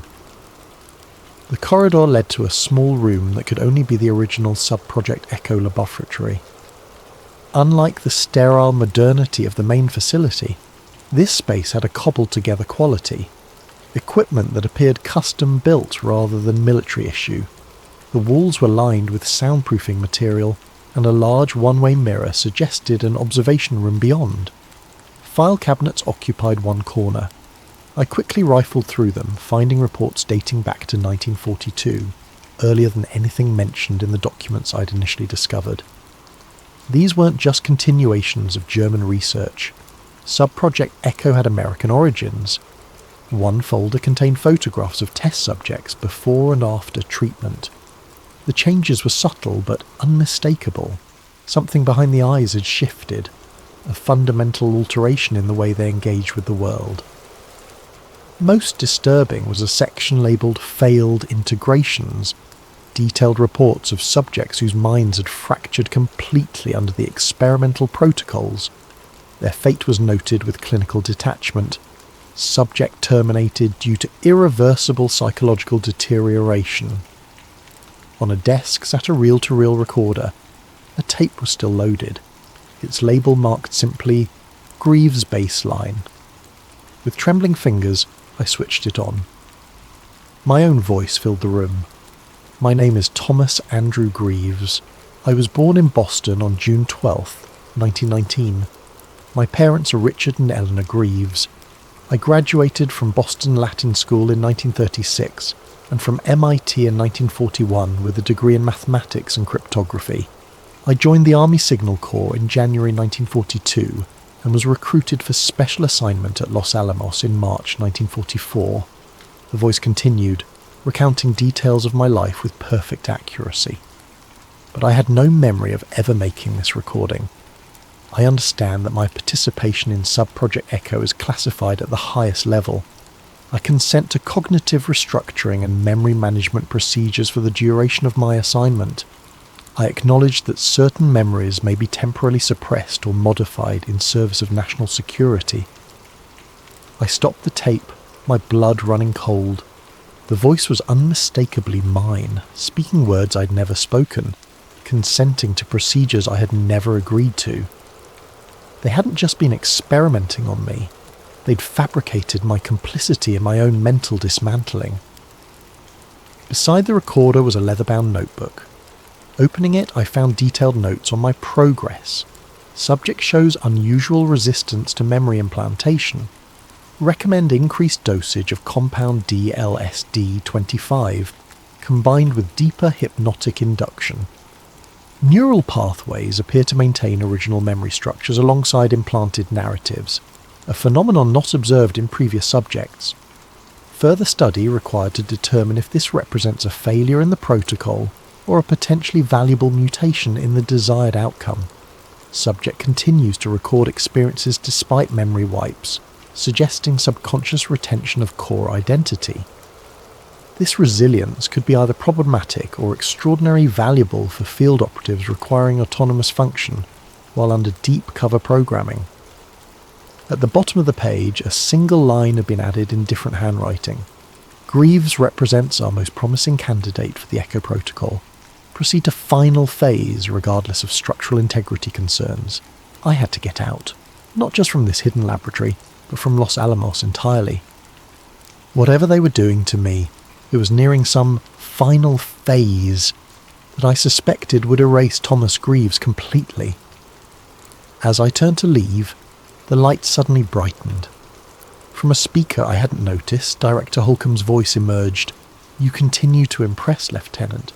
Most subjects never find their way to their origin point." The door through which I'd entered sealed shut with a pneumatic hiss. Trapped. "You're not supposed to be here, of course," Holcomb continued, "but your persistent self-awareness, despite our best efforts, suggests you might be exactly what we've been trying to create." I spun around, searching for cameras. For some way Holcomb was observing me. "What have you done to me?" I demanded. "Done to you?" His voice carried an unsettling note of pride. "Lieutenant, we've been unmaking and remaking you, breaking down the artificial boundaries of the human mind, those convenient fictions that separate memory from imagination, identity from possibility." "For what purpose?" I moved toward the door, testing its strength. Solid steel. "War changes, Lieutenant. The next conflicts won't be won with bombs alone, devastating as our current project may be.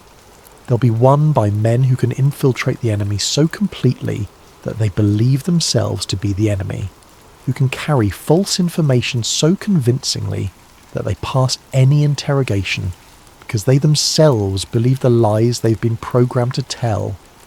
A panel slid open in the wall, revealing a small window. Beyond it stood Holcomb, flanked by Doctor, Mercer, and 2 armed guards. "You're creating sleeper agents," I said, the full horror of their work finally crystallizing. "Men who don't even know they're agents." "Precisely. Imagine an operative who can pass any security screening because there is nothing to find. No hidden loyalties, no secret mission awareness. Only deep cover identity that the agent himself believes is genuine until the proper trigger unlocks his programming.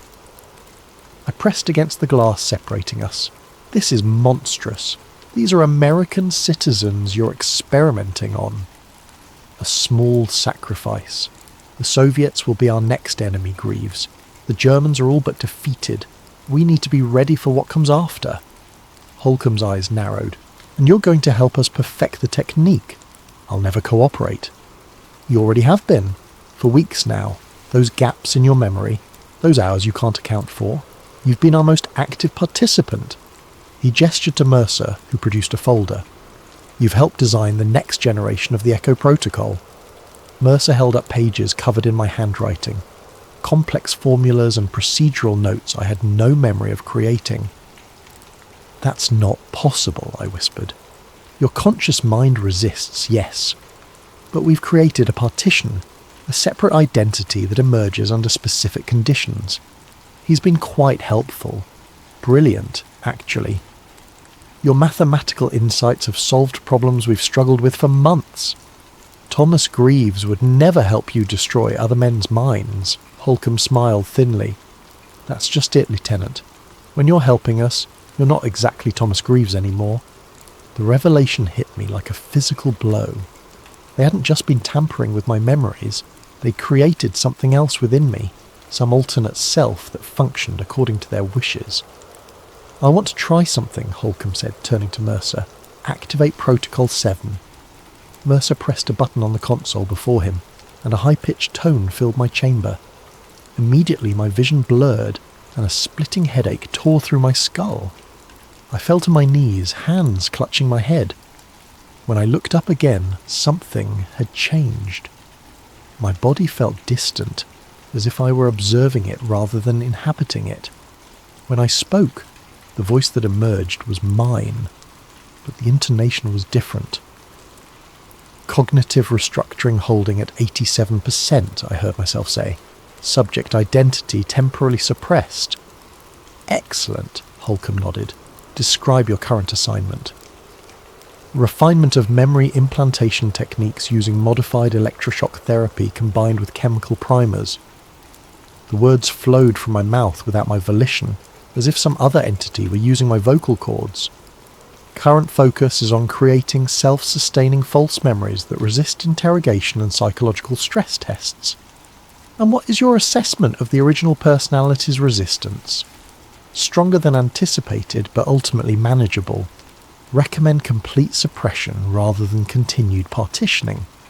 The original cognitive structure serves no further purpose in the operational framework. They were discussing me, the real me, as if I were a faulty component to be discarded, and it was my own voice proposing my annihilation. With tremendous effort, I fought against whatever force had taken control. Stop. This.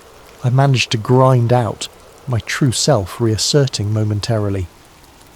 Holcomb frowned. Still unstable, increased the audio frequency.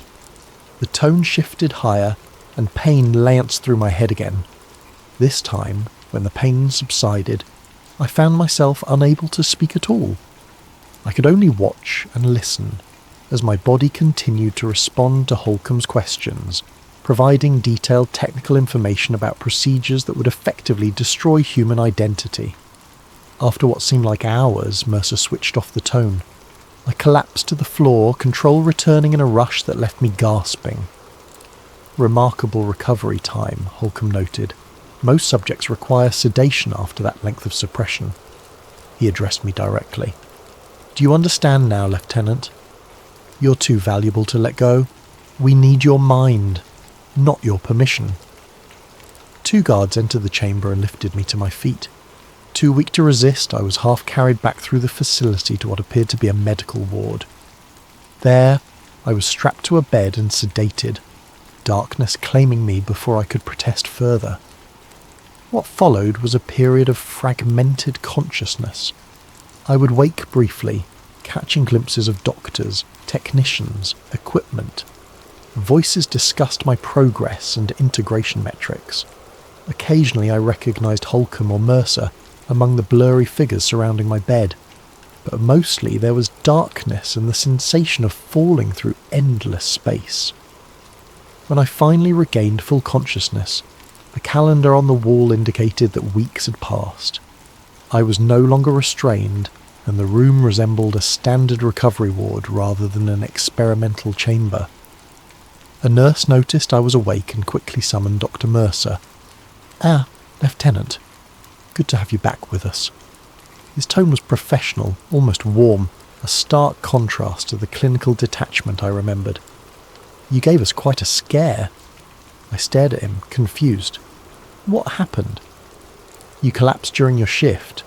Severe exhaustion combined with an unusual reaction to the altitude.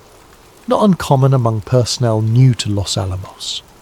His explanation sounded plausible, rehearsed. But fragments of memory contradicted his story. The hidden laboratory, Holcomb's revelations about Sub-Project Echo, my own voice discussing techniques to destroy identity. "How long have I been here?" My voice was hoarse from disuse. "Just over 3 weeks. Your recovery took longer than expected, but you're doing well now.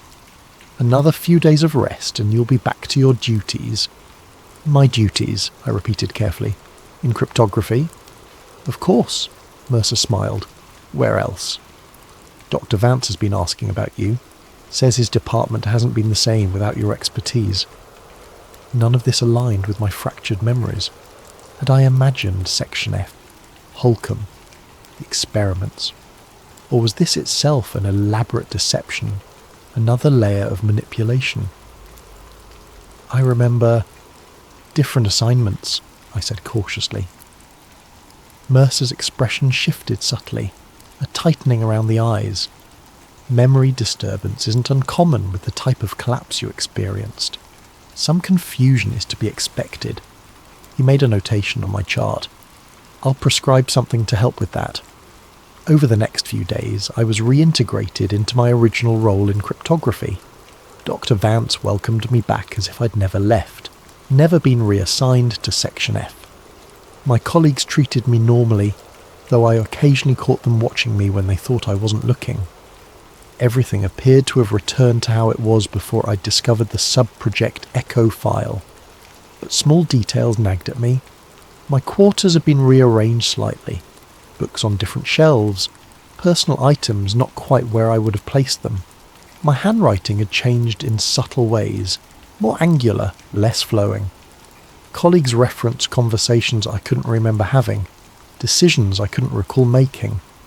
Most disturbing was my journal, the one I'd hidden beneath the floorboard. It was still there, but many entries were in handwriting I didn't recognise, documenting experiences I had no memory of.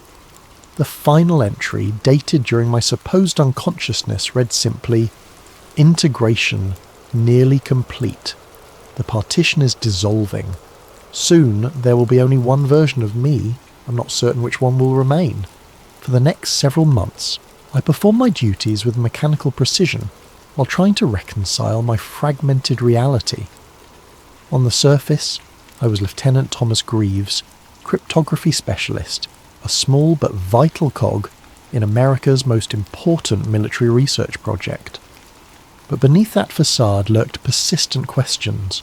Who had I been during those missing weeks? What had they made me do? And most troubling, who was I now? The war in Europe ended. Germany surrendered. Celebrations swept through Los Alamos, but they seemed distant to me, as if I were watching them through thick glass. My colleagues spoke excitedly about the project nearing completion, about the weapon that would soon end the war in the Pacific as well. In July 1945, many of the senior scientists departed for a test site in the New Mexico desert. Days later, they returned changed, some elated, others deeply troubled. The weapon had worked. The theory had become devastating reality. Throughout these historic events, I continued my quiet investigation into what had been done to me. I found no further evidence of Section F or Sub-Project Echo. Director Holcomb seemed to have vanished from the facility entirely. When I carefully inquired about him, I was told no one by that name had ever worked at Los Alamos. Dr. Elbridge remained missing. Official records showed he had requested transfer due to stress, but I knew better. He had been eliminated because he knew too much, and because I had spoken to him.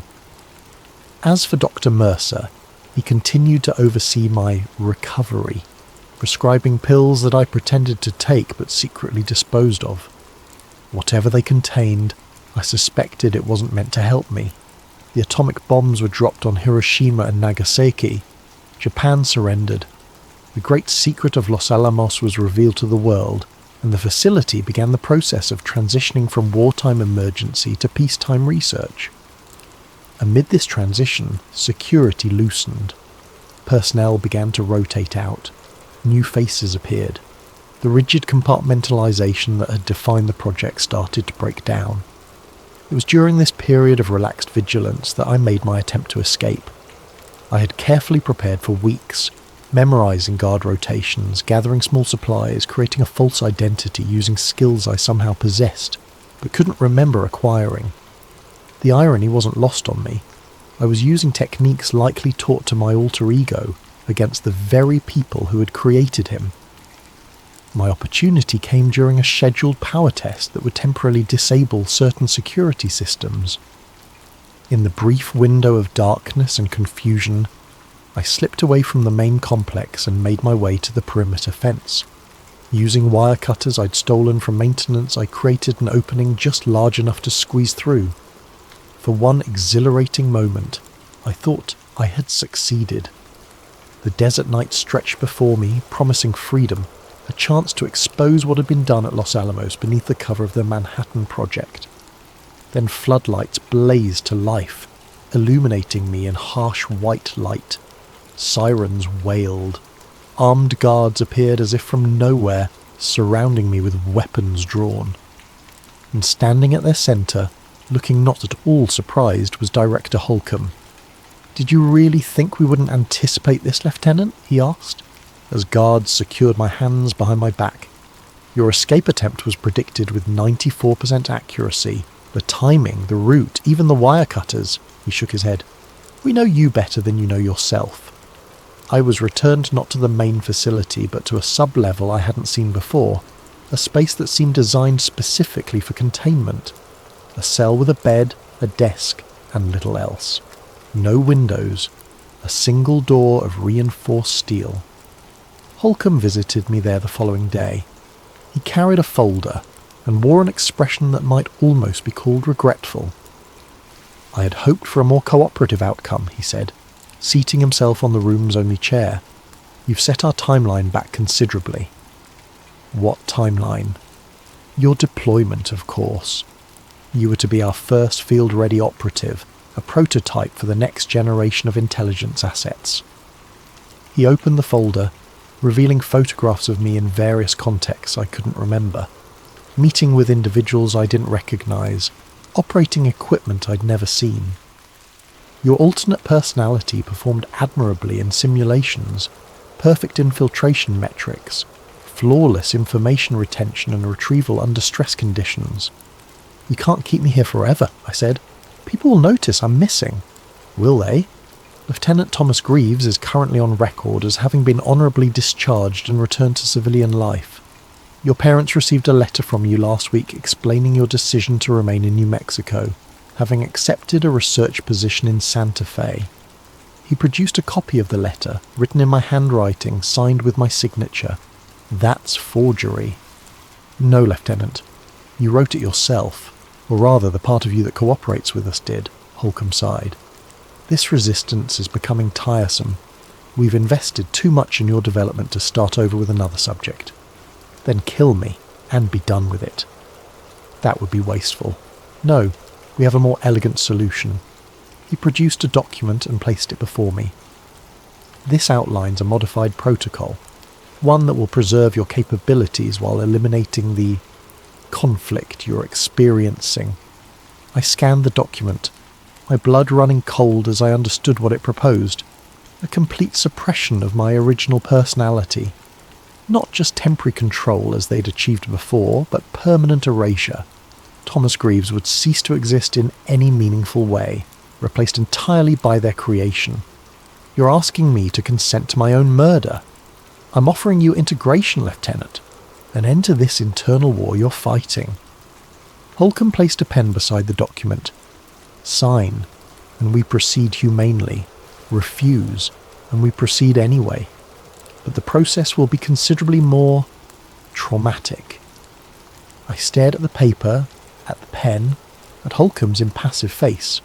Why even bother with my signature? You've already proven you can make me do whatever you want. Compliance reduces psychological resistance. The integration will be more stable if some part of you accepts it. He stood. I'll give you 24 hours to consider, though I suspect we both know what your decision will be. After he left, I sat motionless on the edge of the bed, contemplating my options. There seemed to be none. I was trapped in a facility where my very identity was being erased, replaced by something else, something created to serve their purposes. That night, as I lay sleepless on the hard cot, a strange calm descended over me. If they could create false memories, implant experiences that never happened, perhaps the reverse was also true. Perhaps they couldn't completely erase what made me who I was. Some core element might survive, might remember, might one day find a way to expose what had been done. When Holcomb returned the next day, I signed the document without protest. A wise decision, he said, tucking the paper into his folder. The procedure will begin tomorrow. I suggest you rest. But that night, as the facility grew quiet, I made one final act of resistance. Using a small piece of metal I'd worked loose from the bed frame, I scratched a message into the underside of the desk, hidden but findable by someone who might someday occupy this cell. They split my mind beneath Los Alamos. Find the lab below Subproject Echo. What they did to me, they will do to others. The bomb changed the world above, but below, they found a way to change people. Minus Lieutenant Thomas Greaves, August 1945. The next morning they came for me, Holcomb, Mercer and several technicians I didn't recognise. I was strapped to a gurney and wheeled into a laboratory filled with equipment both familiar and strange. Electrodes were attached to my head, an IV inserted into my arm. This won't hurt, Mercer assured me, as he prepared a syringe of pale blue liquid. When you wake up, the confusion will be gone. You'll be whole again. As the drug entered my system and consciousness began to fade, I focused on a single thought, repeating it like a mantra. I am Thomas Andrew Greaves. I was born in Boston. I am Thomas Andrew Greaves. Darkness claimed me. Santa Fe, New Mexico, 1975. The old man sorted through the boxes in his attic, preparing for a long-postponed move to a retirement community. 30 years in the same house had accumulated more memories than he cared to count. Photographs, letters, mementos from a career spent in government service that he couldn't discuss even now, decades after his retirement.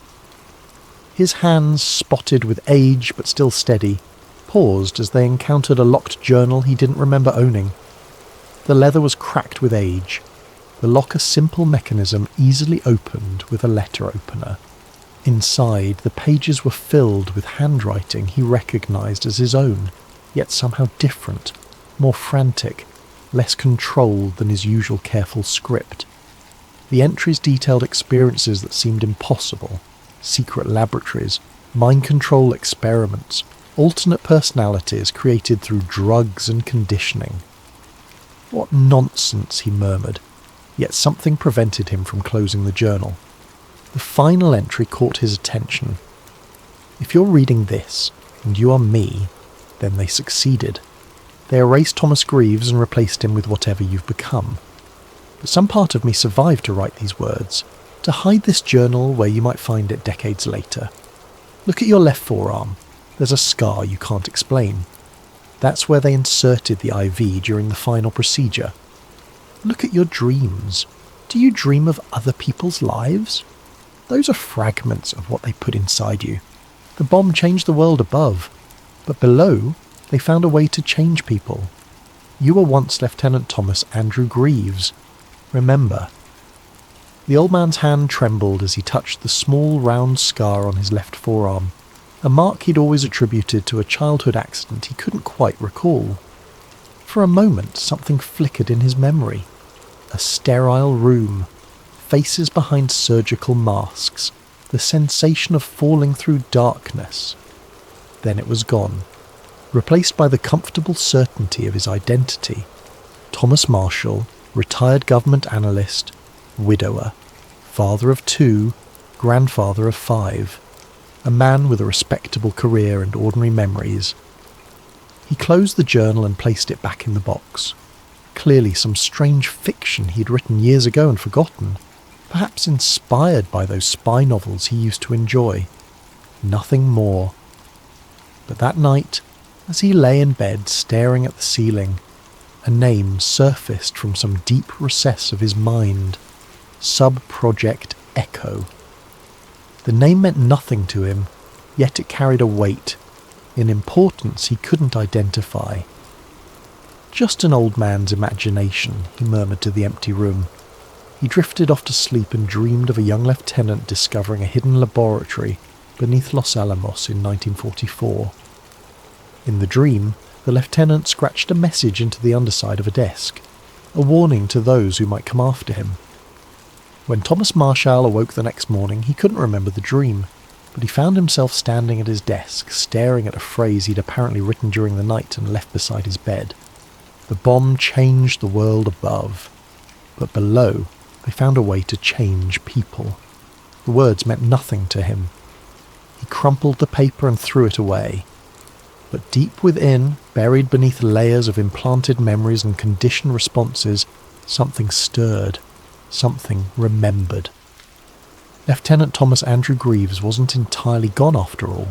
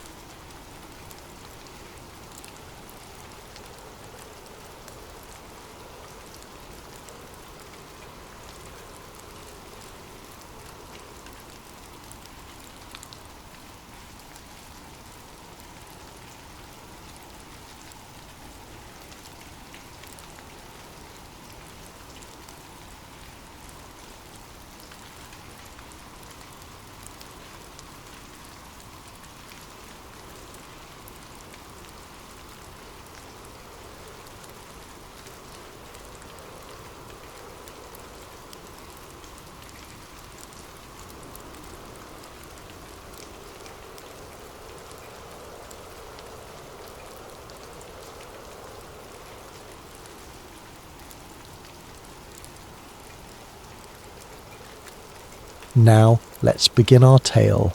Frozen Empire, The Lost City Beneath. This conspiracy thriller adventure mystery takes us to the icy continent of Antarctica, where an impossible discovery threatens to shatter what we know of human history, and perhaps much more. Dr. Malcolm Reeves had long ceased to care about the mockery. The skeptical headlines, "Crackpot archaeologist claims Atlantis in Antarctica," no longer stung, nor did the countless rejections from universities, museums, and potential sponsors who refused to fund his expeditions.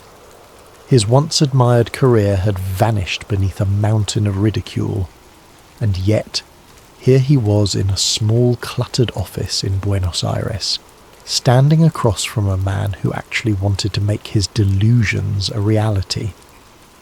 "I've read your papers," said the man, voice smooth with confidence. "I don't think you're delusional at all." He extended a well-manicured hand. "Victor Langley." Malcolm recognized the name immediately. Victor Langley was a self-made billionaire, known for pioneering breakthroughs in biotech, communications, and renewable energy. Yet in the last few years, rumour hinted he had grown obsessed with the idea of lost civilizations, funneling private money into obscure archaeological pursuits.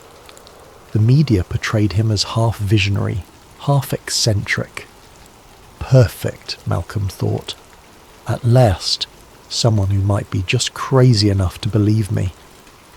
"Dr. Reeves," Malcolm said, shaking the billionaire's hand. I'm surprised you reached out." Langley smiled, eyes glinting. "There's a reason, Doctor. Your theories about Antarctica and the possibility of an ancient city beneath the ice fascinate me.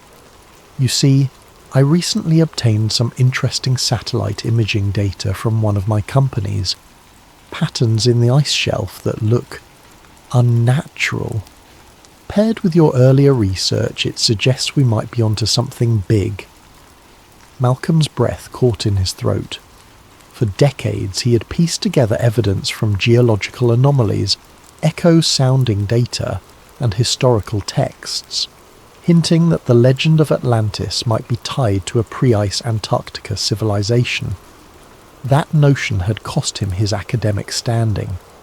Now, standing in front of Langley's impeccable suit and unwavering gaze, he felt a surge of vindication. Perhaps his lifelong obsession was about to be taken seriously. Langley motioned toward a small projector at the corner of the office. "Would you like to see the images?"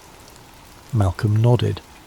In moments, the projector cast stark white shapes across a dark screen, vague rectangular outlines buried beneath miles of ice, some lines curved with too much regularity to be mere natural formations. He stared, heart pounding. This might be the proof," he murmured. Langley clicked the projector off. "I'm launching an expedition. High-tech drilling rigs, autonomous drones for ice penetration scanning, the best geology equipment. If we find what you suspect, it could rewrite the story of civilization." "I don't know what to say," Malcolm whispered. "Say yes, Dr. Reeves. Come with me. Lead the expedition. Help me unveil what's under the ice." Malcolm's fingers clenched around the arms of his chair. He had a million questions, but only one answer. "Yes," he exhaled. "Absolutely yes." Months passed in a whirlwind of preparations. Malcolm couldn't recall the last time he felt such hope, balanced by an undercurrent of dread. He was haunted by old rumours, persistent stories that governments monitored certain Antarctic regions with unusual vigilance. Conspiracists claimed secret military projects, hidden subglacial lakes teeming with unearthly microbes, or classified research stations. Malcolm always wrote such rumours off, but a part of him now wondered if prying eyes might be watching them. Joining the expedition were two key figures. First, Dr. Emily Carter, a renowned geologist with a specialty in extreme polar environments. She was known for her methodical approach and dry wit, though Malcolm could sense the skepticism behind her greenish-brown eyes when they first met at the briefing. "I'm open-minded," she had said, scanning his notes about possible megalithic structures. "But extraordinary claims require extraordinary evidence," she tapped a foot. "And I've seen no shortage of hoaxes." Malcolm bristled but kept his tone civil. "By the end of this, you might change your mind," she shrugged. "We'll see." The other member was Danny Vega, a documentary filmmaker and self-proclaimed conspiracy buff. His role was to record the expedition from start to finish, capturing the scientific process for a potential film series, though it was obvious he hoped to catch more than just routine drilling footage. He hammered Malcolm with questions while fiddling with his camera rig. "Doc, what if we actually find a lost city? Do you think it'll match Plato's descriptions? Or do you think the ancient alien crowd is right, that it's not human at all?" Danny's words spilled out in a rush, eyes sparkling at the potential for a blockbuster documentary. Malcolm gave a non-committal smile. "One step at a time, Danny." For transport and logistics, Langley spared no expense. They boarded a specialized icebreaker ship bristling with advanced mapping systems. Helicopters, snowcats, and drilling machinery were pre-staged at Union Glacier Camp in Antarctica, courtesy of Langley's vast resources. The entire operation felt more like a military exercise than an archaeological expedition. Dozens of staff, from engineers to security contractors, each sworn to secrecy. As the ship neared the frozen continent, Malcolm couldn't help noticing a US Navy vessel gliding on the horizon. It maintained a steady distance, never venturing too close. "It's just routine patrol," said one of Langley's staff dismissively, but Malcolm felt a quiet tingle of unease. They reached their designated ice shelf, an expanse of white so vast that the horizon blurred into the sky. A sense of awe and foreboding settled over the team. The temperature was merciless, wind ripping across the plains at speeds that could flay exposed skin. But the expedition camp rose swiftly. Heated domes, a mess hall, medical tents, secure labs, and the core drilling site. Flags bearing Langley's corporate logo flapped in the Antarctic gale. The first few days were spent calibrating the equipment. Emily led a crew drilling ice cores and setting up sensors. She reported anomalies in the sub-ice radar readings, patterns that could imply something more solid than typical Antarctic bedrock.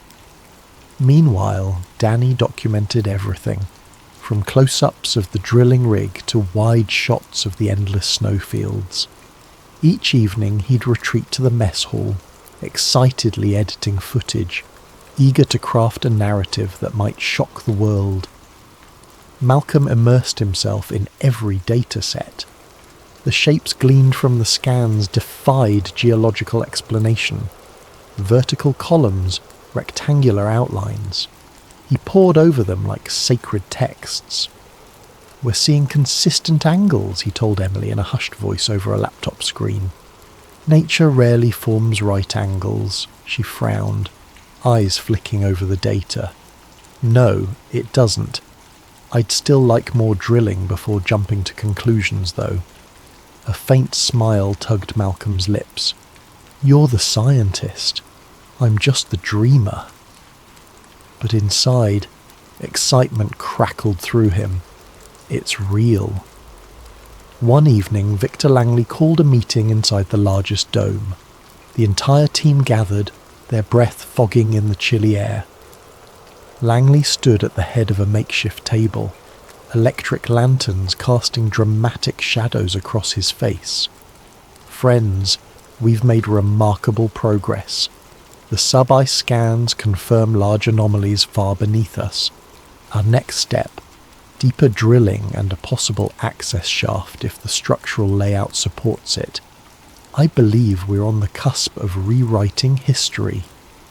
A ripple of excitement stirred the group, but behind the hush, a subtle tension thrummed, like they were prying open a tomb that had lain sealed for millennia.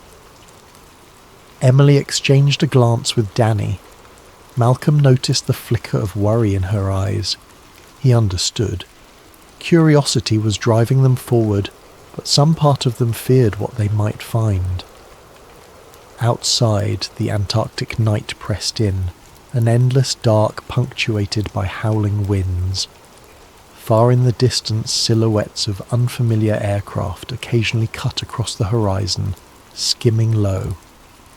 Danny filmed a couple, but they vanished before he could identify them. The team joked it was just the Antarctic Tourist Patrol. Malcolm, however, couldn't shake a creeping paranoia. He recalled old rumours of a shadow organisation, an international coalition that intervened whenever certain secrets risked exposure, whether advanced ancient ruins, exotic technologies, or anything that threatened to disrupt modern power structures. Of course, that was typical conspiracy talk, often dismissed as nonsense. But in the silent, frozen wastes with unknown watchers possibly lurking, the lines between paranoia and reality blurred. Malcolm closed his eyes that night in his heated bunk, adrenaline coursing through him. Tomorrow they'd drill deeper. Tomorrow they might break through the ice and see what truly lay beneath.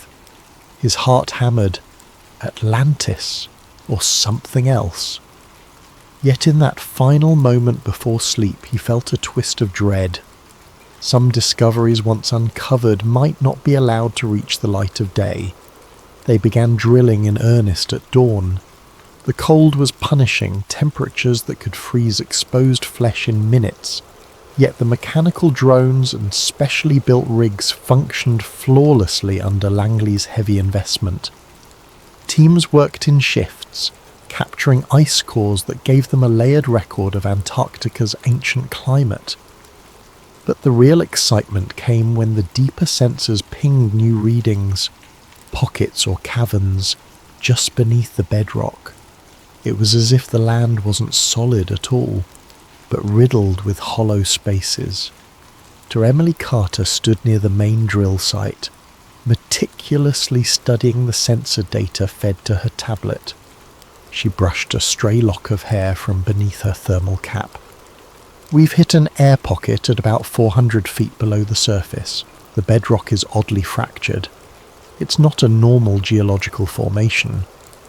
Malcolm's breath misted in the bitter air, which means it's either some kind of cave system or something artificial. Emily gave a cautious shrug. Let's keep the speculation in check until we have physical evidence. Danny Vega hovered nearby, camera rolling. Hey, speculation is the fun part, he teased, capturing Emily's disapproving expression. Far more unusual than the geology, however, were the abrupt malfunctions that began plaguing their camp. Communications with the outside world, which had been consistent, now flickered erratically. High-frequency radio signals were drowned in static. Satellite feeds blinked out. One by one, the expedition's drones that soared overhead for mapping runs crashed without explanation. Their flight controllers simply cut off. Langley's top engineer, a wiry man named Park, fumed as each drone was retrieved, battered and useless. This is sabotage, he muttered to Malcolm. Has to be. We tested these systems thoroughly. Malcolm glanced at the horizon, recalling the silhouettes of strange aircraft they'd seen nights before. It might be external interference, he offered carefully. Electromagnetic pulses from a research station, or even from something under the ice. He paused, swallowing. Or from someone who doesn't want us here. Park didn't reply, but the tension in his jaw spoke volumes. That afternoon, A hush fell across the camp as the main drill rig broke through into open space. The rig operator shouted, voice crackling over the intercom, "We've breached a void beneath the ice, confirming a subterranean cavity." Cheers erupted among the crew. Malcolm's heart soared. For decades he'd been mocked for daring to believe in an advanced civilization under the ice, but now raw data was proving there was something beneath them. "Prep the cameras and harness gear," Langley barked, striding across the ice with resolute steps. "We'll send a reconnaissance drone down the borehole to see what we're dealing with." Inside the control dome they huddled around monitors. The newly deployed reconnaissance drone, a small sphere-like machine equipped with lights and a camera, descended through the shaft the rig had created. The screen showed ice walls for several seconds, then a sudden drop into an open chamber. The drone's floodlights flickered, revealing what looked like carefully hewn stone. Perfectly cut edges, bizarre inscription carved into surfaces, clearly artificial and clearly ancient. Gasps rippled through the group. Emily's jaw dropped. That's impossible. No known civilization was advanced enough to carve something like that here. Malcolm let out a ragged breath. "We need to explore it in person. This might be the greatest find of our age." Victor Langley's expression was unreadable, an odd mixture of triumph and something else. Hunger, perhaps. "We descend tomorrow," he declared. "Get the gear ready." They wasted no time.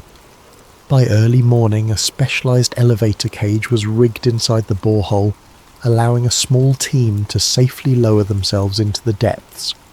Malcolm insisted on being part of the first group, along with Emily, Danny, and 2 additional support staff. Carter, an athletic young mountaineer, and Dr. Vega, whom Danny jokingly called "my older cousin," though they weren't relate. Lanterns clipped to their harnesses provided meagre pools of light, revealing ancient stone beneath layers of ice. The deeper they went, the more the world above seemed to vanish. Only the scraping of the elevator cables and their own anxious breathing reminded them they weren't entombed. Finally, the elevator cage lurched to a stop. They stepped out onto a rough stone floor. It was colder than the surface, if that was even possible, and eerily still. Emily clicked on a high-powered flashlight, sweeping it across walls carved with strange symbols. Some looked geometric, while others depicted tall figures standing beside smaller humans, almost as if they were guiding or ruling them. "Look at this," Malcolm whispered, stepping carefully toward a slab of what appeared to be smooth black rock set into the wall. The surface shone in the flashlight beam, faintly reflective, inscribed with lines that reminded him of cuneiform but with an otherworldly flair. Danny filmed everything in stunned silence. "Are we—" "This is Earth," he muttered under his breath. Emily knelt down, brushing at a half-buried tile beneath her feet. "This craftsmanship, it's not just advanced for the Ice Age, it's advanced for any age. The level of precision is unreal." Malcolm's mind raced. Could these be remnants of a civilization that thrived before the world's known history? A city that sank not into the Atlantic but under shifting ice sheets over tens of thousands of years? The notion buckled his knees. "I knew we'd find something," he said, voice trembling. "But this, it surpasses all my dreams." They explored deeper into the corridors. Some passages were partially collapsed, filled with centuries of accumulated ice and rubble. Others led to chambers whose original purpose they could only guess. Vast halls with pillars shaped like stylized humanoid statues, side rooms with large stone tables, and angled archways reminiscent of ancient temples. Yet everything felt grander, more precise, as though the architects possessed engineering principles beyond those of early civilizations. In one adjoining chamber, they discovered massive stone tablets etched with scenes of a cataclysmic flood, towering waves engulfing pyramids and cities. Oddly, some scenes showed desert-like landscapes, others seemed lush. The timeline was unclear, but the narrative of destruction was unmistakable. This could rewrite human prehistory, Emily breathed, scanning the images.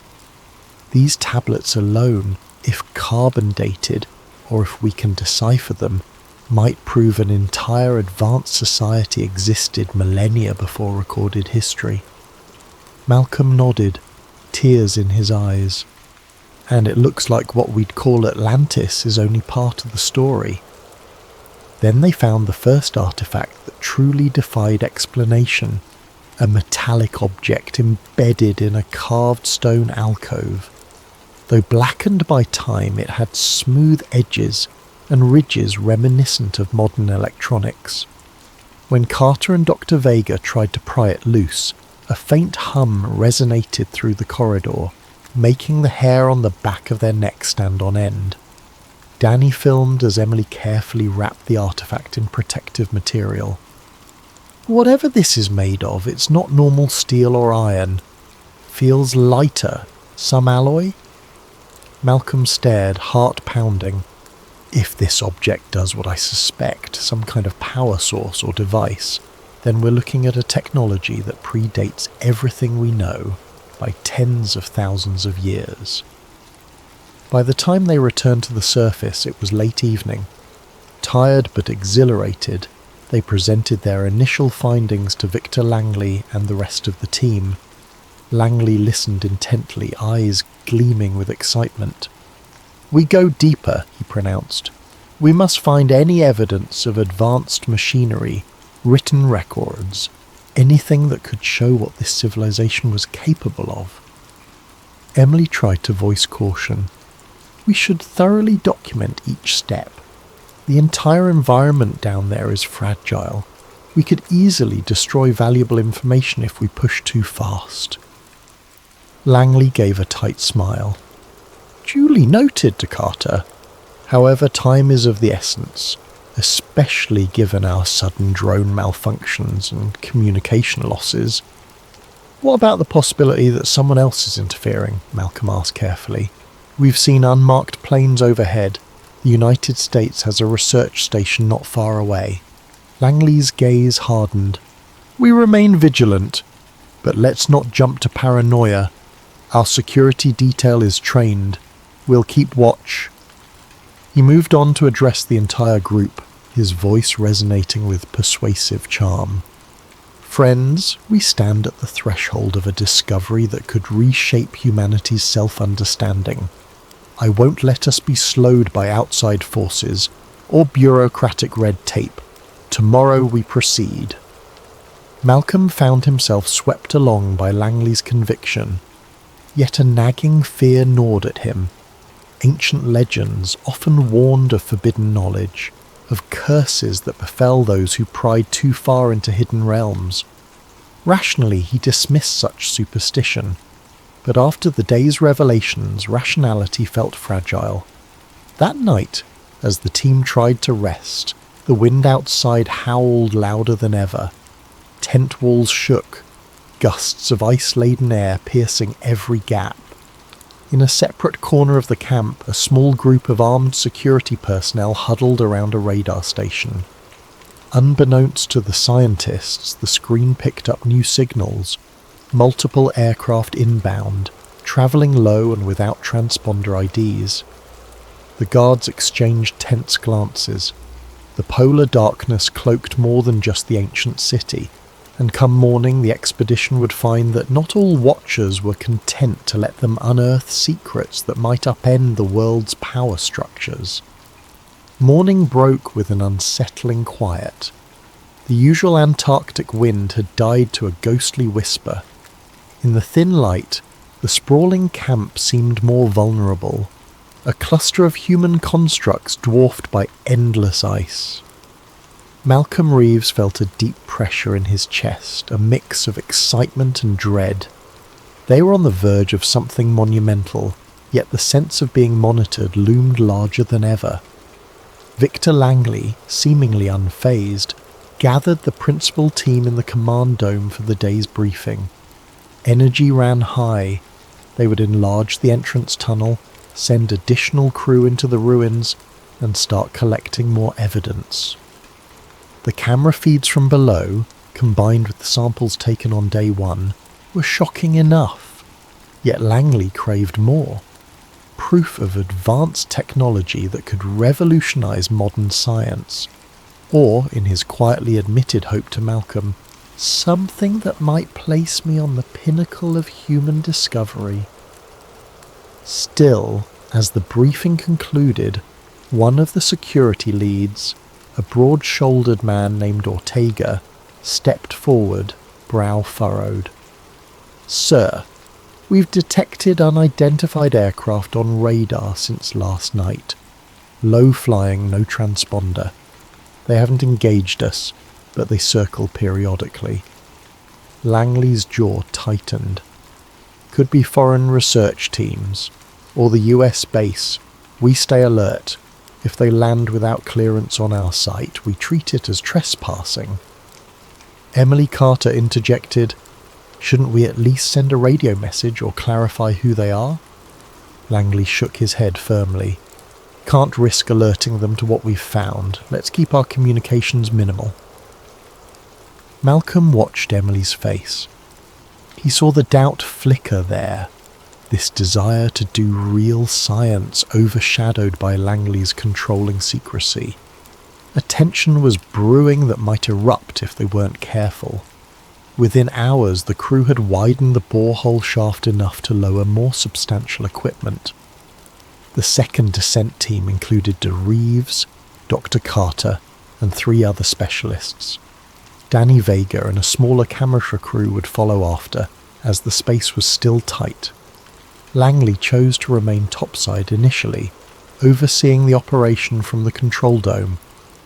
"I want an unfiltered feed of whatever you see down there," he told Malcolm. "Keep me updated in real time." Strapped with harnesses and wearing thick thermal suits, the group descended. Emily's eyes gleamed with cautious wonder. Malcolm felt an almost childlike giddiness. Could they truly be walking among structures older than any known civilization? Each second felt surreal. The elevator reached the ancient corridor once more, but this time they had brought stronger lighting rigs. Illumination spilled across the carved walls, revealing intricate patterns that had been hidden in shadows before. The lines told stories, towering waves, cities of spired architecture, humanoid forms in conflict with bizarre serpent-like creatures. Interspersed were mysterious symbols reminiscent of an unknown script. "It's some form of proto-writing," said a linguist named Hayden, who had joined the second descent. He carefully traced one symbol with a gloved finger. "But I can't even guess at its meaning. We'll need high-resolution images." Moving onward, they found new passages blocked by ice, requiring their portable heaters and the manual labour to chip away at the frozen barrier. After an hour of painstaking work, the team broke through into what looked like a vast underground atrium. Pillars soared overhead, each carved with abstract shapes reminiscent of an advanced aesthetic. The ceiling was so high it disappeared into darkness, even with the floodlights. At the atrium's centre stood something that made Emily's breath catch. An enormous stone statue, at least 20 feet tall, depicting a humanoid figure with elongated limbs, swirling robes, and an ornate headpiece. It was flanked by 2 smaller statues, each one equally alien in style. "That's definitely not typical Atlantean lore," Malcolm murmured in awe. "If it's representing an actual race, they were different from us. Either that or it's highly stylized." Hayden swallowed. We might be dealing with an entirely unknown culture that predates all recorded civilizations. It's bigger than the pyramids, bigger than anything." As they crept closer, their footsteps echoed eerily in the chamber. The statue's eyes seemed to follow them, carved from some reflective gemstone that caught the beam of flashlights and refracted it like small suns. Malcolm suppressed a shiver, recalling half-remembered myths of watchers or guardians in fabled lost cities. "Just stone," he told himself, but a chill prickled his spine. At the statue's base they found a large circular platform made of a metallic alloy. Although discoloured with age, it resonated with a faint hum when struck. Emily knelt down with a portable sensor. "It's giving off a low-level electromagnetic field. This shouldn't be possible for inert metal, unless there's a power source somewhere." Malcolm's heart hammered. A lost city with a functioning power source after millennia? The notion defied all logic, yet here they were. He felt a swirl of excitement and dread, fearful of what else might be hidden beyond their understanding. Meanwhile, topside, Danny Vega was busy filming as the second descent commenced. He captured the elevator cable's lowering gear, the tense faces of the expedition members left behind. A hush of anticipation coated the camp. In the distance, the wind picked up, scattering ice crystals that gleamed like diamonds under the dull Antarctic sun. Then everything changed. A watchtower guard spotted movement on the horizon. Several vehicles, heavily tracked, heading straight for them. Helicopters rumbled overhead. Zrenia, black silhouettes slicing through the pale sky. The guard shouted into his walkie-talkie, "Inbound approach, military vehicles, unknown affiliation." Danny spun his camera in time to see armed men pouring out of the helicopters as they touched down. They wore no overt insignias, save for subdued patches that might have been some covert division. Leading them was a tall, stern-faced figure with close-cropped hair and a fixed glare. Agent Elias Grant. Victor Langley burst from the command dome, hands raised. "This is private property. We have all necessary permits for scientific research." Grant cut him off with a curt gesture, flanked by a line of armed soldiers. "By order of the United States Special Division, this area is under federal quarantine. Cease operations immediately." Langley's eyes blazed with anger. "Special Division? I've never heard of..." Grant's expression remained rigid. "I don't care what you've heard. We have authority here. You and your people will stand down or face detainment." Around them, the camp erupted in confusion. Langley's security detail moved to intervene, but quickly found themselves outmatched. The newcomers carried advanced weaponry and had arrived in overwhelming force. Danny ducked behind a supply crate, filming the entire confrontation. His heart pounded. This is what we were afraid of. They want to shut us down. Langley attempted to stand his ground. "I invested millions in this legitimate expedition. We've discovered historical relics that belong to no single nation." He tried to speak in a calm but firm tone. "If you're claiming jurisdiction, you must have a reason. Let's see your legal documents." Agent Grant gave a thin smile. "This is not a debate. Gather your team. Stop the drilling. We'll discuss the details in private." He snapped his fingers, and soldiers advanced, pointing rifles at the drilling machinery, the data stations, everything. A soldier smashed the camera on a tripod with the butt of his rifle. Rage twisted Langley's features, but before he could retort, Grant continued, "We have no interest in harming you, but I strongly recommend you comply if you value your safety."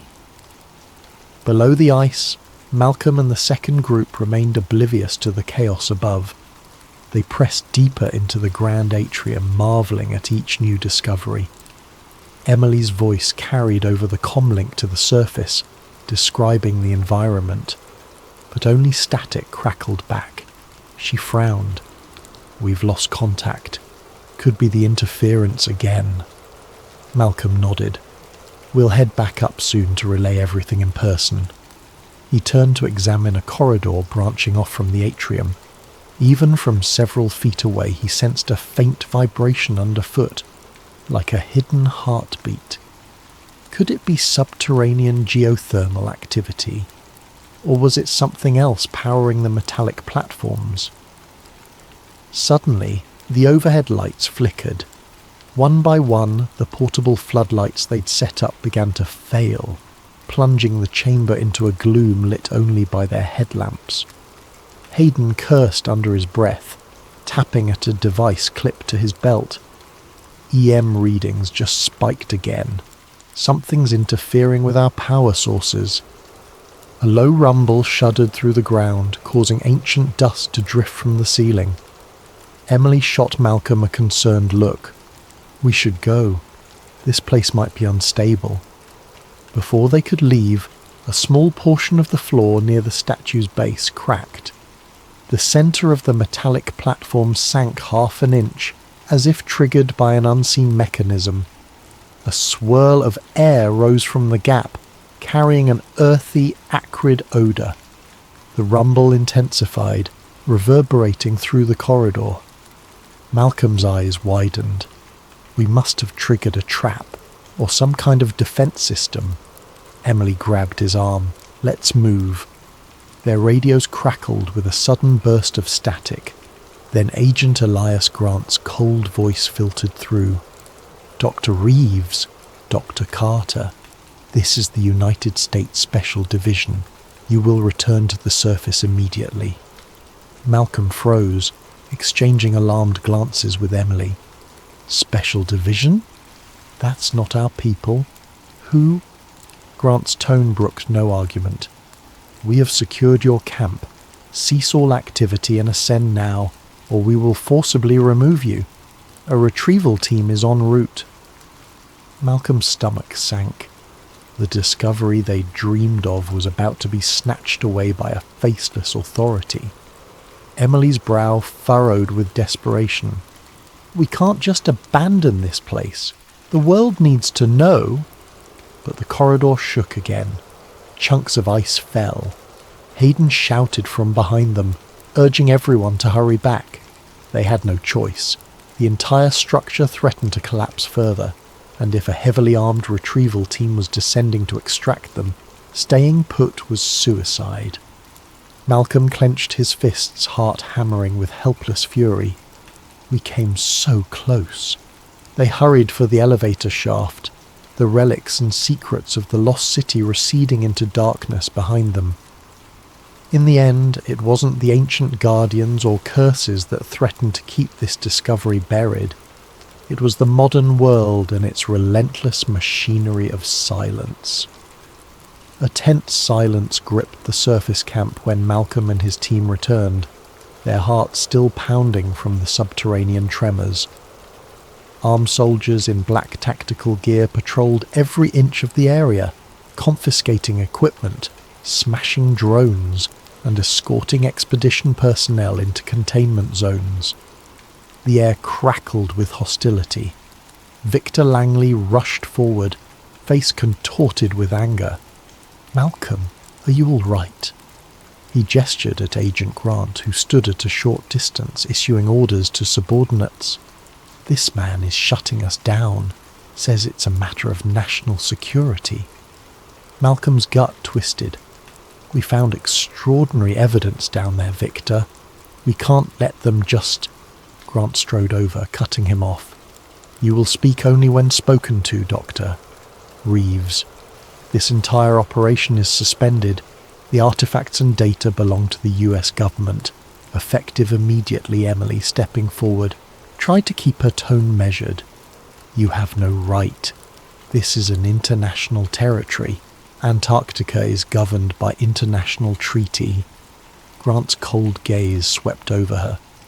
Your treaty doesn't apply to technologies or phenomena that threaten global stability. This is classified beyond your pay grade, Doctor. Carter, trembling with fury, Langley barked, "I'm an American citizen, a private contractor with full permits." Grant's lips curled into a thin smile. "Your permits are void." He turned to one of his men.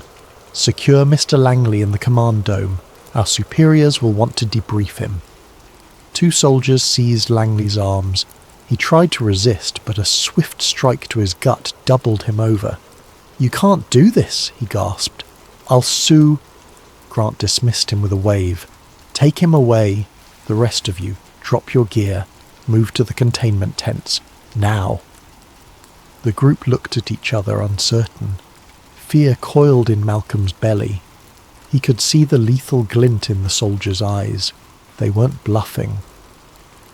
One by one, the expedition members complied, relinquishing cameras, laptops, protective cases holding artifacts. Danny Vega, carefully cradling his camera, tried to slip away unnoticed, but a soldier yanked it from his grip and smashed the lens underfoot. "No!" Danny howled, lurching forward. Another soldier cracked him across the jaw with a rifle butt, sending him sprawling. A hush fell as the entire expedition watched, horrified, while the armed men dragged Danny off, blood trailing from his split lip. Malcolm stepped in front of Emily as if to shield her. "Please don't harm them. We'll cooperate," he said, voice wavering with controlled panic. Grant nodded curtly, then gestured. "You, Doctor. Reeves, come with me. The rest go to Tent B." Before Malcolm could protest, rough hands clamped onto his arms, forcing him to follow Grant toward a separate, smaller dome. With a last desperate glance, he watched Emily and the others being herded away, their faces etched in fear. Inside the small dome, a single metal table and 2 chairs awaited, reminiscent of an interrogation room. The air was thick with tension. Grant motioned for Malcolm to sit, then took a seat opposite him. A solitary lamp cast sharp shadows across the agent's angular features. "You've made a significant discovery," Grant began, flipping through a dossier stuffed with the expedition's notes. "Multiple subterranean chambers, advanced artifacts, possibly non-human remains. Is that correct?" Malcolm swallowed. "Yes, but who are you people really? You can't just..." Grant slammed a hand on the table, making Malcolm flinch. "We ask the questions, Doctor. Reeves. Our division has known about certain anomalies in Antarctica for decades. We've allowed limited scientific presence to monitor them, but your expedition pushed too far, threatened to reveal data that would cause complications for global security." Malcolm's frustration boiled over. "That's insane. This discovery belongs to humanity. You can't hide it." Grant gave a tight-lipped smile. "Dr. Reeves, do you think the world is ready to learn that a technologically advanced civilization once lived here, possibly predating our earliest known societies by tens of thousands of years? The religious upheaval, the rewriting of textbooks, the potential for panic. Think carefully. Knowledge can be more dangerous than any weapon if it undermines the foundation of nations." Malcolm's hands trembled on the table. "We have the right..." "You have no rights in this matter," Grant snapped, leaning forward. "We act to protect stability. Some secrets can never be revealed. The artifacts will be confiscated, the structures sealed or destroyed. The official record will show that your expedition found only geological anomalies.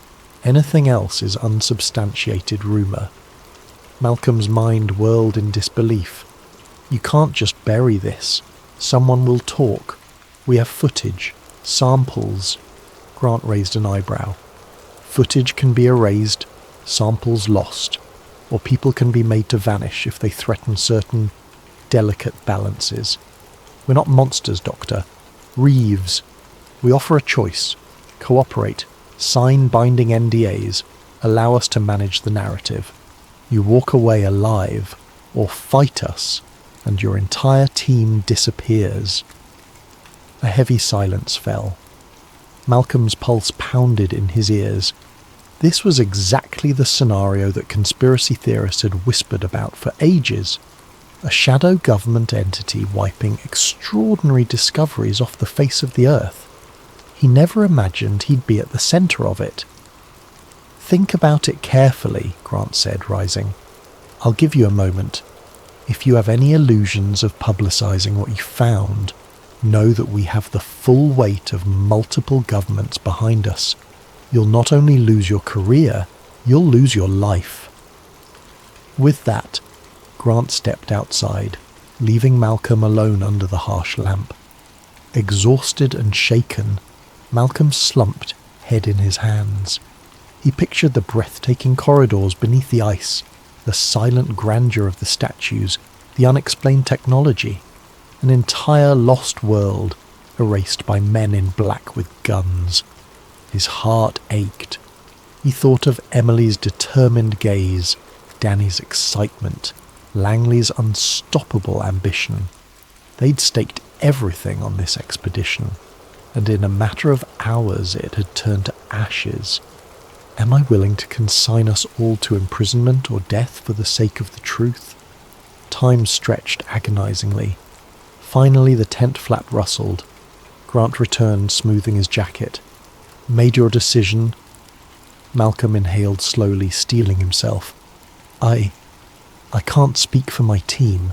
I can only—" "Your team will follow your example," Grant interrupted. "They respect you." Malcolm's voice shook. "And if I sign your damned forms, you'll let us live? Let them go free?" A flicker of triumph shone in Grant's eyes. "Yes. Under the condition you never speak about the ruins or the artifacts, we'll secure the site. This conversation, your entire expedition, will be classified. Officially, you discovered nothing." The words stung, but the thought of Emily and Danny being harmed was worse. Malcolm clenched his fists. "Let me see them. Let me confirm they're safe." Grant motioned to a guard. "Take Dr. Reeves to Tent B." Then, to Malcolm, he added quietly, "You'll find them unharmed, provided they remain cooperative." They led Malcolm through the camp. He caught glimpses of soldiers loading crates, likely containing relics, his team's research equipment, everything. A cargo helicopter loomed overhead, rotors thundering. This was a full-scale erasure. He spotted charred remains of documents in a burn pit. The entire record of their discovery was being systematically destroyed. In Tent B he found Emily, Danny, with a bandage on his swollen lip, and the others huddled on cots. Relief flooded their faces at the sight of him. Emily rushed forward, gripping his arms. "Are you okay? What's happening?" Malcolm forced a thin smile. "They want us to sign NDAs, surrender the evidence, then they'll let us go." "They confiscated my footage," Danny muttered, eyes blazing. "Destroyed my backups, but I hid one micro SD card," he added in a lower tone, glancing around nervously. "If I can get it out of here—" "Don't," Malcolm whispered urgently. "It's too dangerous. They're searching everything. If they find contraband, we could all vanish." Emily's eyes darkened. "So that's it? We just walk away? Let them bury the biggest archaeological discovery in human history?" Malcolm stared at her, sorrow and helplessness warring in his gaze. "I don't see another way. These people, they'll kill us, Emily. They've likely done it before." Silence settled. No one wanted to yield, but the stark reality was undeniable. "If we're alive, maybe we can find another way," Emily said finally, voice trembling. Before they could discuss further, a soldier entered, brandishing a clipboard. "You have 2 minutes to sign the documents. Then you'll be escorted off the continent." Malcolm gently took the pen. His hand shook as he scrawled his signature. an act that felt like betrayal of everything he stood for. One by one, the others followed suit, some with tears of frustration. In that moment, the dream they had all shared was extinguished under the iron boot of secrecy. Outside, the howling wind picked up, throwing a swirl of snow across the camp. Black helicopters awaited, engines droning. Soldiers hustled the scientists aboard, offering no chance for parting glances. Danny's camera, once his prized tool, lay crushed in the frozen mud. Emily, hugging her arms, cast a final haunted look at the white horizon. Malcolm forced himself not to cry. High above, Agent Elias Grant watched impassively as the helicopters lifted off, carrying the expedition members away like prisoners. His mission wasn't over yet. He turned, barking orders to demolish the main borehole entrance. The entire site needed to be sanitized. The lost city below would remain a myth, its secret sealed once more beneath the ice. Grant knew that some truths had to stay hidden, and if that meant burying entire civilizations and the dreamers who dared to uncover them, so be it. 3 days later, the battered remains of the expedition team arrived at a remote US outpost in southern Chile.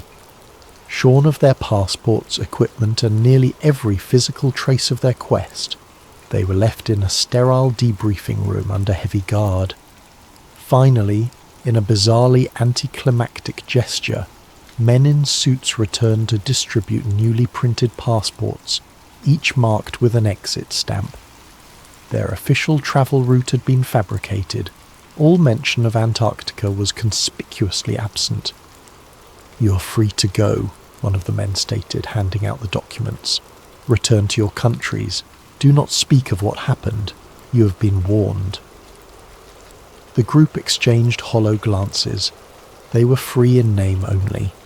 Each carried a silent weight, knowing the truth about something that the powers that be had decided must remain buried. Malcolm Reeves rode a shuttle bus to Santiago, flanked by Emily and Danny. All three stared at the passing landscape with vacant expressions. It seemed impossible that just a week ago they'd been standing on the brink of the greatest discovery in history. Now it felt like a dream, one they were forbidden to share. Eventually Danny broke the silence. "I'm sorry about the camera. The footage, he rubbed the bruise on his jaw. They took everything." Malcolm swallowed, forcing a weak smile. "You did your best. They had an entire operation to silence us." Emily gazed out the window, her voice distant. "What if we talk to the press anyway, anonymously? Leak our story online?" Malcolm sighed. "With no evidence, we'll just sound like lunatics, and they'll come after us if we try. You know that." Danny exhaled, shoulders sagging. "I hate it. We discovered something that belongs to the whole world. Now it's locked away." Silence returned, each of them lost in the swirl of regret. The bus rattled on, delivering them to a world that would never know the truth, at least not from them. Days turned into weeks. The expedition team scattered, each coping in their own way. Some tried to slip back into academic or corporate jobs, haunted by nightmares of the lost city they had glimpsed. Others broke down emotionally, battered by guilt and fear. A few vanished outright, rumoured to have changed their identities to evade potential watchers. Dr. Emily Carter took a leave of absence from her research institution. She couldn't face her colleagues, not after witnessing wonders that defied all geological understanding, only to have them stolen away. Late at night, she'd dream of that silent subterranean atrium, the statues, the metallic platform humming with ancient energy. Each time she awoke drenched in sweat, feeling the phantom rumble beneath her feet. Danny Vega drifted aimlessly, sleeping on friends' couches, depressed at the thought of returning to mundane filming gigs. The memory of his camera being smashed, the lifelong dream to capture the greatest documentary of all time, undone in seconds. He couldn't let it go. He scoured conspiracy forums, trying to see if any hint of their discovery had leaked. It hadn't. The black helicopters had done their job well. As for Victor Langley, he retreated to his corporate empire, or what remained of it. Rumours spread that large portions of his assets were frozen or tied up in legal complications. Shareholders demanded explanations for the ill-fated Antarctic project, which publicly was described as a failed geothermal exploration. Quietly, Langley tried to call in favours among powerful connections, but phone lines went dead. Old allies turned their backs. The man who once orchestrated philanthropic wonders now found himself a pariah in certain corridors of power. Malcolm Reeves, the aging archaeologist, tried to pick up the fragments of his old life. He returned to his dingy apartment in London, a place littered with manuscripts and half-packed boxes from years of neglected rent. The ridicule that had hounded him before felt trivial now. If the academic world still laughed at his theories, so be it. He had seen, with his own eyes, that something grand lay beneath Antarctica's ice, and that knowledge was both a blessing and a curse. One rainy evening, Malcolm sat alone at his kitchen table, a single flickering bulb illuminating a stack of books about Atlantis myths, subglacial topography, and suppressed archaeology. A knock at the door startled him out of his reverie. He froze. He'd been half expecting an ominous visitor for days, a silhouette from the special division ready to silence him. Heart pounding, he inched to the door. Peering through the peephole, he glimpsed a familiar face. Emily Carter, soaked from the rain. He let out a trembling sigh of relief and unlatched the door. "Emily, what are you—" She slipped inside, water dripping from her coat. Her eyes were intense. Without a word, she held up a small, battered object, a micro SD card. "Danny managed to hide it," she said quietly. "He gave it to me for safekeeping." Malcolm's heart lurched. But they searched everything. How? It was hidden in the lining of his coat. He discovered it after we parted ways. She bit her lip. It doesn't have all the footage, but maybe it's enough to prove we're not insane. A spark of hope ignited in Malcolm's chest. "Does it show the corridors? The inscriptions?" She nodded. "Some. The resolution's not great, but you can see the carvings. Possibly enough to raise questions." Malcolm carefully took the SD card, as though it were a precious artifact. "If we leak this, we risk drawing their attention again." "They threatened?" Emily's voice shook with emotion. "I know what they threatened, but we can't live in silence forever. Maybe if we distribute it widely and anonymously, let it go viral. They can't kill every rumour, can't chase every link." His mind whirled. The last time they tried to reveal the truth, guns and government heavies shut them down. But the longing in his chest refused to be silenced. He thought of the subterranean city, the advanced relics, the knowledge waiting to be rediscovered. Even a shred of proof might spark others to investigate, to question, to pry open the locked doors of secrecy. He exhaled, meeting her gaze. "Let's do it. Carefully. We share it with certain channels, anonymous contacts, open source investigators. We let the world see, even if only glimpses. We make it unstoppable." Emily nodded, tears glistening in her eyes. For the sake of everyone who believed in that project. For the sake of truth. Malcolm rose, rummaging for an old laptop that he'd kept offline, hopeful it remained untraceable. Together they huddled around the dim screen, slotting in the SD card. A series of video clips popped up, some partially corrupted, others heartbreakingly clear.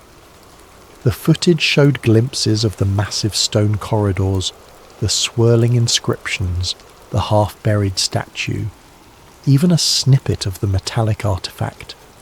The audio was mostly garbled wind noise, but the visuals were undeniable. People will call it CGI, a hoax, Malcolm murmured bitterly. Emily placed a hand on his shoulder. Some might, but others, serious researchers, open-minded explorers, will investigate. Maybe this starts a chain reaction we can't even foresee. They spent hours preparing an anonymous drop, compressing the clips, embedding them in multiple hidden corners of the internet. Emily used encrypted channels she'd learned about from Danny, who was adept at conspiracy crowd jargon. They wrote a short statement. Footage from a suppressed Antarctic expedition. Ancient ruins discovered, forcibly covered up. Spread this. Don't let it vanish.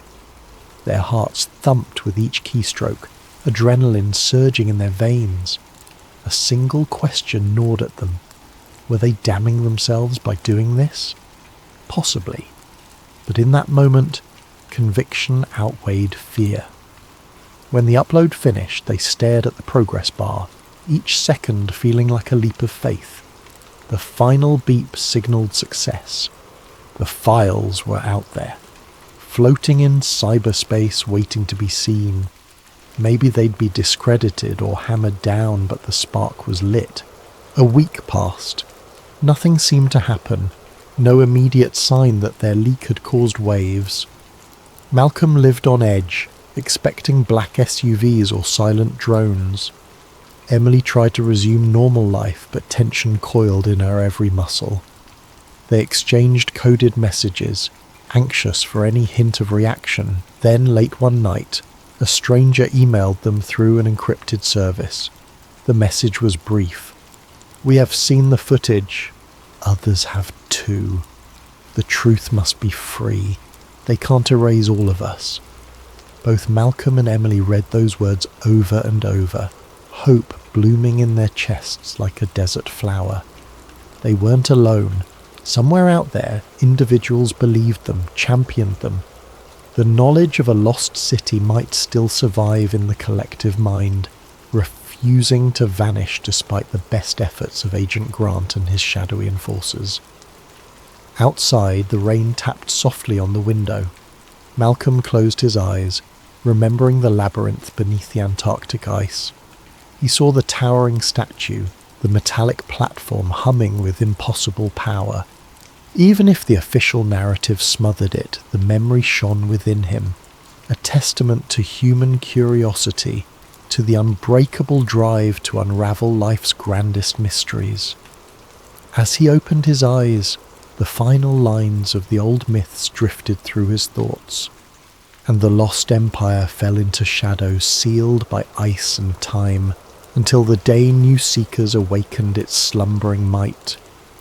He whispered the words to himself, because no matter how many governments tried to bury it, some truths, like the city beneath the frozen continent, could never be kept silent forever. Follow a present-day investigative journalist as she uncovers shocking connections to events from the early 1960s. Prepare for moral dilemmas, dark secrets, and methodical revelations. Let's settle in and begin. A hush enveloped the old retirement home, the corridors scented by antiseptic and memories of lost decades. Alice Coleman quietly stepped into room 214, a tape recorder in hand. She was meeting Agent Randolph Moore, a retired Secret Service operative who'd served in the Kennedy era. For her assignment, an in-depth feature on the 60th anniversary of JFK's assassination, she'd interviewed numerous figures, but none so close to the White House's day-to-day secrets as Moore. Officially, he was meant to provide nostalgic anecdotes. Unofficially, Alice hoped for a glimmer of something new. Moore, draped in a worn bathrobe, sat by the window. He recognized Alice from a previous phone call, and his lined face brightened slightly. "So, you want to talk about November 63 again, Ms. Coleman?" he said with a gentle rasp. She nodded, pressing record. For the first half hour he shared mundane recollections, the feel of Texas heat that day, small talk among the staffers, the sense of complacency. He spoke of hearing the shots ring out in Dealey Plaza, the chaos in the follow-up. Alice politely made notes, but all matched the well-trodden official story. At length Moore's tone shifted. He peered out the window at a leafless oak, then said quietly, "You know, we told the public a pretty neat story about Oswald. But it's bigger, Ms. Coleman. I can't say more." She leaned forward, heart quickening. "Bigger how?" He hesitated, tears glinting in his eyes. He was, well, let's just say, some of our own men might have guided him. Alice's pulse pounded. She'd heard countless theories, but hearing a direct hint from someone with inside knowledge was new. Before she could press further, a nurse arrived, reminding Moore that it was time for medication. The old agent's focus slipped. Alice rose, gently thanking him. As she left, he rasped, "Check Project Crosswinds." They all played along, even the men upstairs. She froze, but the nurse gently escorted her out. She made a mental note. Project Crosswinds. She hadn't encountered that phrase in any mainstream archives. 3 days later, a phone call rattled her mind. Moore had died unexpectedly, officially from heart failure, but the timing spurred Alice's suspicion. Then an unmarked envelope appeared at her desk containing black and white photos, grainy images presumably from the early 1960s. Some featured a figure that resembled Lee Harvey Oswald, but he was standing alongside men in suits. On the back of one photo, scrawled in trembling handwriting, "Crosswinds, 1962. Now, Alice was certain something bigger lurked behind the standard narrative. Her editor, noticing her excitement, cautioned her not to veer into conspiracy-laden territory. The JFK assassination had been probed for decades. "Don't lose credibility chasing ghosts," he advised. But the mention of Crosswinds, combined with Moore's cryptic hint, fueled Alice's determination. She wanted to pursue it, regardless of the risk. To glean more leads, she sought out a name that circulated in niche forums. Samuel Sam Delgado. An archivist with an obsession for conspiracy documents, Sam had compiled a trove of memoranda, old news clippings, and partial diaries from ex-intelligence officials. Over a phone call, he told her, "Meet me at my apartment. I've heard that code word, Crosswinds, once or twice in old declassified CIA files. It might connect to a plan bigger than Oswald alone." She could sense his excitement. He also sounded nervous, as if being watched. That same evening, she arrived at Sam's cluttered apartment in a rundown building overshadowed by a highway overpass. Stacks of file boxes towered precariously in the living room. Newspapers from the 60s spanned every surface. The only clear space was a small table with a flickering lamp. Sam, wiry and dishevelled, greeted her with a quick handshake. "You said you want the truth, right?" He rummaged through a battered trunk, retrieving a folder labelled Crosswinds.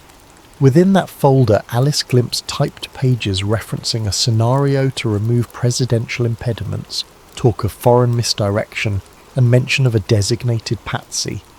The language was cryptic, but it implied a premeditated plan. Sam pointed to one page. "They talk about Oswald's defection being manipulated, how key figures in intelligence wanted a scapegoat to blame." The text wasn't conclusive, but it strongly hinted a part of the CIA or some clandestine faction had orchestrated more than a cover-up, possibly the entire murder. Catching her breath, Alice stepped back. "This is extraordinary," Sam shrugged. "It's a fragment. The real motherlode is out there, some hush-hush directive. I've spent years chasing it, but no mainstream journalist took me seriously. You might be the one to break it if you're careful." He then produced a torn letter allegedly from a CIA official to an Army general discussing Dallas' final approach and all compartments remained sealed. The date was early November. Just then, the apartment's overhead light flickered. Sam paused. That happens when the building's wiring acts up, but I also suspect we're being watched. I've noticed a black sedan parked across the street for days." Alice glanced out the window, seeing only darkness. She asked, "You ever confronted them?" Sam shook his head. "I keep my head down, but they want to ensure none of these doxy mainstream coverage." This revelation heightened her sense that they were treading dangerous ground. Though her editor might balk, Alice felt a moral imperative to continue. If these documents were genuine, they undermined half a century of official denials. But verifying them would be essential. "How do we confirm authenticity?" Sam recommended a forensic approach. "Check the typeface, the codes, consult a ballistic expert about references to bullet angles. We can do it if you commit." She nodded. They parted ways with an unspoken agreement. The story must go on. Late that night, back at her apartment, Alice's phone chimed with a withheld number. She answered, hearing only static, then a distant click. She tried to dismiss it as spam, but her instinct said otherwise. She realised she might be stepping into a labyrinth of watchers and enforcers, people who do anything to keep the official story intact. Yet for the sake of history, for truth, and for the memory of that old Agent Moore, Alice decided she wouldn't turn back. The next day she'd begin verifying Project Crosswinds, no matter how far it took her. Sunlight filtered through Alice's blinds as she typed notes on her laptop about Project Crosswinds, referencing the partial documents Sam had revealed. She compiled a short bullet list, references to CIA memos from late in '62, an Army intelligence connection, a patsy plan, and suspicious mentions of removing the occupant of the White House. She felt a mix of excitement and dread. If true, the ramifications would be explosive. Government complicity in assassinating a sitting president. But she needed credible, modern-day experts to weigh in.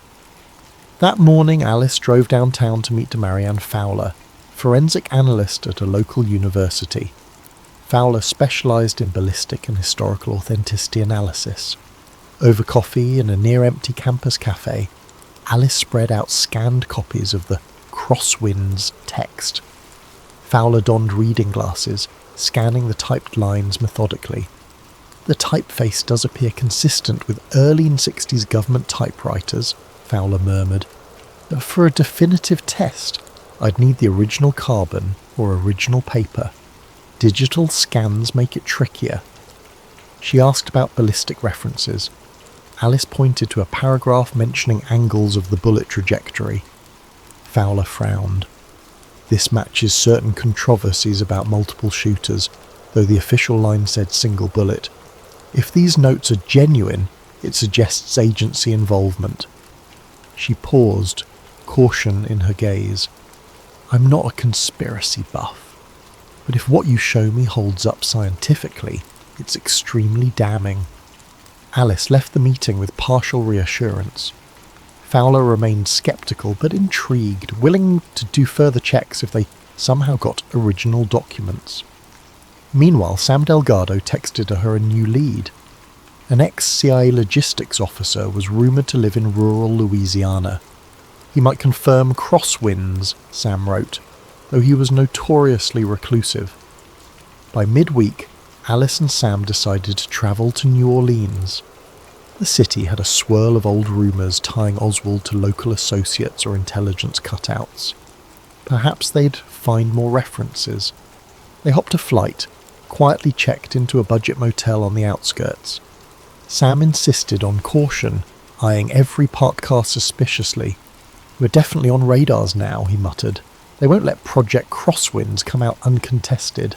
In a musty library corner rummaging through local archives, they encountered fleeting mentions of a Major Garrity, an intelligence operative rumoured to have recruited assets in the early 1960s. This name matched some of the faint scrawls in Sam's docs. T. Garrity. Sam gasped softly.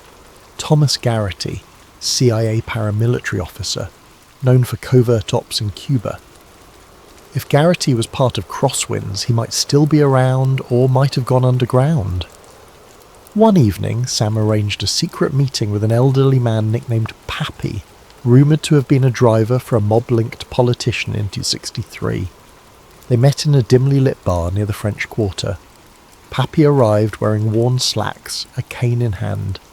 Over a slow conversation, he mentioned how men in suits visited certain local crime figures, apparently forging an alliance of convenience to remove Kennedy. He recalled overhearing lines about ensuring the blame falls squarely on that Marine. The name Oswald came up in hushed tones. Pappy's account was scattered, but it matched the gist of Project Crosswinds. He said, "Some folks said the plan was bigger than the Mafia, like high-level spooks steering the Mafia as pawns." When Alice pressed for details, Pappy's voice wavered. "I only know they called it a necessary measure. I didn't want to know more." He looked fearful, as if even decades later, the spectre of reprisal hovered. Moments after Pappy's departure, Sam discovered his notes rummaged through. He'd left them on the bar table for a minute, and now half the pages were missing. "Where?" he hissed. A quiet panic enveloped them. They scoured the bar. The bartender shrugged ignorance. Possibly they'd been pickpocketed. Possibly an agent of Garrity's was lurking, snatching evidence. Sam cursed under his breath, eyes darting about for watchers. Alice realised they must be extremely careful. So far, none of this had gone public, and forces were determined to keep it that way. Returning to the motel, they found the door slightly ajar, the lock jimmied. Inside, the lights were on, the place ransacked. Sam's laptop was gone. The safe with some original documents was forced open. A single note scrawled on the bed. "Stop now." Fear hammered in Alice's chest. This was no random burglary. Sam sank onto a chair, shoulders trembling. "They're serious," he whispered. "If we push further, we might end up like that old Agent Moore." But for Alice, something fundamental shifted. She saw how far these conspirators would go. Retreating now meant letting them bury the truth for good. She phoned Manny, her colleague, summarising the break-in. Manny insisted, "You gotta get out of there, or go public now." She hesitated. The documents were partially stolen, the story was half-formed. She responded, "I need better proof. Then we go public. I can't run off a spree." Manny reluctantly accepted, promising to keep a lookout for suspicious activity back at their city. In the following days, as they tried to salvage leads, they spotted a man trailing them, a tall, stoic figure with a military bearing. On a hunch, Sam recognised him from a decades-old photograph, Thomas Garrity. Late one night, Garrity cornered them outside a closed library, leaning against a parked car. "I suggest you two stop rummaging in dead men's secrets," he said, voice low. "No one wants the public undone by illusions of betrayal. Let the past remain in the shadows." Sam tried to protest, but Garrity's cold gaze froze him. Garrity added, "This is your last warning." Then he slipped away, leaving them shaken.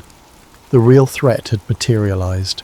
An ex-operative who'd once done the system's dirty work, presumably tasked with shutting them down. Alice, though rattled, found renewed resolve.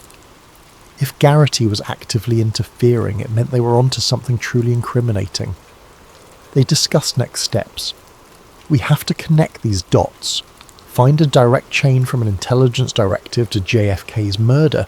Tie it to current power figures," Alice said. "We suspect they never fully lost influence. Perhaps certain politicians soared to prominence under the shadow of crosswinds." Sam nodded.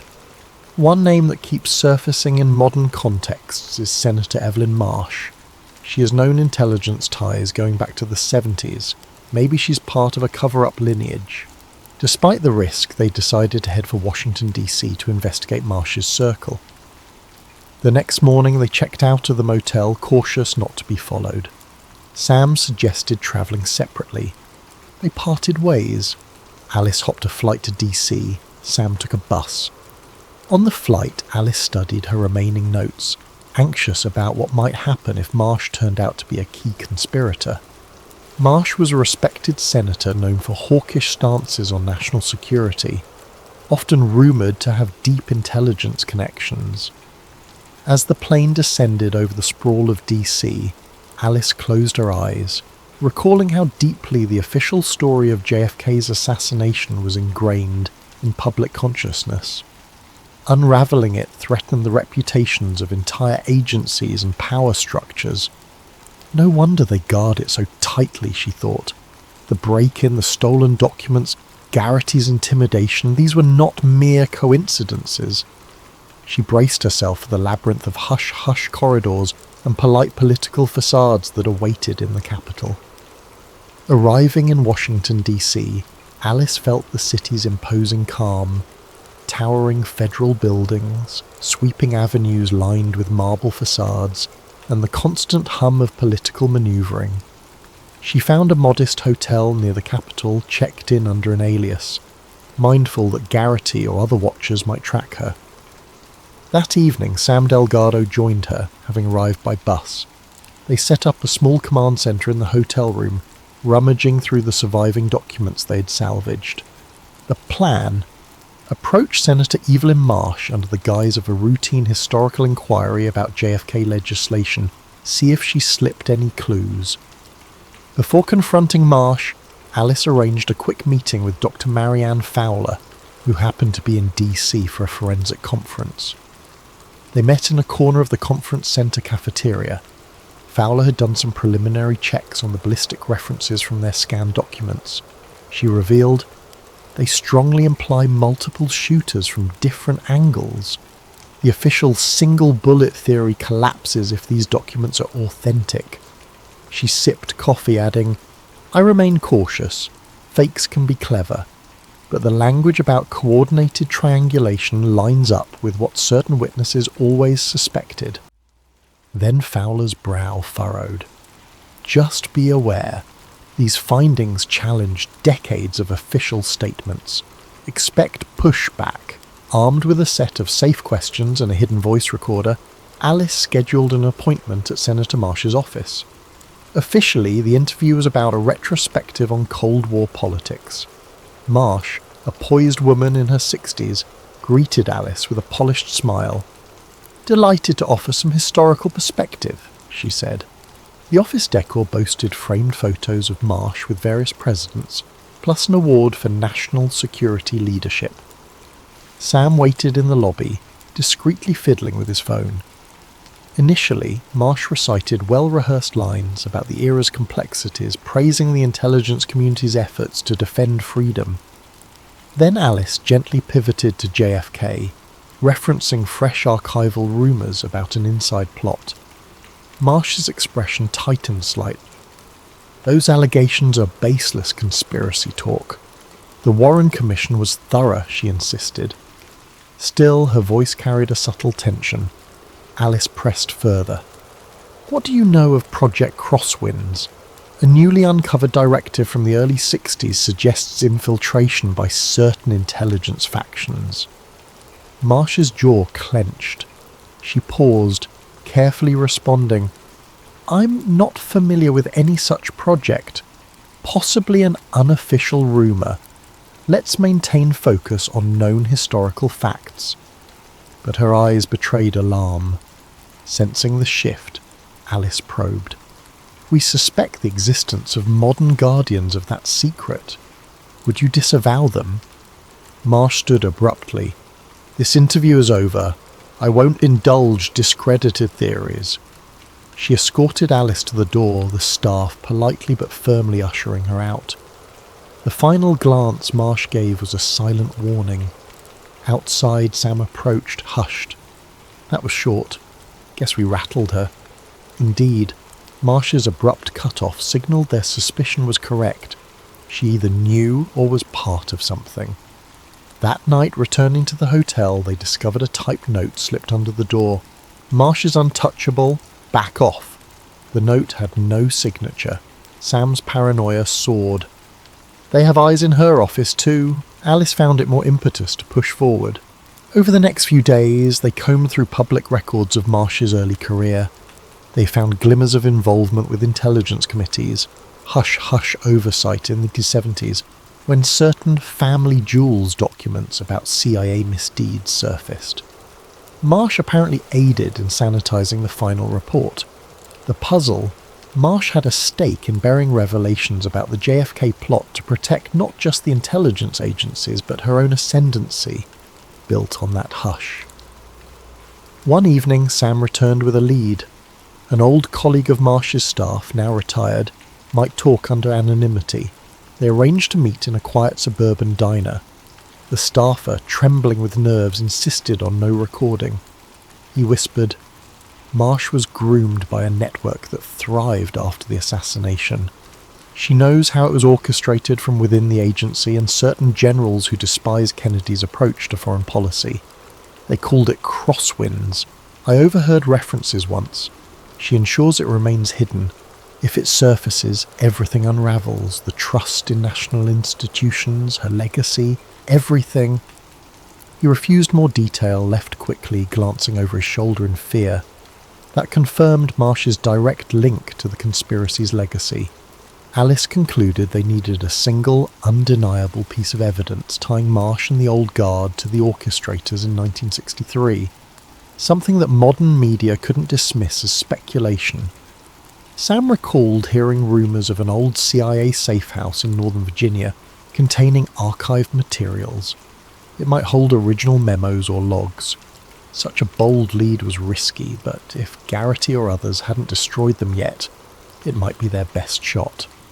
"We have to look," said Alice, "even if it's a needle in a haystack." As if on cue, Garrity cornered Sam in a convenience store parking lot that afternoon. While Alice waited in the car, she glimpsed them talking tensely. Garrity's stance was threatening, though not openly violent. Sam returned to the car, shaken. He said, "We won't find anything. The safe house is empty, cleaned out years ago. Don't be foolish." Then he said next time, "They won't just warn us." This intimidation only heightened their resolve, but the tension soared. They realized Garrity was an unstoppable enforcer, loyal to the old conspiracy's cause, or at least loyal to Marsh's directives. In the midst of that tension, Dr. Fowler delivered new ballistic findings via email. She had discovered anomalies in official ballistic logs from 1963, timing mismatches that pointed to multiple shots from different angles. If your documents referencing those angles are correct, it means the official single-shooter line was impossible. The bullet trajectories dispute it. She concluded, "I now strongly suspect the existence of a covert group directing the outcome. I stand ready to confirm in a published piece if you gather enough additional proof." This was a big step for Fowler, who had been initially reluctant to challenge official narratives. Encouraged, Alice saw a path to building a robust case. Now, they faced a fateful choice: gather the rumoured safe house records, if they even existed, and risk direct confrontation with Garrity and Marsh, or go public with partial evidence, risk being labelled conspiracy nuts, and maybe see to Fowler's ballistic analysis overshadowed. Considering the high stakes, they decided to press forward. "We can't let them bury it again," Sam said. "We find that safe house or any surviving records. If it's empty, fine, we tried. If it's not, we might blow this wide open." Though fear gnawed at them, the moral weight of revealing how the democracy's highest office might have been toppled by internal conspirators overrode their caution. They planned a stealth approach. Sam had gleaned the approximate location from obscure footnotes. They'd drive out at night, carefully avoiding watchers. The next day, they'd attempt a clandestine search. The risk was enormous, but with Garrity and Marsh looming, the window of opportunity was closing. So ended another chapter in their increasingly perilous quest. The capital city, seat of power, had proven how deeply those strings could be pulled to hide old crimes, yet the intangible sense of righteous purpose drove them on. They'd soon find themselves at the threshold of a place that might hold the final puzzle piece, a direct link to the men who orchestrated the shots fired in Dallas decades ago. The question, would Garrity arrive first to erase it all, or would they manage to secure enough evidence to finally expose the true shadows in Dallas? Late at night, a sedan cruised along a winding rural road in Northern Virginia. Alice drove while Sam scoured a tattered map. According to rumour, an abandoned CIA safe house sat near a wooded property line. The sky was moonless, thick with hush.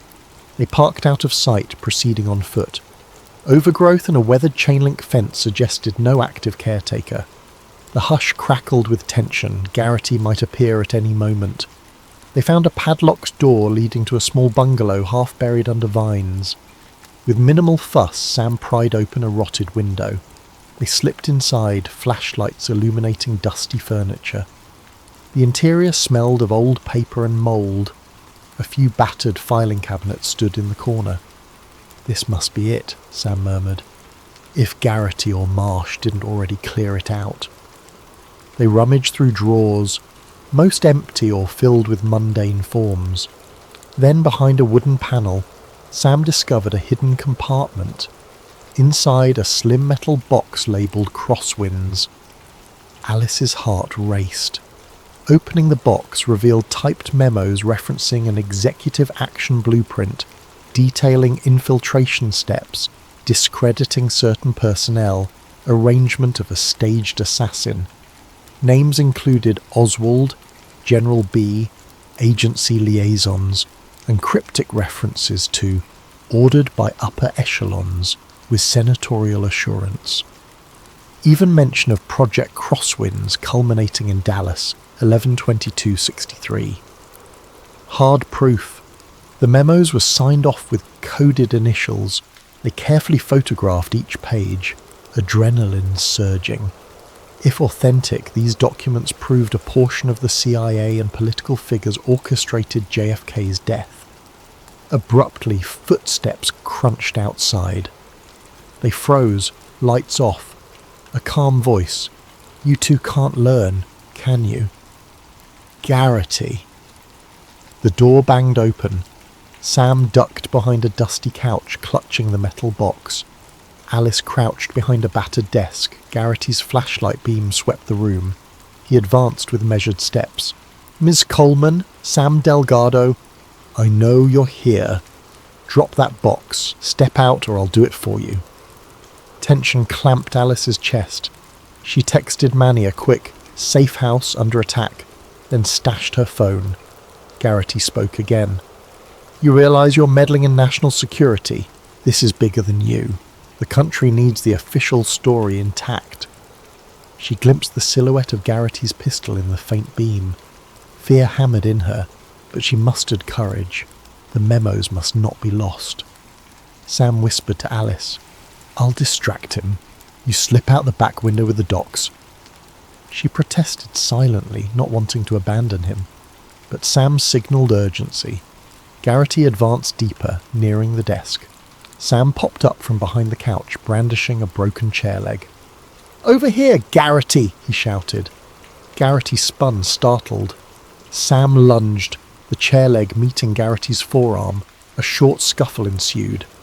Garrity easily disarmed Sam, tossing him into a shelf with a loud crash.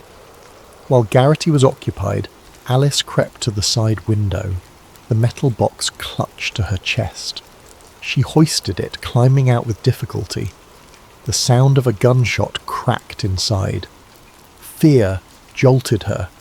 She didn't know if Sam was hit. She scrambled out, stumbling in the dark. Another shot echoed, then a third. Her mind reeled with dread, but she pressed on, memorizing Sam's last instruction. "Get the evidence out." She dashed into the thicket, crouching behind trees. A single overhead glance told her Garrity wasn't immediately chasing. She heard muffled shouts from inside the safe house. Possibly Sam was pinned, or worse. She texted Manny once more, hand shaking. "Shots fired, have docs, need help." Manny responded, "Police en route," though she doubted local authorities could handle Garrity's covert ties. Nonetheless, she kept moving. She prayed Sam might slip away somehow. Eventually, after a tense half-hour navigating darkness, she reached the parked sedan. She stashed the metal box in the trunk, heart pounding with anguish over leaving Sam behind. But revealing these documents might be his only hope. She started the engine, headlights off, rolled down the road until safe to turn them on. Once on the highway, tears streamed. She overcame the guilt with a vow. I'll expose everything, rescue Sam. But for now, the documents needed to get out. At dawn, she found a safe motel near a different county.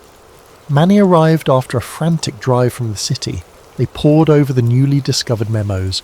The language was shockingly explicit, references to how Oswald shall be presented as the lone extremist, a mention of arranging infiltration in New Orleans for plausible associations, instructions for certain media infiltration to push the official line, even footnotes about friendly senator aides ensuring the commission's compliance. One senator's name was redacted, but cross-references suggested it might be Marsh or her predecessor. Manny gasped. This is more than enough to blow up decades of official narrative. They faced a choice: publish immediately, or confirm authenticity with Dr. Fowler. They decided on a middle path: scan them, secure backups, then meet Fowler for final verification. Manny would also tip a few trusted media contacts to prepare for a major scoop. Meanwhile, they'd try to contact Sam or confirm his fate. Several calls and texts to Sam's phone went unanswered. Fear coiled in Alice's gut. She prayed Sam was alive. Within hours, national headlines got wind that new documents allegedly emerge on JFK plot. Manny's media leaks were unstoppable.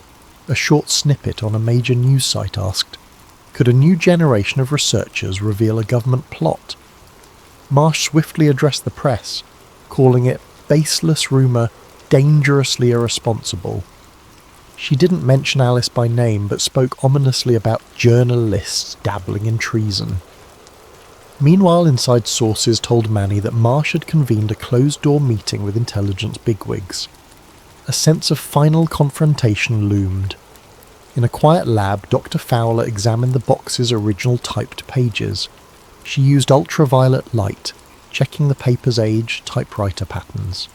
She concluded the documents were very likely from the early 1960s, consistent with official stationery watermarks, showing no sign of forgery.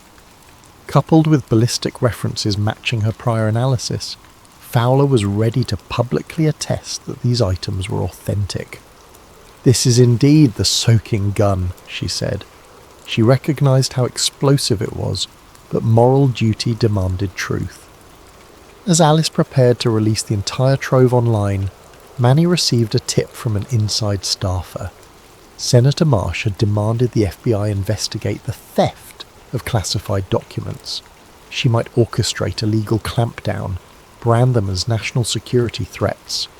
Also, Marsh had apparently engaged Thomas Garrity to track down the missing box. Meanwhile, Sam Delgado's fate remained unknown. A swirl of tension overshadowed the moment. Alice recognized once they pressed publish, they'd have no protective shield. The conspirators might act violently or use legal sabotage, but the only path was forward. Midnight approached. In a small safe-house apartment Manny had borrowed, Alice hovered over her laptop, hand trembling on the mouse. The digital scans of Project Crosswind's documents were queued. Manny nodded grimly. Dr. Fowler on speakerphone confirmed readiness to back them up with her ballistic evidence.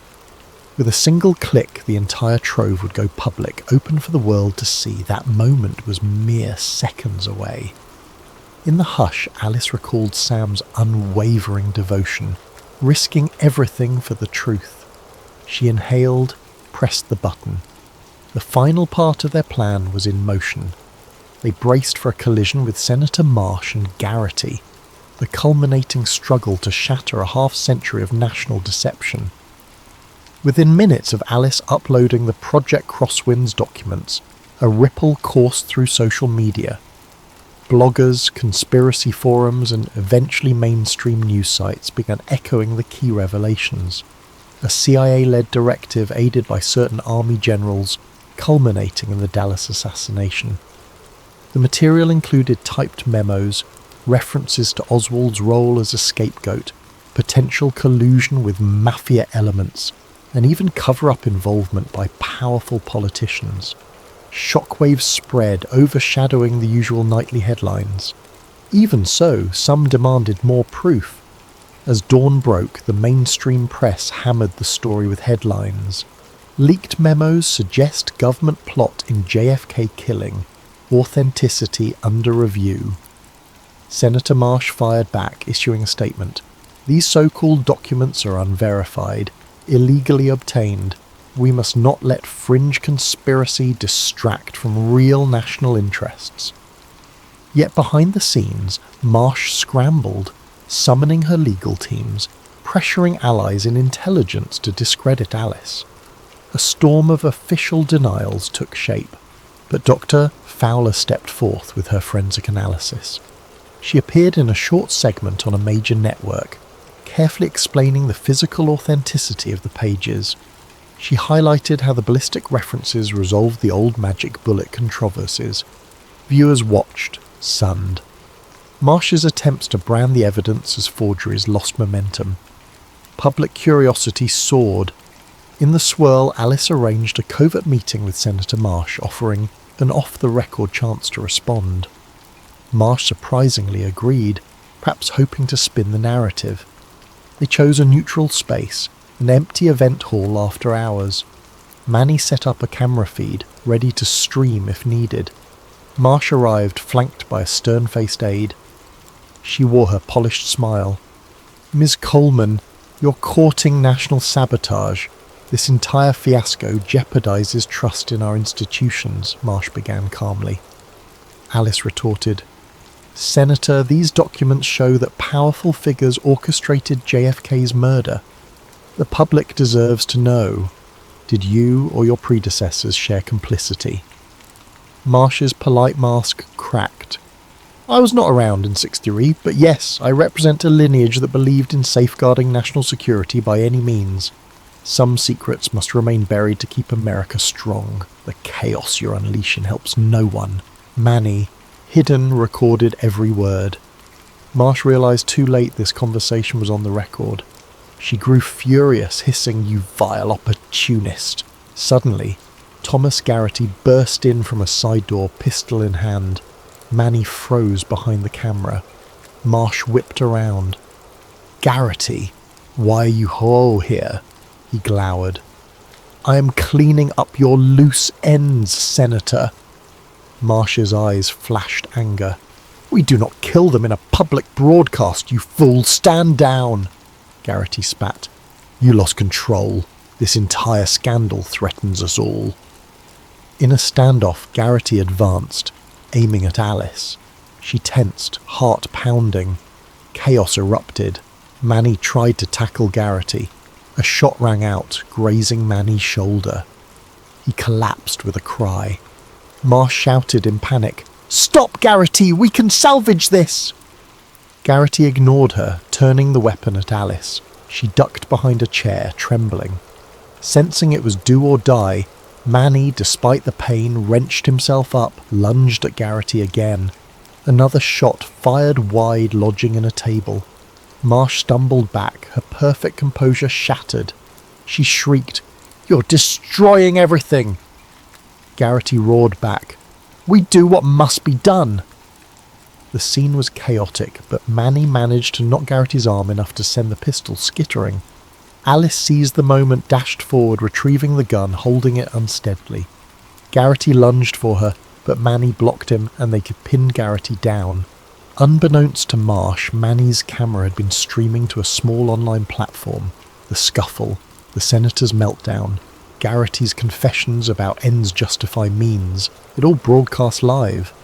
The partial admission from Marsh about a lineage preserving secrets at all cost went public. Observers on the internet watched, stunned, as it became apparent that a high-level figure condoned lethal methods to keep old secrets hidden.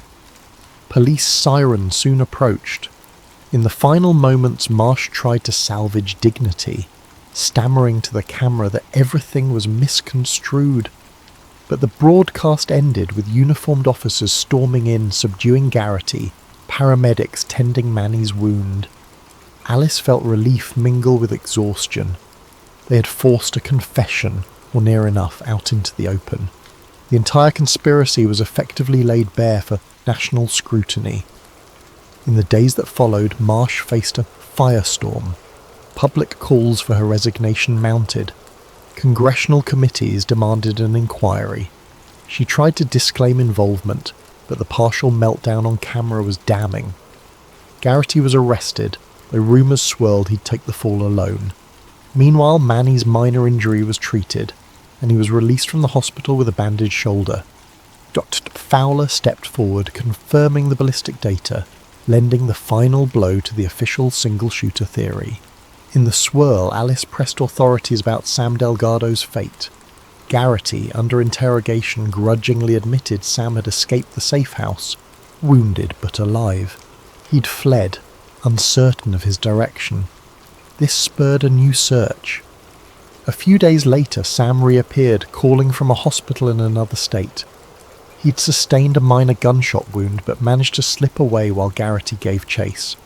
He was safe now, though shaken. Alice wept with relief. She realised how close they'd come to losing him.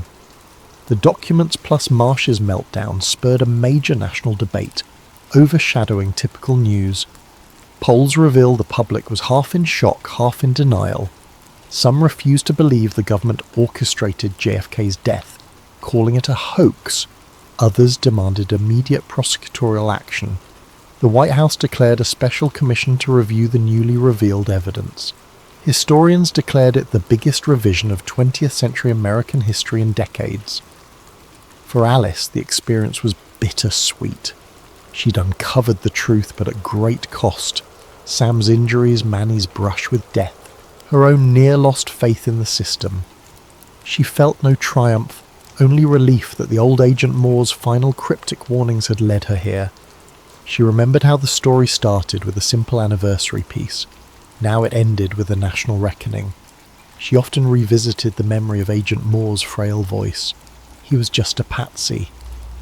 Indeed, the entire truth was darker than she imagined. Months later, Alice visited Dealey Plaza in Dallas. The sun shone on the famous old book depository, the vantage point that for decades was claimed to be the lone shooter's nest. But she now knew multiple vantage points were used. She stood quietly, reflecting on how easily official narratives can shape history for generations. Sam, mostly recovered, accompanied her. They laid flowers as a token for the memory of that day in 1963, for the watchers, the scapegoat, the complicity. "We did what we could," Sam said softly. Alice nodded. Back home, Manny's article series titled Shadows in Dallas, The Crosswinds Documents, soared in readership. Fowler's forensic testimony became standard reference for new documentaries. Garrity's trial ended with him scapegoated by the government apparatus, ironically reminiscent of Oswald's fate. Senator Marsh resigned under scandal, facing ongoing investigations that might or might not lead to convictions. Yet even with so much revealed, some corners of the public remained unconvinced. "It's too big," they said, or "We can't rewrite history now." But the seeds of truth, once planted, took root. Thus the final lines of the JFK conspiracy story were no simple conclusion. The revelation sparked endless ramifications, rewriting textbooks, fueling more controversies, forging a new acceptance that sometimes the greatest secrets can endure for decades, until a few persistent souls bring them to light. Alice Coleman, once a modest journalist assigned to an anniversary piece, had shattered a portion of national myth. The cost weighed on her heart, but the voice of her conscience said it was worth it. So concluded the saga of Shadows in Dallas, a conspiracy undone by unwavering determination, proving that in the end, even the darkest secrets can be forced to face the sunlight. Our protagonist, Avery Barnes, is an independent journalist who, with the help of DIA insider Miguel Varela and art historian Dr. Valerie Ng, faces the official denial from PR manager Rosalind Carter and the lurking presence of Marcus Knight, who might be orchestrating covert expansions deep beneath the airport. Join us as we unravel what truly lies under those runways and behind those symbolic murals. Let's begin. Avery Barnes carefully navigated the bustling terminal of Denver International Airport, clutching a small digital recorder in one hand and a tangle of press passes in the other. She had come ostensibly to cover a routine story about passenger satisfaction and the airport's new automated train system. But her real reason for being here was an itch in the back of her mind, a swirl of rumours, from suspicious murals depicting apocalyptic scenes to talk of hidden bunkers. She'd glimpsed swirling claims online about the DIA being a front for a New World Order base, replete with deep subterranean facilities. Most mainstream outlets dismiss such chatter as nonsense, but Avery was determined to see if there was anything more than smoke. As she walked, the overhead announcements droned about flights departing for Los Angeles or Chicago. In her line of sight, families lugged suitcases, business travellers strode with purposeful steps, and the background hum of rolling luggage formed a mild soundtrack. Overlooking it all was the airport's distinctive peaked roof, reminiscent of the Rocky Mountains. The modern architecture gave DIA an airy feel, but Avery noticed how even the bright lights and open spaces couldn't quell the sense of something off. Maybe it was the hush of security cameras overhead, or the sheer sprawl of the place, with corridors that seemed to lead nowhere. Her contact, Miguel Varela, had sent her a cryptic message the previous week. "If you want real evidence, come to DIA. I'll show you some locked-up expansions." She hoped he'd appear. She had zero illusions about how risky it might be for him, a long-time maintenance worker going on record about unusual construction sites. While waiting, she meandered toward the iconic murals near the baggage claim. She'd read about them. Online conspiracies pointed to their alleged portrayal of global catastrophe, secret symbols, even cryptic references to Freemasonry. At first glance, they looked vibrant and whimsical, depicting scenes of children, doves, and strangely martial figures in others. Hardly definitive proof of a hidden agenda, but Avery felt a small chill. Something about the art was too surreal for an airport. A tap on her shoulder startled her. A young man in a plain uniform whispered, "Ms. Barnes." She turned, meeting Miguel Varela's anxious gaze. He beckoned her to follow him away from the main corridor. They ducked into a side hallway seldom used by passengers. The overhead fluorescent lights cast a sterile glow on the beige walls, the hum of an HVAC system echoing faintly. Leaning close, Miguel explained in a low voice, "We keep building expansions that go nowhere. Sealed corridors, huge subterranean sections not on official maps. Management is hush-hush. They tell us not to question, but it's bigger than standard baggage systems." Avery's pulse quickened. She asked for specifics. Miguel described how, during overnight shifts, entire shipments of unmarked crates arrived at restricted docks. He'd also found references to level -4 in some internal documents, yet the official blueprint only listed 2 basement levels. Rumours among staff suggested a labyrinth of bunkers or secure facilities. "Some say it's for a catastrophic event. Others blame a secret organisation," Miguel said with a dry chuckle. But the fear in his eyes was real. As Avery scribbled notes, a sudden hush fell when a security guard rounded the corner. They both fell silent, feigning normal conversation. The guard passed by with only a nod, presumably noticing nothing amiss. After that brief scare, Miguel said he had a break in about an hour. He'd try to slip her into a maintenance corridor that might reveal part of the subterranean expansions. She agreed to meet him near a staff cafeteria, mind bristling with curiosity. With that, they parted. Needing more background, Avery strolled to an out-of-the-way lounge where she set up her laptop to browse additional leads. She found references to the infamous Blue Mustang statue outside.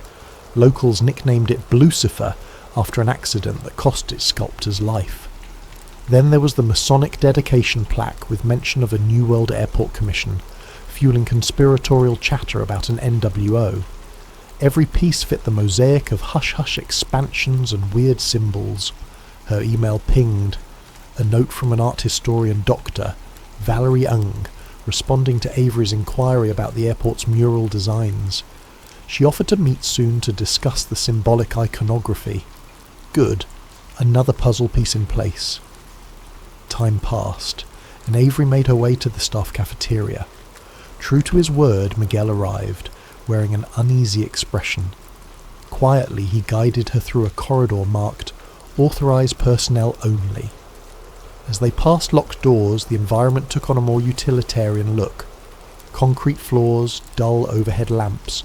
No travellers in sight, just occasional workers or carts. At a certain door with a coded keypad, Miguel typed in a code. The door hissed open, revealing an industrial staircase descending into a faintly lit space. "Down here is part of the old baggage system everyone jokes about," Miguel whispered. "But deeper, there's sealed expansions. I've only glimpsed them." Avery's heart thumped. She carefully followed him down the steps. The air grew cooler, the hum of machinery more pronounced. They reached a wide corridor with overhead pipes and cables. Miguel led her to a set of double doors labelled "Restricted, No Entry." He pressed his ear to it, then motioned for Avery to do the same. The hush behind the doors felt charged, as though a large empty chamber lay beyond. He quietly tested the handle. Locked, of course. "Any chance you can get me inside?" Avery asked, adrenaline spiking. Miguel shook his head. "Not without triggering alarms. But I saw large shipments vanish behind these doors at night." Avery snapped discreet photos, her camera's flash turned off.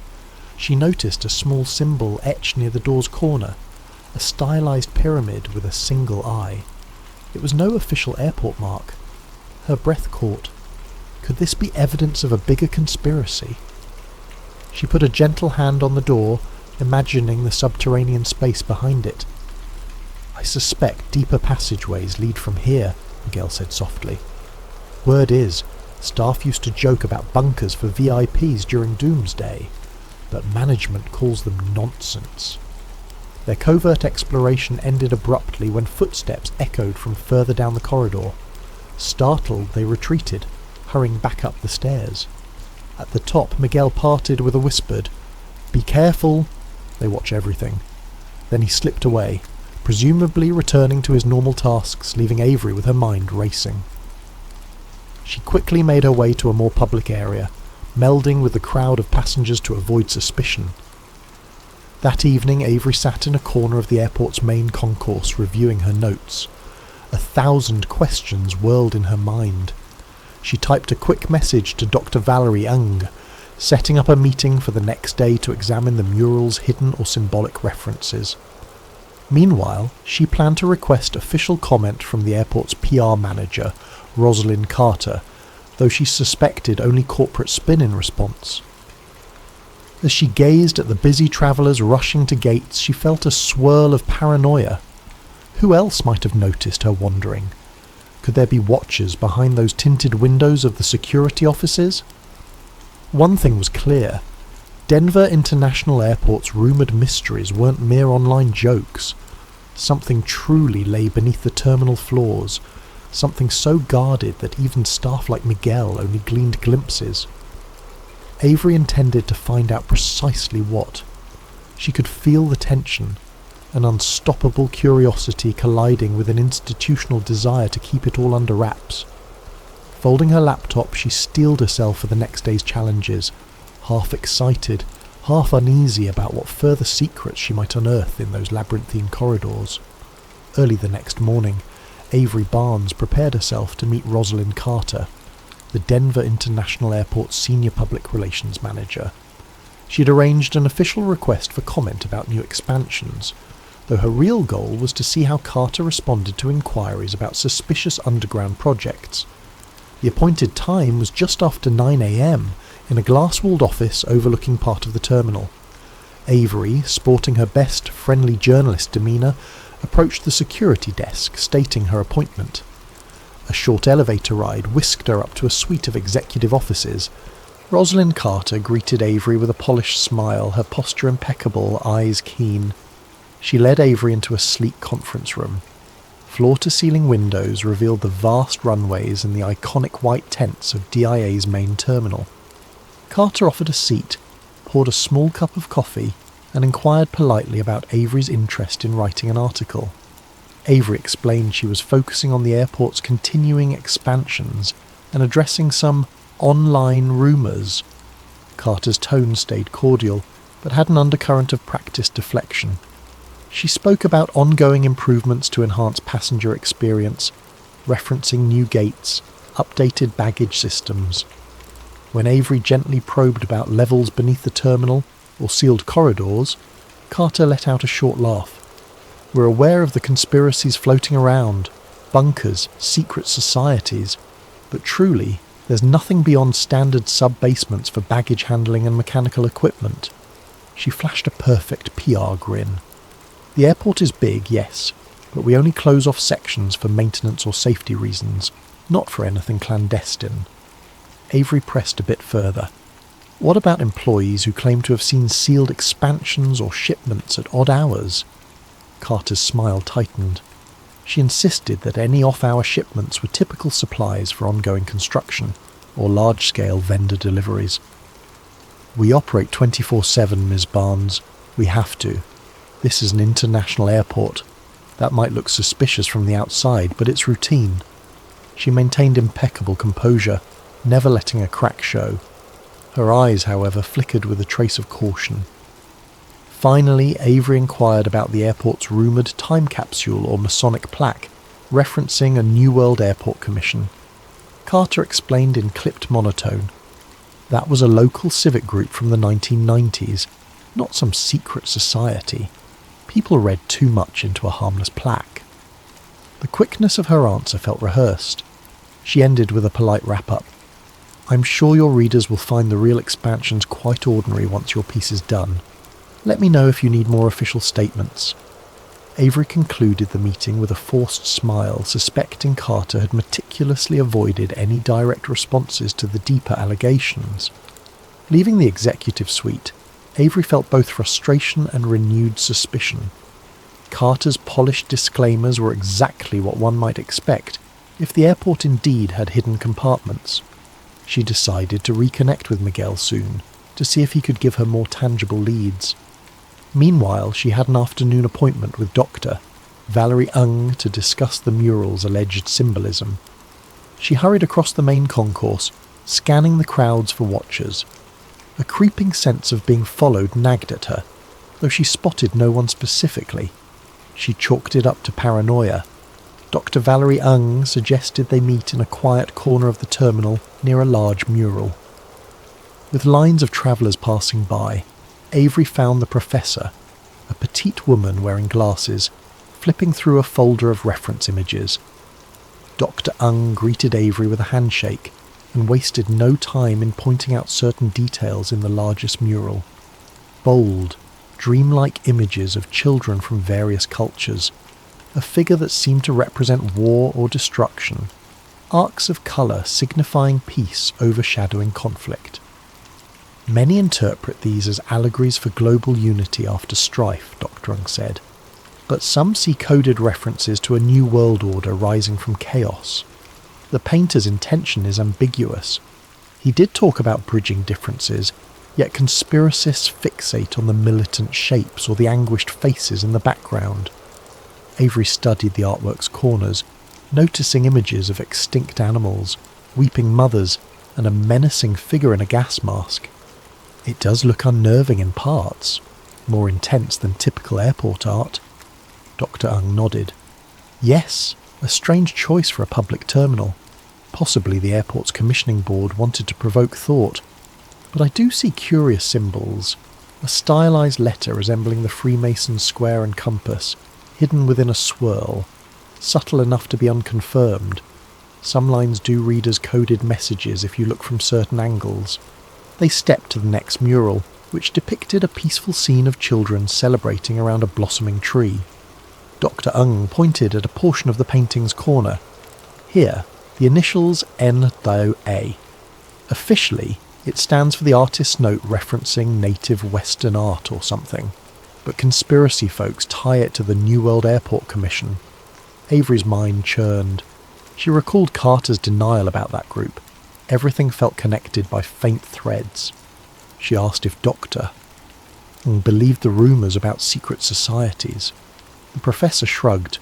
Hard to say. Artistic coincidences happen, but the sheer volume of strange references does give me pause. Possibly a sponsor had a strong symbolic intention. That's the missing piece. Who guided these commissions? After analysing the final mural, Doctor parted ways, leaving Avery with a deeper sense that the airport's art might be more than random. Avery typed quick notes, references to NWA, covert Masonic or Illuminati hints, talk of a future global cataclysm. It all dovetailed with the rumour of subterranean bunkers built for an elite group prepping for some meltdown. She stepped away, noticing how passers-by took photos of the murals, unaware of their alleged deeper significance. By late afternoon, Avery's phone buzzed. A short text from Miguel. Meet me at 8 p.m, staff door B19. I found something else. She felt a thrill of anticipation. Possibly new evidence about the sealed expansions. But caution soared too. She suspected Carter or some higher power might be vigilant. Already she'd glimpsed a uniformed guard following her for a moment earlier, though it might have been routine. She mentally prepared to keep a low profile. Before the evening meet, Avery decided to do more reconnaissance. She strolled near the iconic giant horse statue. Blue Mustang, infamous for its glowing red eyes. People joked it was cursed or ominous.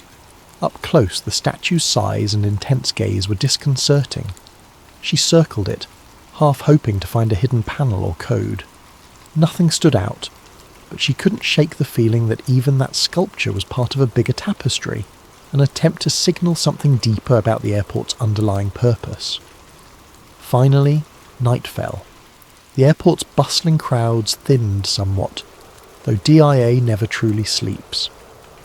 Avery found her way to staff door B19, a poorly lit area near a lesser-used terminal hallway. Checking no one was around, she loitered casually, phone in hand. Right on time, Miguel slipped from the shadows, motioning her inside. Fear prickled in Avery's stomach.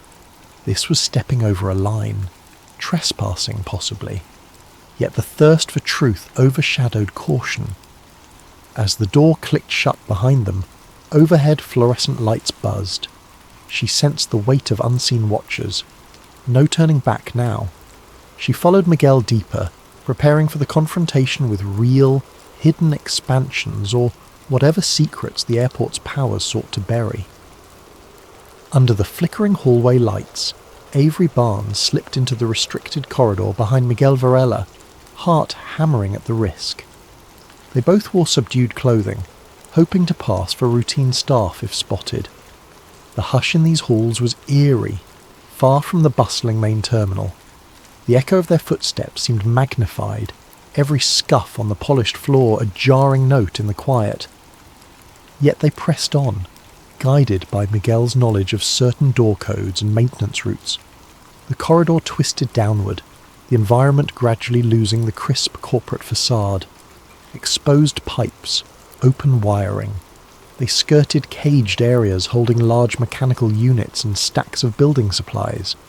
The overhead hum from fluorescent tubes became more sporadic, some flickering or half dead. The expansions start below sub-level 2, Miguel whispered. Officially it's just more baggage infrastructure, but I've seen hints of deeper shafts sealed with heavy blast doors. Avery nodded, adrenaline flooding her system. At a nondescript steel door, Miguel halted. A short keypad glowed beside it. He typed a code. To Avery's relief, the light clicked green, and the door slid open with a mechanical hiss. The air inside carried a faint chemical tang, reminiscent of fresh construction or sanitized surfaces.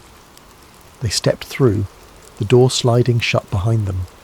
Ahead, a broad hallway spread out, lined with crates labelled with bland descriptions: electrical components, ventilation, stock. The floor was newly tiled, the walls unpainted concrete. It was the kind of place that felt half-finished. Miguel paused, brow furrowed. This corridor's new. Even a month ago it wasn't here. Avery marvelled at the scale. The ceiling soared above, industrial lighting mounted in neat rows. A sign read Section 4B, as if referencing a discrete zone. She snapped a few covert photos with her phone. Each step echoed, the hush unnerving. Eventually they reached a large metal door. It bore a sign that read, High Security, No Access, along with a card reader lock. Miguel frowned. I don't have clearance for that. He tried an older code to no avail. Avery approached the small window slit, trying to peer in. She made out dim overhead lighting, but no sign of activity. Possibly a massive chamber beyond. They pressed on, following side corridors branching off the main hall. Over time they discovered a locked gate leading to what looked like a vertical shaft with an elevator platform. Lights inside glowed faintly. So, an elevator to an even lower level, Avery guessed. Miguel nodded, lips set. We never had mention of a third sub-level in the official plans. She quietly documented the elevator's existence. The deeper they went, the more convinced she became that these expansions were about more than baggage or typical airport systems. Suddenly, footsteps approached from around a corner. Miguel gasped, motioning Avery to hide. They ducked behind a cluster of crates. Two figures in security uniforms walked past, engaged in quiet conversation. From the snippet Avery overheard something about timing for the next supply intake, and Knight wants the East Corridor sealed by next month. She tensed. Knight? Could that be a reference to Marcus Knight, the rumoured big shot who oversaw hush-hush government contracting? She wanted to follow them, but the risk was too high. After they moved on, Miguel released a breath. They must be top-level security. Regular staff rarely come down here. They resumed exploring, quickly but carefully. Avery found doorways labelled storage, ventilation control, server node. Some opened easily, revealing large server racks or mechanical piping. Others were locked tight. In a small maintenance closet they discovered a blueprint pinned to the wall. It was partially covered by a coffee-stained sheet, but when they lifted it, they saw a rough schematic referencing S4L3 access shafts, indicating multiple sub-level connections. The blueprint extended beyond the known basement levels, indicating large open areas labelled reserved. Avery's heart pounded. This was near proof of a massive subterranean facility. She snapped photos with trembling excitement. Real evidence. A beep from Miguel's phone broke the hush. Startled, he fumbled to silence it. Too late. Footsteps again. Close. They extinguished the small overhead closet light, crouching behind a large shelf. A figure stepped into the closet, shining a flashlight. They froze, hearts in throats. The flashlight beams swept across pipes, nearly grazing Avery's foot. Thankfully, the figure didn't notice them, perhaps assuming the beep was random noise. The beam lingered, then retreated. The door closed. Silence returned, but adrenaline left them shaking. They realized they had to retreat soon or risk capture. Before leaving, they uncovered an old crate with cryptic labelling. Emergency ration, Series G, plus a date years in the future. That spiked Avery's intrigue. Who stores rations labelled for use years away, as though planning for a doomsday scenario? She snapped another photo. It was almost too bizarre. The idea that the airport might be a hub for an elite survival plan was starting to feel less outlandish. They made for the corridor exit, but along the way, a keypad beeped from ahead. They ducked into a side recess, turning off their flashlights. Two more security guards, each carrying sidearms, strode through. Avery recognised one from a distance. Rosalind Carter, the PR manager in an unmarked security uniform. She wore a stern expression, murmuring in an urgent tone to a colleague, "We can't let them leak any of these expansions." Knight is already reviewing the next shipments. The colleague responded, "We'll lock down all staff access. They can't wander in." Carter nodded, continuing down the hall. The revelation that Carter herself patrolled these restricted areas, wearing a different persona, hammered home how big this cover-up was. Avery and Miguel huddled, exchanging a silent, wide-eyed look. They had to get out fast. Slipping quietly back to the door they'd used to enter, they typed the code and returned to the more standard basement corridor. No one seemed to notice them emerging. Re-entering the main staff areas, they parted ways quickly. Avery took a moment to gather her wits among the normal swirl of the airport's baggage zone. The difference in atmosphere was jarring. Above ground, travellers scurried, shops displayed souvenirs, a facade of normalcy overshadowing the hush below. That night, Avery holed up in a budget motel near the airport, transferring the photos and notes from her phone onto a secure drive.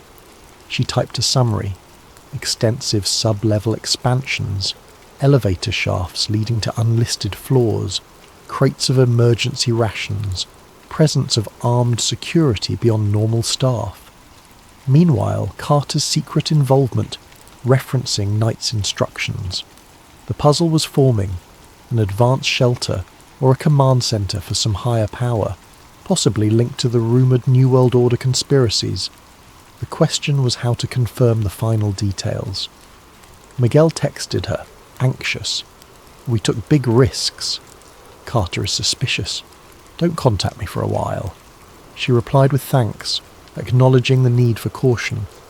Next, she emailed Dr. Ung a cryptic clue about the expansions, inquiring if the airport's time capsule or Masonic references tie in with large-scale bunkers.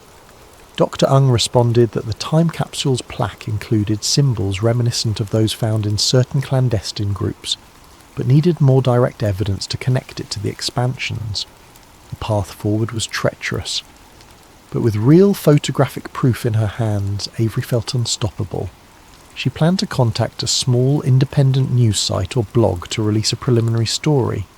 However, she knew she might face immediate backlash or sabotage if she published too soon. She decided instead to attempt a final infiltration, one that could gather conclusive video footage. She'd also see if, in the meantime, she could track down references to Marcus Knight, the rumoured puppet master. Resolving to hold her nerve, she settled in for a restless sleep, half dreaming of corridors beneath the airport, where every locked door concealed a piece of a grand conspiracy. Tomorrow, she would push further, or risk losing the chance to unmask the truth entirely. Morning brought Avery Barnes a subdued sense of urgency. Over coffee at the motel, she reviewed her phone notifications. A message from Dr. Valerie Ung, offering to meet at the airport's infamous time capsule marker. Another from an anonymous address read simply, "Be careful, they know." The short note cast a chill over her. Possibly a friend of Miguel or a concerned insider. She exhaled slowly, steeling herself for another day in the belly of the beast. Returning to DIA, she found it as busy as ever, travellers hustling, overhead announcements echoing. She kept her camera gear discreetly stowed in a shoulder bag. Dr. Ung awaited near a subdued corner of the main concourse, close to a stone marker with a Masonic symbol. That marker, Avery recalled, was said to mention the New World Airport Commission. Conspiracy forums fixated on it, believing it indicated a hidden sponsor behind the airport's design. Dr. Ung greeted her with a polite nod, then quietly pointed out the inscriptions. The plaque indeed read, "Dedicated to the people of Colorado, the New World Airport Commission," referencing a date in the mid-1990s. The Masonic square and compass insignia sat in the corner. A time capsule was rumoured to lie beneath it, to be opened decades later. While passers-by strolled by without a second glance, Avery snapped photos, Dr. Ung providing commentary in a low tone. Masonic influences do appear now and then in public projects, but usually it's overshadowed by typical civic stuff. Yet the phrase "New World Airport Commission" is truly odd. No official record of that group existing outside DIA documentation, it does feed the speculation that some elite collective quietly guided the project. She touched the plaque lightly. Some say inside the time capsule are hints of this global or New World Order plan. Avery's mind connected the dots. Hidden expansions, Masonic references, hush-hush shipments. She asked Doctor if the symbol matched some of the shapes from the murals. The professor nodded. Yes, it's the same stylized geometry. The artist used shapes reminiscent of Masonic angles in background corners. Possibly a coincidence, but in total, it's suspicious. Dr. Ung then offered a slender envelope. I dug up older press photos from the airport's grand opening.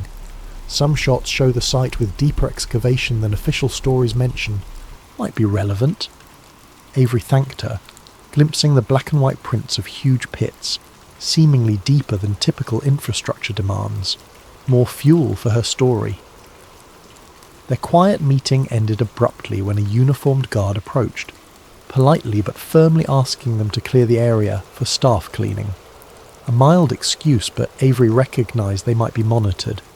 She parted ways with Doctor, promising to share any final revelations. The professor told her to be cautious. Rumours circulated among local academics about how persistent investigators into DIA's mysteries sometimes found themselves blacklisted or visited by officials. Avery ducked into a restroom, checking her phone. Another message from Miguel. I can't talk more.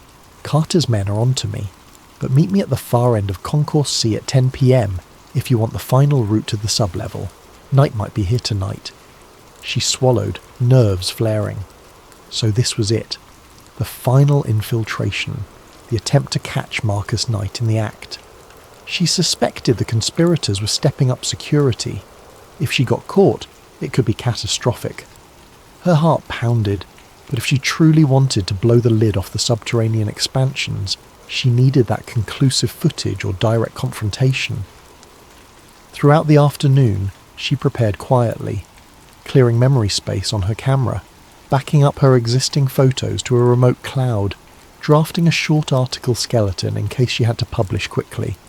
She arranged for a trusted blogger contact to receive her evidence if she went offline. The sense of a final stand weighed on her. Meanwhile, a recurring paranoia dogged her. Any uniformed staff might be an agent of Carter or Knight. She tried not to meet eyes with passing security, maintaining a normal facade by sitting in a coffee shop or strolling the terminal shops. Evening fell, the terminal's hustle gradually thinning. The overhead lights dimmed in certain sections. Avery kept close watch on the time. At 9:45 p.m, she slipped toward Concourse C, aware that late flights still disembarked, but traffic was quieter. She found an out-of-the-way corridor near some service rooms. At 10 sharp, footsteps approached. A tense-faced Miguel glancing over his shoulder. He whispered, "We don't have much time. Knight is rumoured to do an inspection or meeting in the sub-lower expansions. Let's move." He led her through an employees-only corridor. This time they bypassed a standard checkpoint by following a narrow passage behind mechanical piping. Overhead fans whirred in a subdued roar, the temperature dropping a bit. They surfaced at a security door with a numeric keypad. Miguel typed in new codes, presumably gleaned from some updated staff log. The door beeped. They slipped in.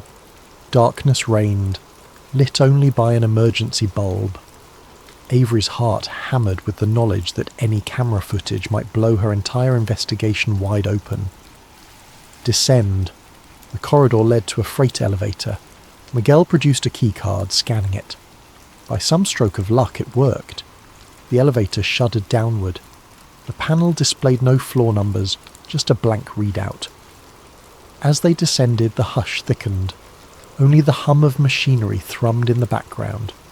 When the doors slid open, they stepped into a wide sub-level corridor quite unlike the standard basement. The space was furbished with advanced electronics and thick cables running overhead. The overhead lights had a faint flicker. Avery quietly turned on her camera, hoping to capture raw footage. Miguel pointed to a far corner with large metallic doors. That's a main security checkpoint deeper in. Knight might be inside. He motioned her to keep quiet. They advanced slowly, each step almost painfully loud. The corridor branched. They glimpsed crates labelled sustainment stock stacked high. Another sign read, Personnel Lockers, Restricted. A series of tinted windows faced an interior chamber, dimly lit, where a handful of black uniformed guards conversed. Among them, Avery recognised the silhouette of Rosalind Carter. She was in heated discussion with a tall man in a sharp suit, Marcus Knight. Though she'd never seen him in person, his posture radiated authority. He tapped a folder on a table. The pair looked tense. Miguel and Avery hid behind a partially open door, camera angled to record. Over the quiet hum they caught fragments. "We need to expedite Phase 2. We can't risk further leaks." Knight's voice was low, commanding. Carter responded, "We're sealing all sub-level access soon. That meddling journalist is here, but we'll intercept if necessary." The mention of journalist pinned Avery's heart with dread. They definitely knew about her. She kept filming, controlling her breathing. Then a beep and footsteps. A guard approached from behind, having spotted or sensed movement. Avery and Miguel froze, adrenaline spiking. The guard barked, "Hey!" In the split second of panic, Miguel hissed, "Run!" Avery clutched her camera, pivoting down a side corridor. The guard gave chase. Miguel tried to block him, pushing a rolling cart into his path. The guard stumbled, cursing. More voices shouted. Carter and Knight might have heard the commotion. Alarms beeped, a swirling red light illuminating the corridor. Avery found a door half ajar, darted inside. Another hallway, possibly an emergency exit route, leading to a flight of metal stairs. Behind her, footsteps pounded. She glimpsed a second guard, weapon drawn. The hush now overshadowed by harsh warnings. She took the stairs, hearing shouts to stop. Ears pounding, she pressed the camera to her chest, determined to keep the footage safe. The staircase wound up. She prayed it led to an exit, or at least an unguarded zone in the standard basement. She heard no sign of Miguel behind her. Fear clenched her stomach. He'd likely drawn the security away. She had to trust he'd find a way out. At last, she emerged into a smaller mechanical room. The door from there to the main baggage level was locked from the outside. She rummaged quickly, found a crowbar near a tool rack. Jamming it into the door's edge, she pried it open with a grunt. The metal screeched. She darted through, slamming it behind her, then found herself in the standard baggage zone. Workers there stared in confusion. She dashed into the open corridor, blending with a small crowd of late-shift staff. Her breath came in ragged gasps, but none recognised her as an intruder. She slowed to a brisk walk, heart in her throat. The alarm behind her soon died away. With surprising ease, she reached the passenger area. She discovered a cluster of travellers milling around a late flight. Security apparently hadn't locked down the entire airport yet. She took advantage, calmly heading to an exit, camera hidden under a jacket. Night air greeted her outside. She hopped into a taxi, telling the driver to step on it. Her entire body trembled from adrenaline. She had video footage, recordings of Knight's words, glimpses of the sub-level expansions. Possibly more than enough to confirm a major cover-up. But the cost was high. Miguel's fate worried her, and the conspirators might attempt a full meltdown to kill the story. In the midnight hush, Avery Barnes sat in her cheap motel room, laptop open, camera cables snaking from it. Her pulse still hammered from the infiltration. Shakily, she reviewed the footage.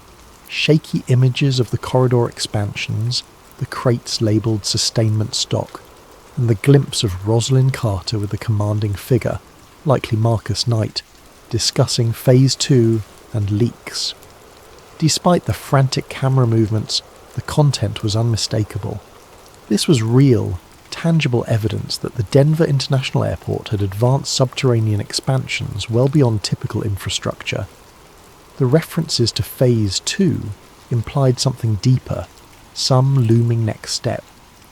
She typed up a summary, carefully stringing the data together with pictures from earlier infiltration attempts, plus the blueprint she photographed. On a second phone, she tried calling Miguel. No response. Fear gnawed at her. As dawn broke, she reached out to a small but reputable online investigative news site, Watchlight Chronicles, run by a friend, Petra, who specialised in underreported stories. She emailed the preliminary article and attachments. Petra responded swiftly, half incredulous, half excited. "This is huge. We'll run it if you confirm authenticity, but be ready for blowback," the message read. Avery recognised it might put her in crosshairs. She typed back a calm acceptance. The story needed to see daylight. Sure enough, within hours of finalising the piece, Avery's phone lit up with calls from unknown numbers. She ignored them. Then a text from a local mainstream reporter friend asked if she'd truly found secret bunkers. The rumour was out, though not from mainstream outlets yet. Avery decided to do one better. She'd hold an informal press conference or a streaming session the next morning from a location near the airport. This direct approach might force DIA officials to respond publicly. She found a cafe near downtown Denver that offered a private back room. She scheduled an early press gathering, inviting a handful of local bloggers, small radio hosts, and a couple of bigger outlets who might be curious.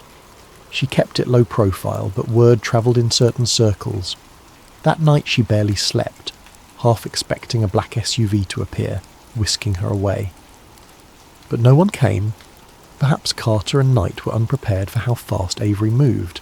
Early next day, about a dozen folks gathered in that cafe's back room. Tired baristas served coffee to half-awake reporters. Avery pinned up a small selection of printed photos, the sealed expansions, the blueprint referencing sub-level S-4, the crates labelled suspiciously. She played a short video clip on a projector showing the corridor infiltration, though it was dimly lit and shaky. The audio snippet capturing Knight's mention of Phase 2 in hushed tones drew hushed murmurs from the watchers. A local TV cameraman quietly filmed. Some gasped at the mention of potential doomsday bunkers. A radio host asked if she was worried about legal ramifications. Avery admitted yes, but insisted the public had the right to know. Mid-presentation, Rosalind Carter unexpectedly arrived, stepping into the cafe. She wore a cool, composed expression. "Ms. Barnes," she said in a loud, disapproving tone, "what you're doing is reckless." The small crowd parted, tension thickening. Carter launched into damage control. These so-called expansions are standard mechanical sublevels. The cargo you see was typical emergency supply stock. DIA has no hidden bunkers. We regret Ms. Barnes trespassed. We'll be pressing charges for infiltration. But her voice trembled ever so slightly. Avery realised Carter's presence here indicated fear that the story might spiral. Avery calmly presented the official blueprint mismatches, the advanced security. She asked Carter directly, if it's standard, why the locked expansions, armed guards, references to Phase 2? Why are internal staff threatened into silence? Carter's jaw clenched. She repeated the scripted denial. The small group of reporters pressed her, demanding direct answers. Carter eventually retreated, tossing a final threat. "We'll speak more through official channels. DIA's attorneys will handle you." Then she left in a swirl of frustration. The coverage soared across local online outlets that day. While big media initially hesitated, the story gained traction on social media. Many watchers dismissed it as yet another conspiracy. But the photographic proof of new sublevels, the blueprint references, and the cameo audio of a hushed conversation stirred curiosity. Sizable segments of the public demanded official clarifications. Meanwhile, Avery tried again to contact Miguel to no avail. She worried he'd been silenced or fired. But she pressed forward, giving an interview to the Watchlight Chronicles, detailing how she discovered the expansions with help from an anonymous insider. At DIA, the official stance remained. No clandestine bunkers. Some older baggage tunnels might not be in active use. Yet hush-lipped rumours persisted among staff, some quietly confirming they recognised the photos. Anonymous tipsters emerged, claiming the construction they worked on extended far beyond typical needs, with specialised blast doors. The swirl of new claims overshadowed the official narrative. Dr. Ung weighed in publicly about the airport's time capsule and Masonic plaque, fueling the sense that a bigger puzzle lay beneath the iconic terminal. Meanwhile, sightings of Marcus Knight grew sporadic. Some said he was a high-level government contractor who oversaw security infrastructure. Others claimed he was part of a private consortium. No official record pinned him, fueling speculation. A few days later, rumours circulated that Knight had retreated from DIA or was seen boarding a hush flight. Carter refused to comment. A week later, after the dust settled somewhat, Avery found a small note in her motel mailbox. It read, "Thank you.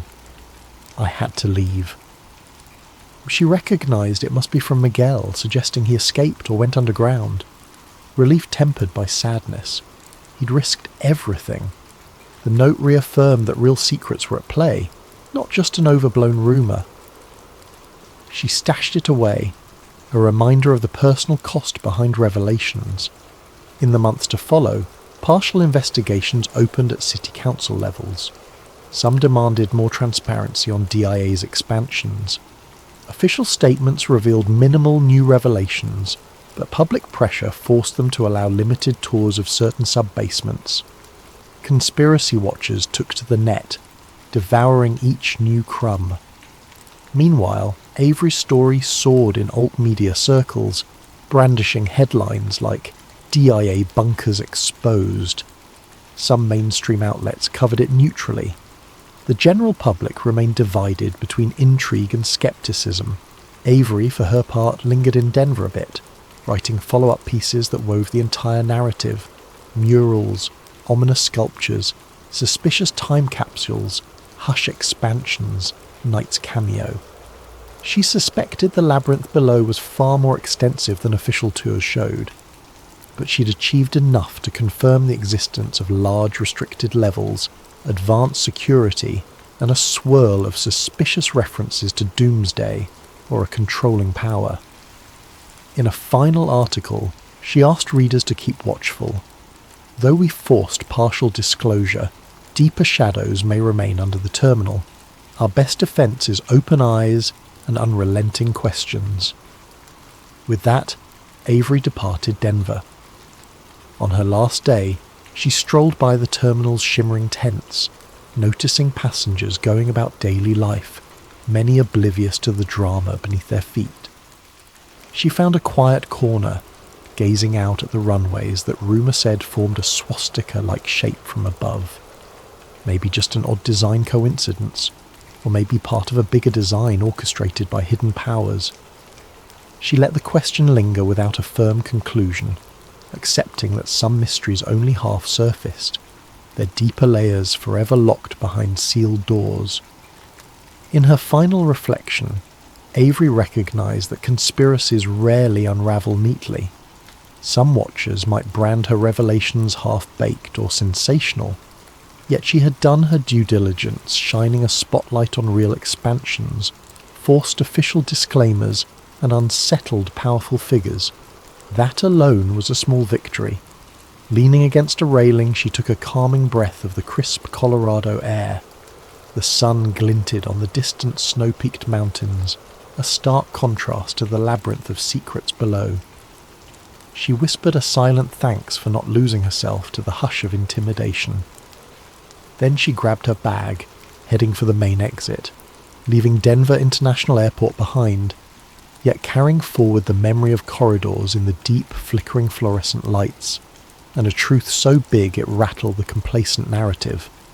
The horizon beckoned her next scoop, but this one would linger in her mind for a long while, the day she glimpsed the shadows under the terminal and dared to bring them into the light.